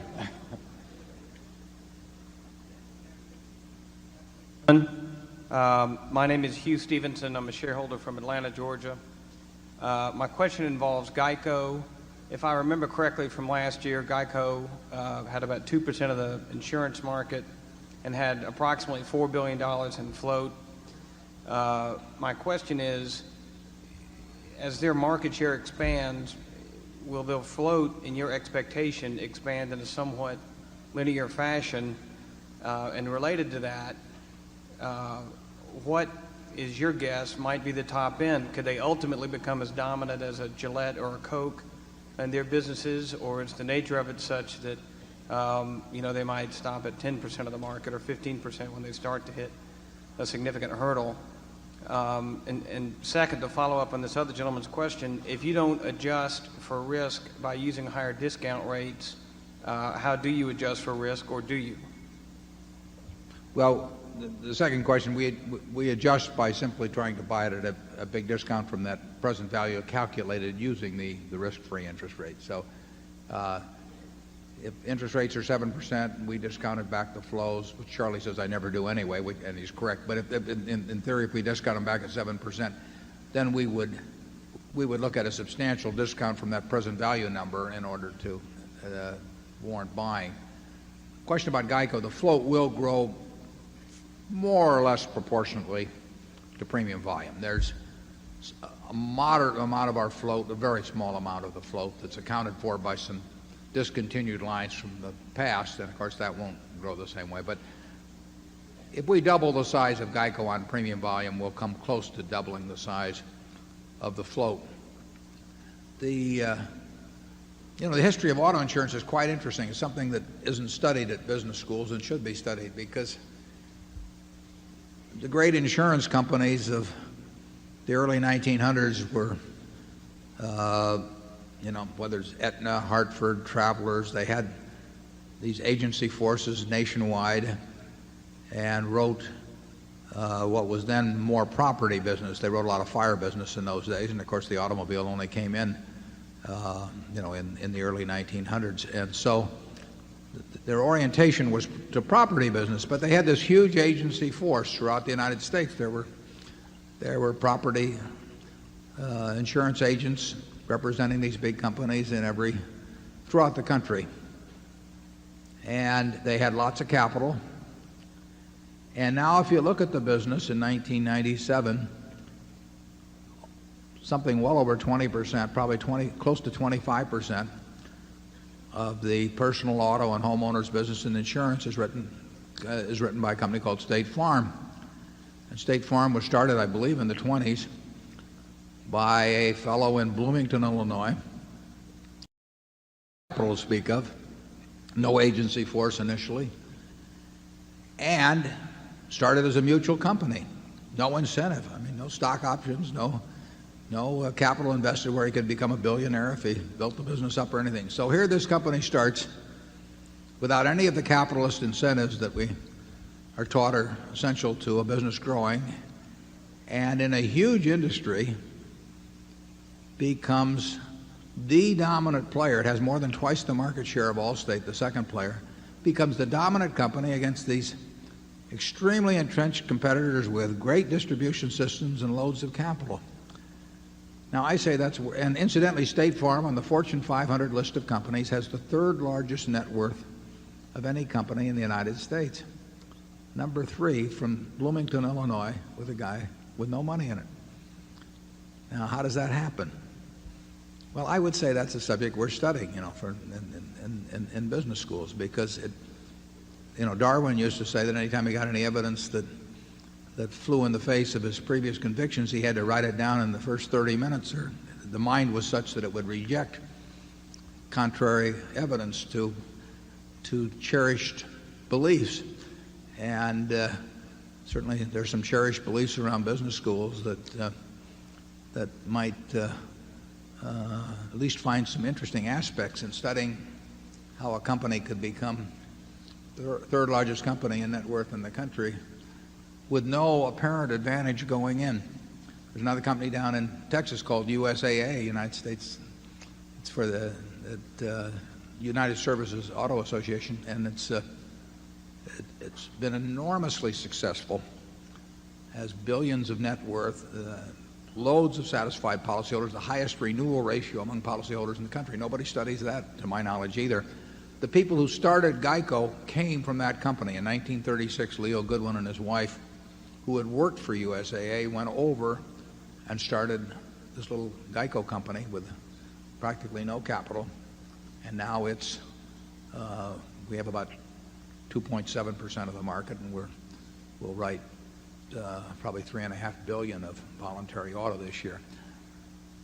Catching a State Farm is going to be very difficult, so I wouldn't want to predict we do that. I will predict that we will gain very materially in market share over the next 10 years, and we'll gain materially this year. But we have got a very good mousetrap. I said in the report that 40% of you would save money insuring with that. I didn't say 100% or 80% or 60%, because there are areas and professions where somebody else is going to have a lower price than we are. But if across the country we are going, and for all classes of citizens, we are going to have a low price, the low price more often than anyone else. And we've got that because we've got low costs, and our costs are going to get lower, and we've got a virtuous circle going in terms of it feeding on itself. So GEICO will grow a lot, but State Farm is plenty tough, so I'm not going to predict catching State Farm. I'm not even going to predict catching Allstate, but we'll catch somebody. And Charlie, you want to say anything more? Well, I love your example of State Farm. I mean, the idea of picking some extreme example and asking my favorite question, which is, what in hell is going on here? That is the way to wisdom in this world. And it is too bad. A lot of the mutual companies are now trying to demutualize, helped by a bunch of consultants and so forth.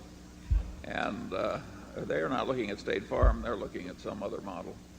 And everybody can't be a State Farm. That place got some fundamental values into its operating mechanics, the way it selected personnel, the way it selected agents, the way it discarded agents.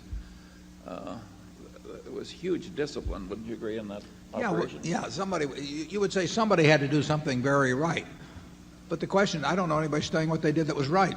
You know, they don't want to because it doesn't fit the pattern. And you know, when something like a State Farm happens in this world, you should try to understand it. When something like a Geico happens in this world, you should try to understand it. In 1948, I think it was 2/3 or 3/4. I think it's 2/3 of Geico was for sale because of originally backed these two people from USAA died. And the state had the stock for sale in 1948.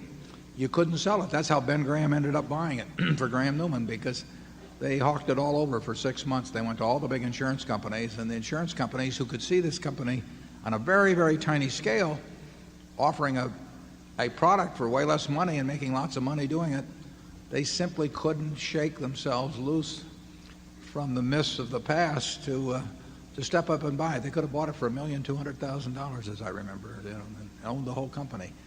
And instead, they've watched their own distribution system get their heads beaten in, you know, over the years, and all the time, you know, with these ideas from the past. So you have to be very careful to look hard at what's really happening. You know, as Yogi Berra said, you can observe a lot just by looking. And, okay, Zone 1.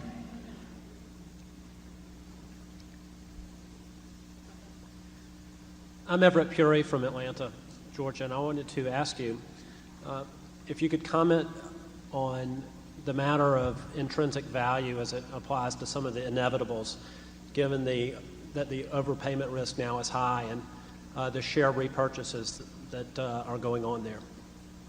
Yeah, well, we won't stick a price on them. We tell you that they are absolutely wonderful businesses run by sensational people, and that they are selling at prices that are higher than they've sold at most of the time.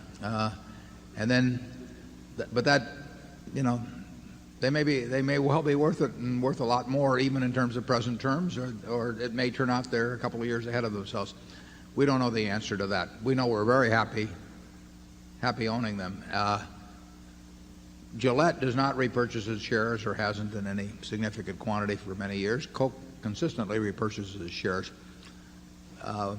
We generally like the policy of companies that have really wonderful businesses repurchasing their shares. There aren't that many super businesses in the world, and the idea of owning more and more of a company like that over a period of time has an appeal to us, and almost an appeal regardless of price. The problem is that most companies that repurchase their shares, you know, are frequently so-so businesses, and they're being done for motivations other than intensifying the interests of the shareholders in a wonderful business. But where you really know you have a wonderful business, and we think most of the ones we own are anywhere from extremely good to wonderful, we think it usually makes a lot of sense. It's hard to do things intelligent with money in this world, and Coke has been very intelligent about using their capital particularly to fortify and improve their bottler network around the world. I mean, they've done a terrific job that way. That was a neglected area for a long time, and that comes first. But there's only so far you can go with that, and to enhance the ownership of the shareholders in a company like Coca-Cola. When we bought our first Coca-Cola in '88, we bought about 6.2% of the company, and at that time they may have been 600 million servings, not any more than that a day. So we had an interest in 36 or 37 million servings. Now we have 8% of 900 million plus, so we have an interest in 75 million or so servings a day. 75 million people are drinking Berkshire Hathaway's share of Coca-Cola products today in an 8-ounce serving. You know, and the profit's gone up a little per serving, so that gets pretty attractive. And We just soon they keep doing them. The bottling thing's actually kind of interesting. And a fellow from Omaha, or at least lived in Omaha for a long time, Don Keogh, had a lot to do with this. And Roberto had plenty to do with it too, obviously. But Asa Candler, back in the late 1880s, in a series of transactions, I think some of it's a little fuzzy exactly as to the timing of them, but he essentially bought the whole Coca-Cola company for $2,000. And that may be the smartest purchase in the history of the world. And then in 1899, I believe it was, a couple of fellows from Chattanooga came down. And in those days, soft drinks were sold over the counter to people in drugstores primarily. But there was a little bottling going on. There already was somebody bottling in Mississippi, as I remember. But a couple of fellows came down and they said, you know, bottling's got a future, and you're busy on the fountain side of the business, so why don't you let us develop the bottling system? And I guess Mr. Candler didn't think much of bottling, so he gave them a contract in perpetuity for almost all of the United States. For $1 he sold it to them, and gave them the right to buy Coca-Cola syrup at a fixed price forever. So Asa, who had scored with his $2,000 in a rather big way, managed to write what, it's easy for us to look back at, but it certainly looks like one of the dumbest contracts in history. And of course, as the years went by, and particularly around World War II, when the price of syrup was the primary ingredient in terms of cost in syrup was sugar, and sugar went wild during and after World War I in price, and so here was a guy that in effect had contracted to sell sugar at a fixed price forever. And he'd also given these people perpetual rights and so on. In those days they sold these sub-rights to bottler contracts, and those were usually the distance that a horse could go in a day and come back. That was sort of the circle that you gave people. And the Coca-Cola company was faced over the years with the problem of having the bottling system, which soon became the dominant system for distribution of Coke, being subject to a contract where there was no price flexibility and where the contracts ran in perpetuity. And of course, every bottler on his deathbed would call his children and his grandchildren around, and he'd prop himself up and croak out in his last breath, don't let him screw with the bottling contract, and then he'd croak. So the Coca-Cola company faced this for decades, and they really couldn't do much about that bottling system for a long time. And Roberto and Don Keogh and some other people spent 20 or 25 years getting that rationalized. There were lawsuits back in the 20s and some things. But it was a huge project, but it made an enormous difference over time in the value of the company. And that's what I mean when I talk about intellectual capital, is because you aren't going to get results on that in a day or a week or a month or a year if you set out to get that all rationalized. But they decided that to get the job done, they had to do this. And that took capital, and they used capital to get that job done, but they used capital beyond that to repurchase shares in a big way. And it's been very smart, and I hope they are repurchasing shares probably as we talk, and that's fine with me. Charlie? Well, I do think Coca-Cola Company is one of the most interesting cases in the history of business, and it ought to be way more studied than it is. And there's just lesson after lesson after lesson in the history of the Coca-Cola Company. And but it's too long a story for today. Section 2. Jolene Crowley from San Diego, and I want to say I feel very lucky to be here today, as when I tried to buy my first baby Berkshire share last year, my stockbroker, who's a value investing devotee, tried to talk me out of it, telling me that it was overvalued. So I feel lucky to be here. I've recently also discovered Wesco stock, and I'd like you to explain to me the ownership and management relationships between Berkshire Hathaway and Wesco, and how you use them together. And since I may not understand the answer to that question, could you just tell me, is it possible that buying Wesco today at about $20 a share is like buying Berkshire Hathaway was 20 years ago?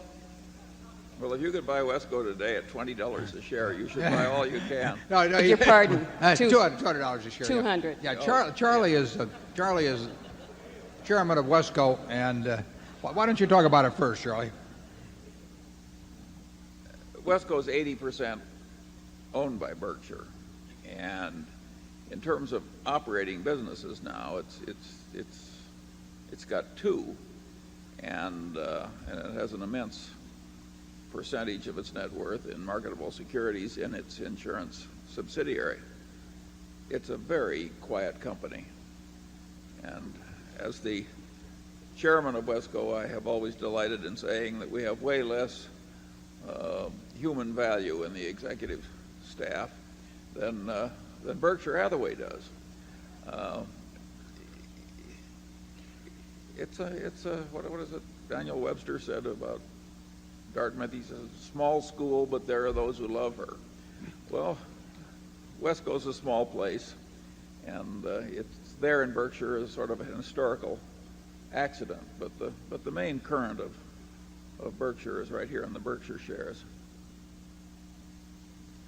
I don't know which one I would rather buy at present prices. I mean, I think it's, you could flip a coin.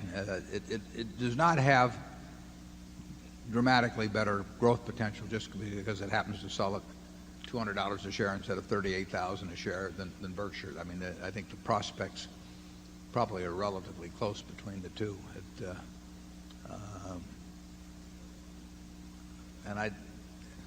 They're run by the same people pretty much. In effect, Charlie may spend a little more time on Wesco than I do, but they've got the same prospects. But one problem that Wesco would have is that if people, and this is not a huge problem, but if people want to do a share exchange deal, they're going to want to do it probably with Berkshire rather than Wesco.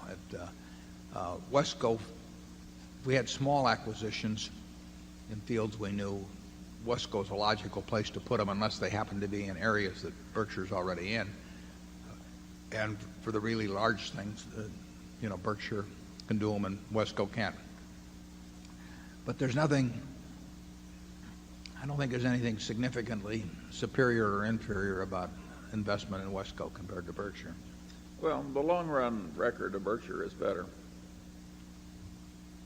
Yeah, the one thing that it is a mistake to think that just because it's cheaper per share on a dollar price that it's got way more potential or anything, because that just isn't the case.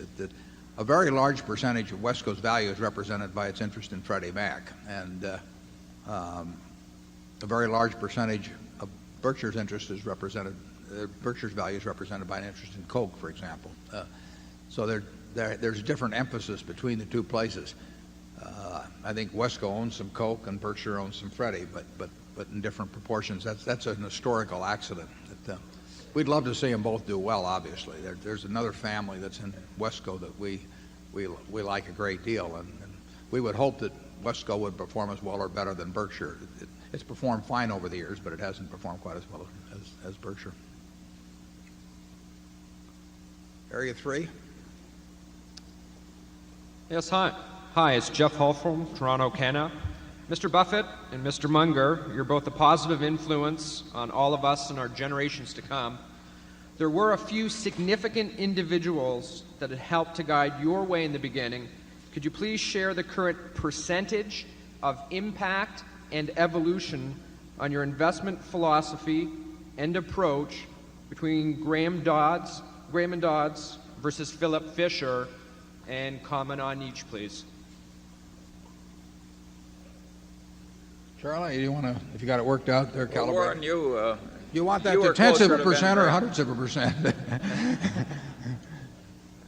What?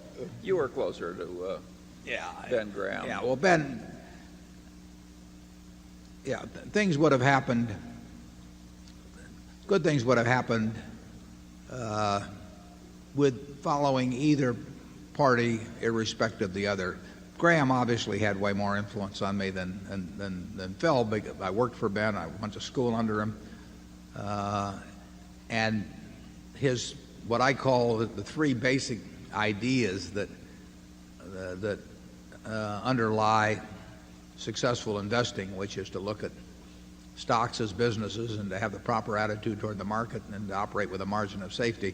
They all come straight from Graham. I didn't think of any of those. And Phil Fisher opened my eyes more to the idea of trying to find the wonderful business. Charlie did more of that than Phil did, actually, so you'd have to put Charlie. But Phil was espousing that entirely, and I read his books in the late 50s or early 60s. So, and Phil's still alive, as you know, and I owe Phil a lot, but it doesn't compare to what I owe Graham, and that in no way reflects poorly on Phil. Ben was one of a kind. Sean? Ben Graham was a truly formidable mind, and he also had a clarity in writing. And we've talked over and over again about the power of a few simple ideas thoroughly assimilated, and that happened with Graham's ideas, which came to me indirectly through Warren, but also some directly from Graham.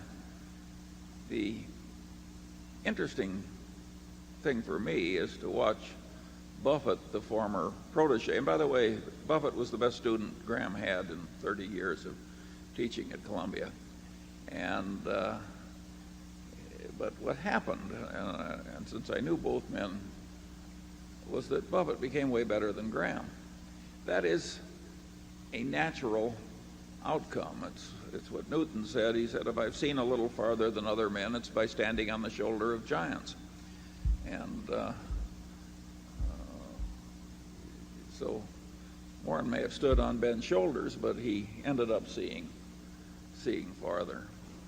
And no doubt somebody will come along in due course and do a lot better than we have. I enjoyed making money more than Ben. I mean, candidly, with Ben, it really was incidental. At least by the time I knew him, it may have been different when he was younger, but it just didn't. The process didn't. The whole game did not interest him more than a dozen other things may have interested him. With me, I just find it interesting, and therefore, I've spent a way higher percentage of my time thinking about investing and thinking about businesses. I probably thought way more about businesses than Ben ever did. He had other things that interested him. So I've pursued the game quite a bit differently than he did, and therefore measuring the record is really, the two records are not. It's not a proper measurement. I mean, he was doing victory laps while I still thought I was out there running against the whole field. Well, Graham had some blind spots, partly of sort of an ethical professorial nature. He was looking for things to teach that would work for every man, that any intelligent layman could learn and do well. Well, if that's the limitation of what you're looking for, there'll be a lot of reality you won't go into because it's too hard to figure out and too hard to explain.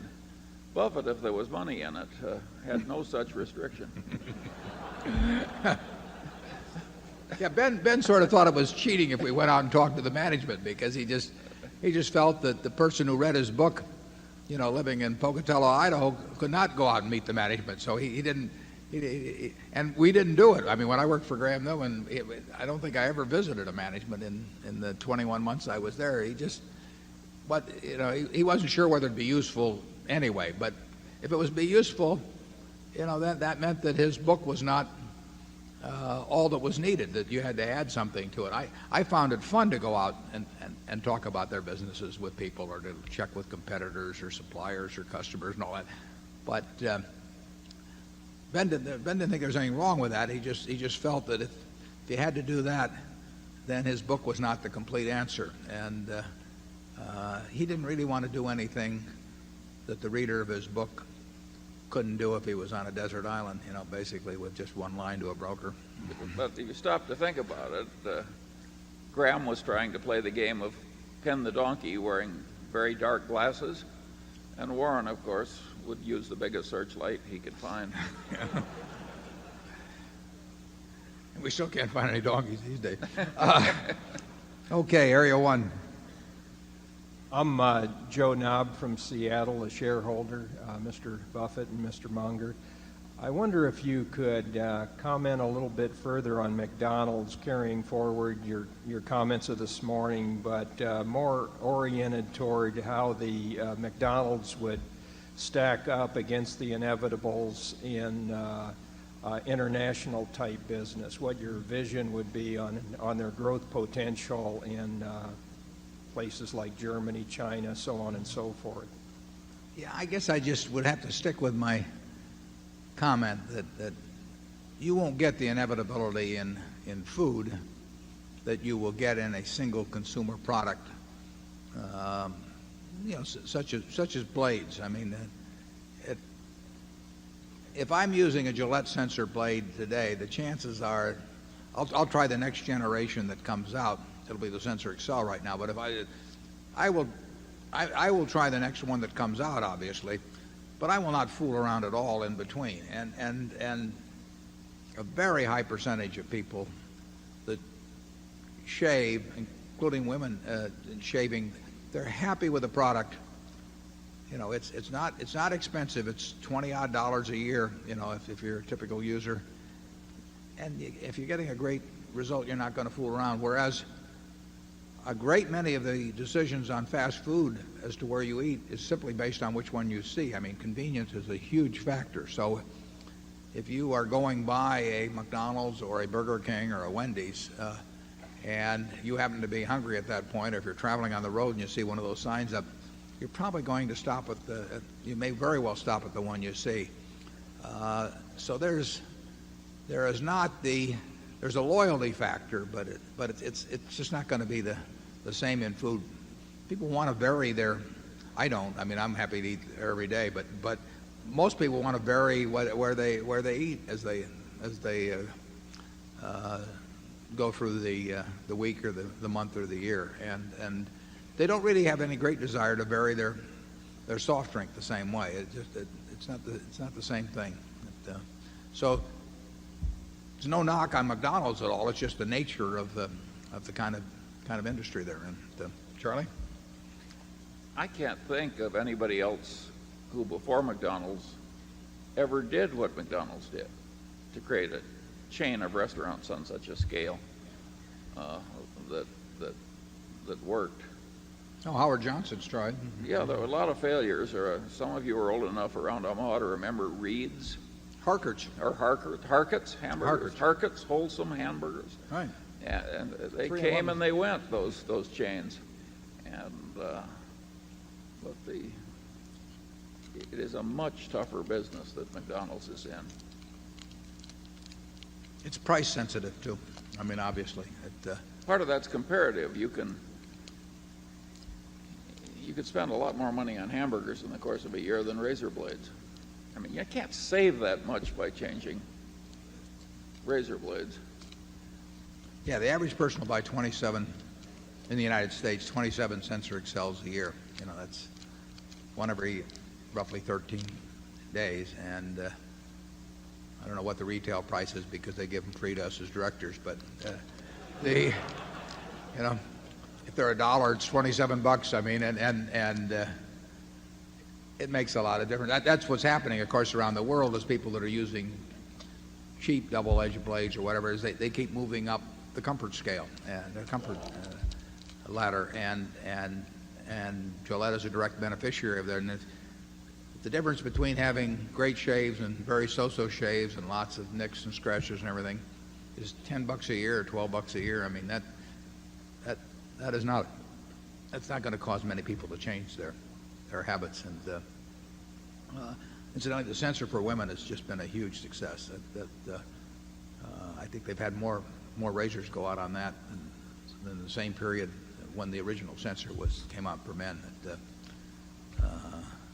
So that's been an enlargement of the market. I would not have guessed that would have worked that well. Before that, all the women just used the disposables or their husband's boyfriend's razor, but thank God they've gotten over that.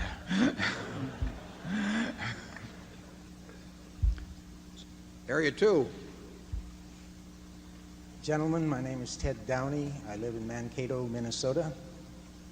Mr. Munger, your reference to Einstein, I happen to have an article called Strange is Our Situation Here on Earth, which is somewhat related to my question.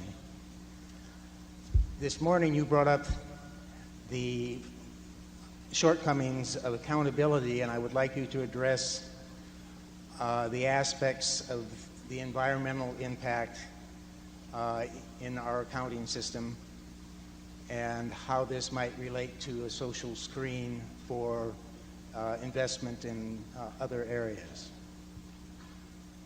Well, again, that is broad enough and tough enough so that I think I should pass.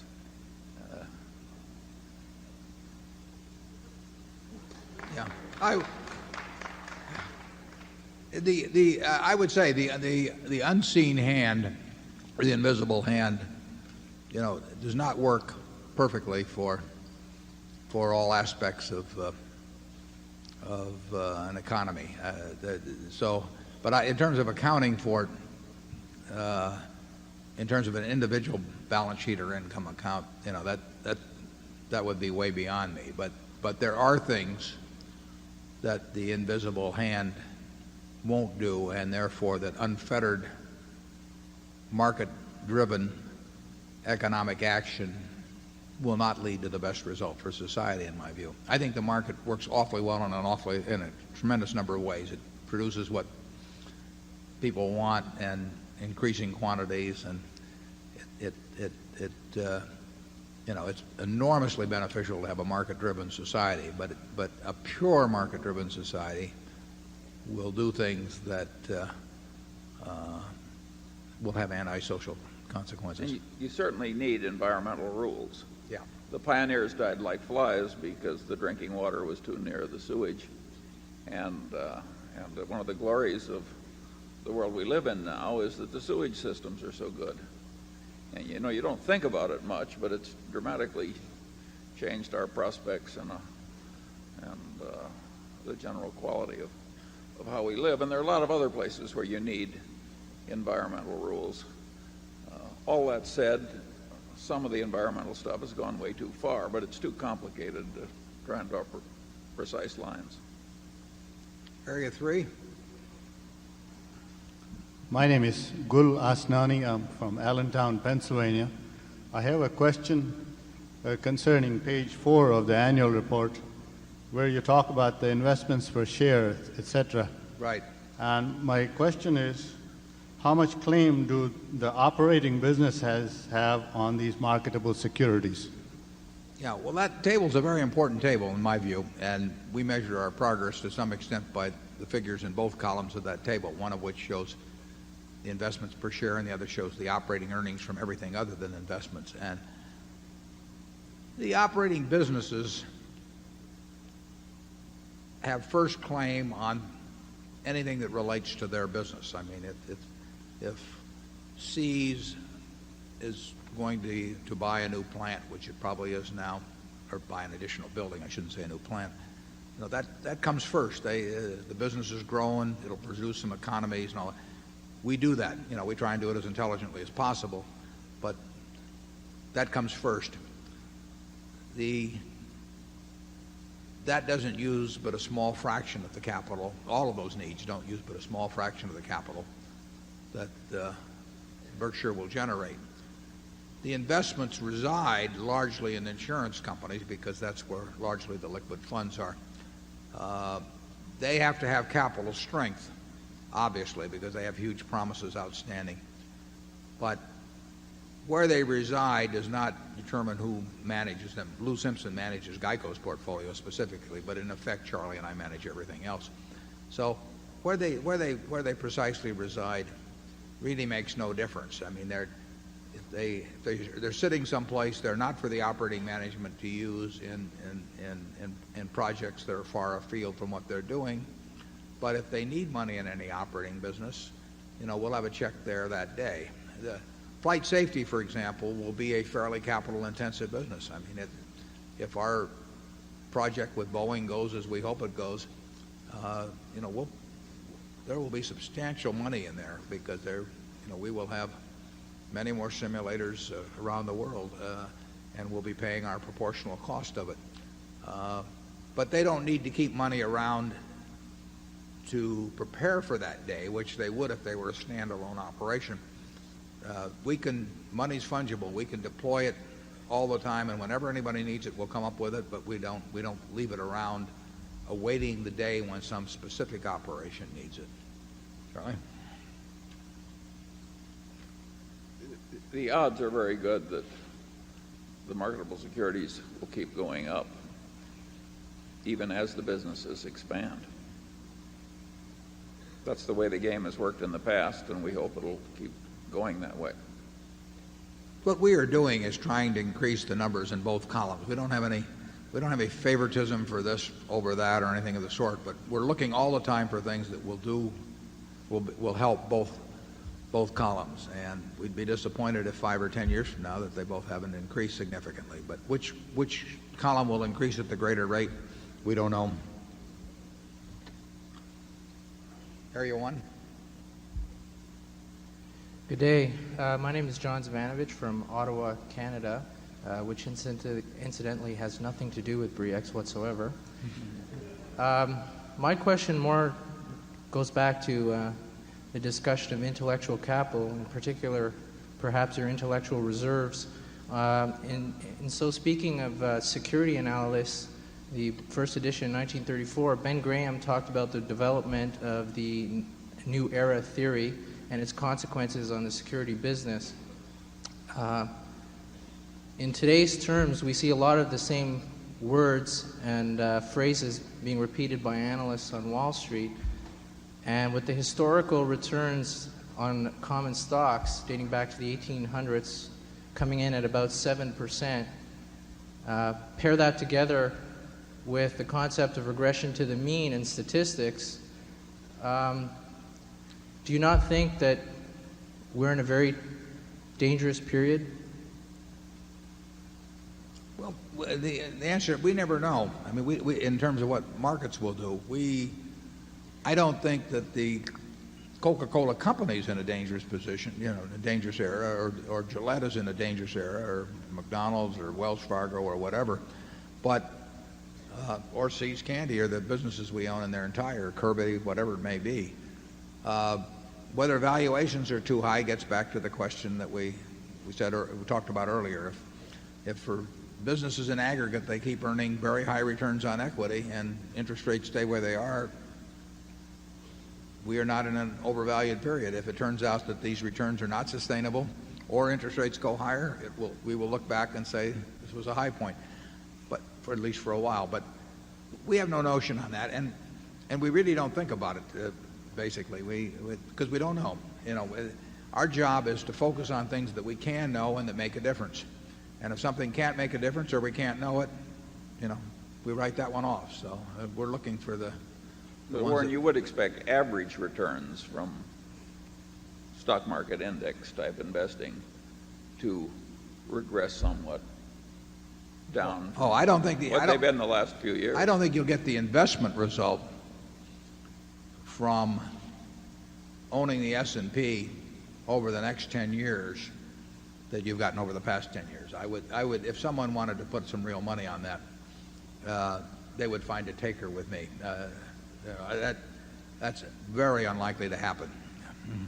That's not predicting a crash. It's No, just saying that the guaranteed result from the next 10 years is almost certain to be less than that of the last. It wouldn't. I mean, this is in no way predictive. I mean, it wouldn't surprise us in the least if stocks average 4% a year, for the next 10 years. That doesn't mean they will, or we don't know the number. But that would not be a surprising outcome, and it wouldn't bother us particularly either.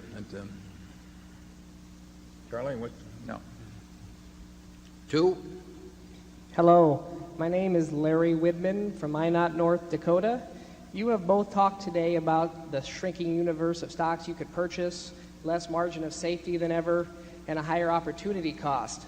And you've also talked about looking to potentially purchase your great companies that you already have at reasonable prices.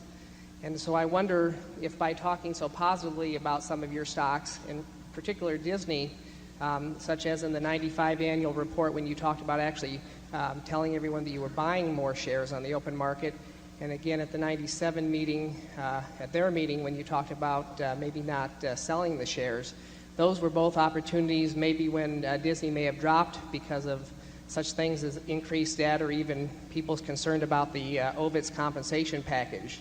And I just wonder if that may hurt your ability to buy these great companies at reasonable prices by talking so positively about them when in fact maybe you could buy them at lower prices when people get irrational. Yeah, you're saying that, which I probably agree with, that if we would say the world is going to hell at Coke or Disney or Gillette, we might be better off in terms of being able to buy more stock. But you know, I got asked a question at Disney, and I answered it, and that's my general approach. That I think it's usually a bad mistake to sell your interest in wonderful businesses. I don't think people find them that often, and I think they get hung up if they've sold them at X that they want to buy them back at 90% of X or 85% of X, so they'll never go back in at 105% of X. So I think on balance, if you are in a business that you understand and you think it's a really outstanding business, that the presumption should be that you just hold it and don't worry. And if it goes down 25% in price or 30% in price, if you have more money available, buy more. And if you don't, so what? Just look at the business and judge how it's doing. But there's no question. I mean, we try not to talk very much about the businesses, except maybe to use them as an illustration in a teaching mode or something of the sort. We're not touting anything, and I did try to stick those precautions in when I do talk about them as being wonderful businesses, so people don't take it as an unqualified buy recommendation or something of the sort. But we won't try and put any spin on when we're talking about business generally. We may not talk about them at all. If we're buying something, we might be, that particularly if no one knows that we've been in that stock at all, we might be somewhat quiet about the fact. But we don't want to talk down something in order to buy it. Charlie? Jerry Newman, as I understand it, didn't like Ben Graham giving all these courses explaining what Newman and Graham were doing. But Graham's attitude was that he was a professor first, and if he made just slightly less money by being very accurate in what he taught, why, so be it. And I think it's fair to say that Warren has assimilated a bit of that ethos. And I think it's all to the good. And if it costs us a tiny little bit of money from time to time, there are probably compensating benefits. And if there aren't, it's probably the right way to behave anyway. Charlie, if you were in a less charitable mood, might point out I didn't behave that way till I got rich. Actually, I used to teach a course at what was then the University of Omaha, and we used all these current examples, and things were so cheap that nobody paid any attention. Area 3. Hello, Mr. Munger and Mr. Buffett. My name is Liza Rima from Burbank, California. I wanted to find out, earlier you mentioned you looked at, you used filters to look at a company. So could you elaborate on what those filters are? Charlie, you want to? Well, we've tried to do a good deal of that, and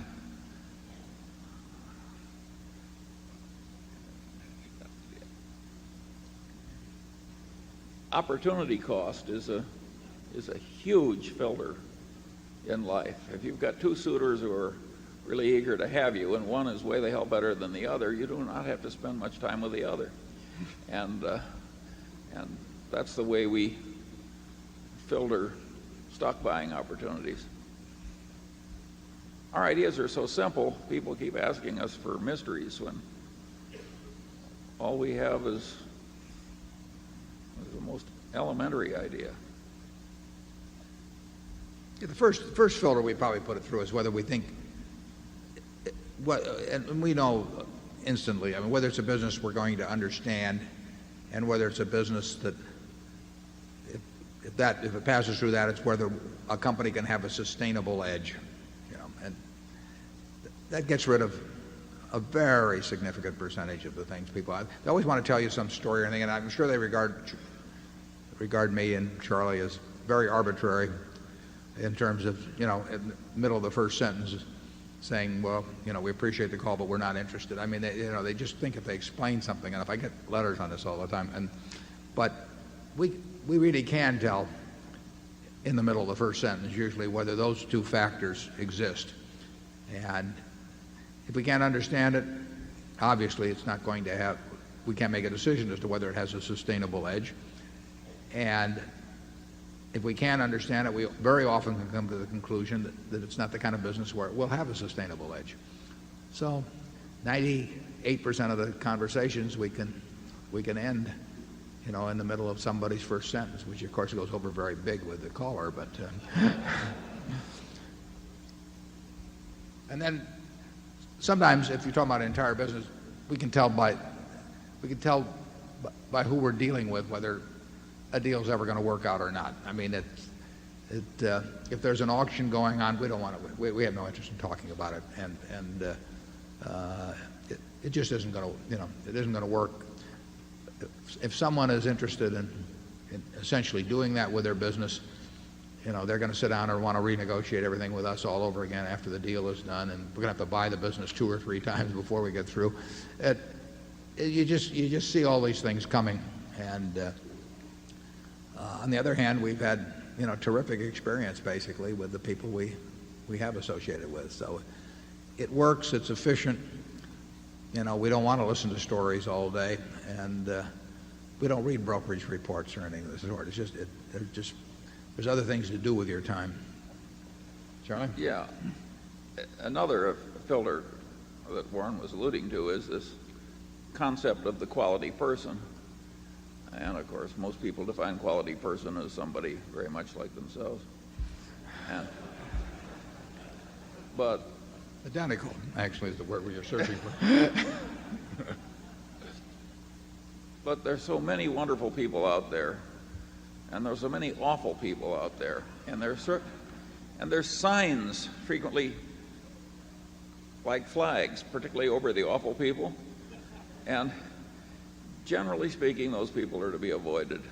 It's just the amount of misery you bring into your life by trusting some awful person, and the amount of felicity that you can bring in by making the right business associations. Look around this room, and there's some wonderful people who have created some wonderful businesses, and their customers can trust them, the employees can trust them, the problems can trust them to be fairly faced and reasonably solved. And those are the kind of people you want to, and people will take their promises seriously.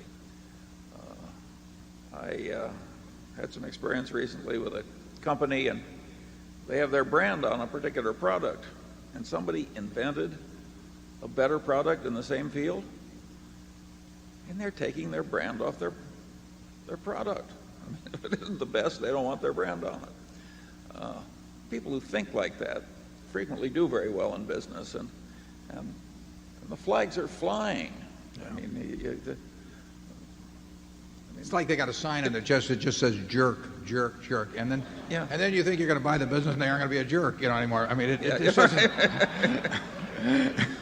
Right.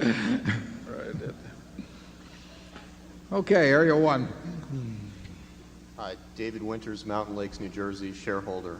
I'm just wondering if there's an organizational model where you deal with a plethora of information so you can physically and intellectually organize it so you have your maximum output and retain focus. And secondly, if I may, in the domestic soft drink business, is it winner take all? I mean, is there room for 3 competitors? And honestly, does Dr. Pepper have a future? Yeah, I would say Dr. Pepper has a future. I'll answer the second one. But sure, there's room for more than one. I think Coke's market share will go up pretty much year after year, but not, we're talking tenths of a percent in that business, but tenths of a percent are important. The U.S. market is what? Must be 10 billion cases. So, 1% is 100 million cases. There will be, Dr. Pepper appeals to a lot of people. It's interesting how regional tastes can be. I mean, a Dr. Pepper will have a share in Texas that's, far higher than it will be in Minnesota or something. But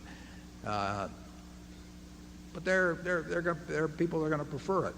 And the interesting thing, though, is that the high percentage of people that prefer cola, for example, although the cola percentages have gone down a little bit, the fastest growing big beverage at Coke is Sprite. Sprite has had huge gains in sales. It does well over 1 billion cases a year, and it sells very well in a whole bunch of countries. So you can make money with a soft drink company that doesn't dominate the business. You'll do a lot better with one that does dominate. But it's not a winner-take-all. It's not like two newspapers in a town of 100,000 or 200,000. There are certain businesses that are winner-take-all, clearly, but soft drinks are not one of them. What was the first question?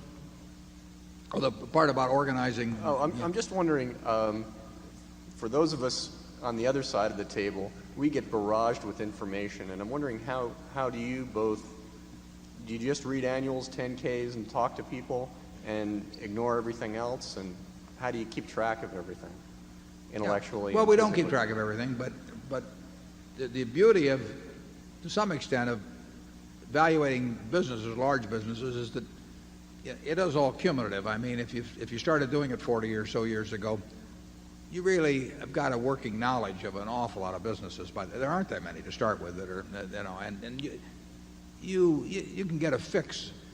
What are there, 75 maybe or so important industries, and you'll get to understand how they operate, and you don't have to start over again every day, and you don't have to consult a computer for it or anything like that.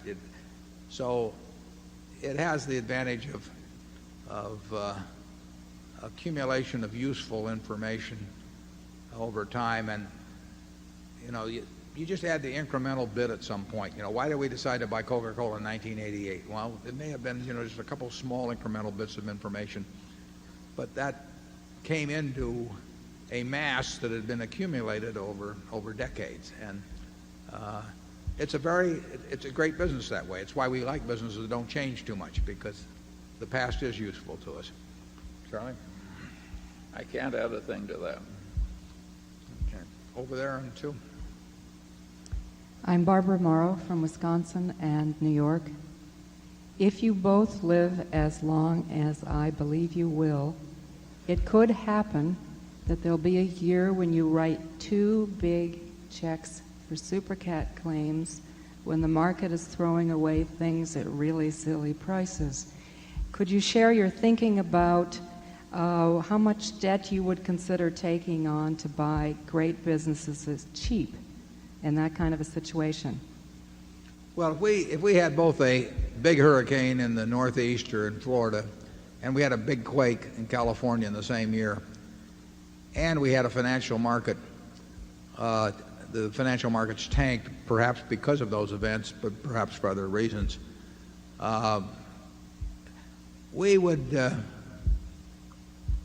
be thinking about ways, it might not be borrowing money directly, but we would be thinking about ways to buy securities if they got cheap enough. I mean, anytime securities get cheap, Charlie, you're thumping again here. Anytime securities get cheap, we don't like to go to the office and not write a ticket. I mean,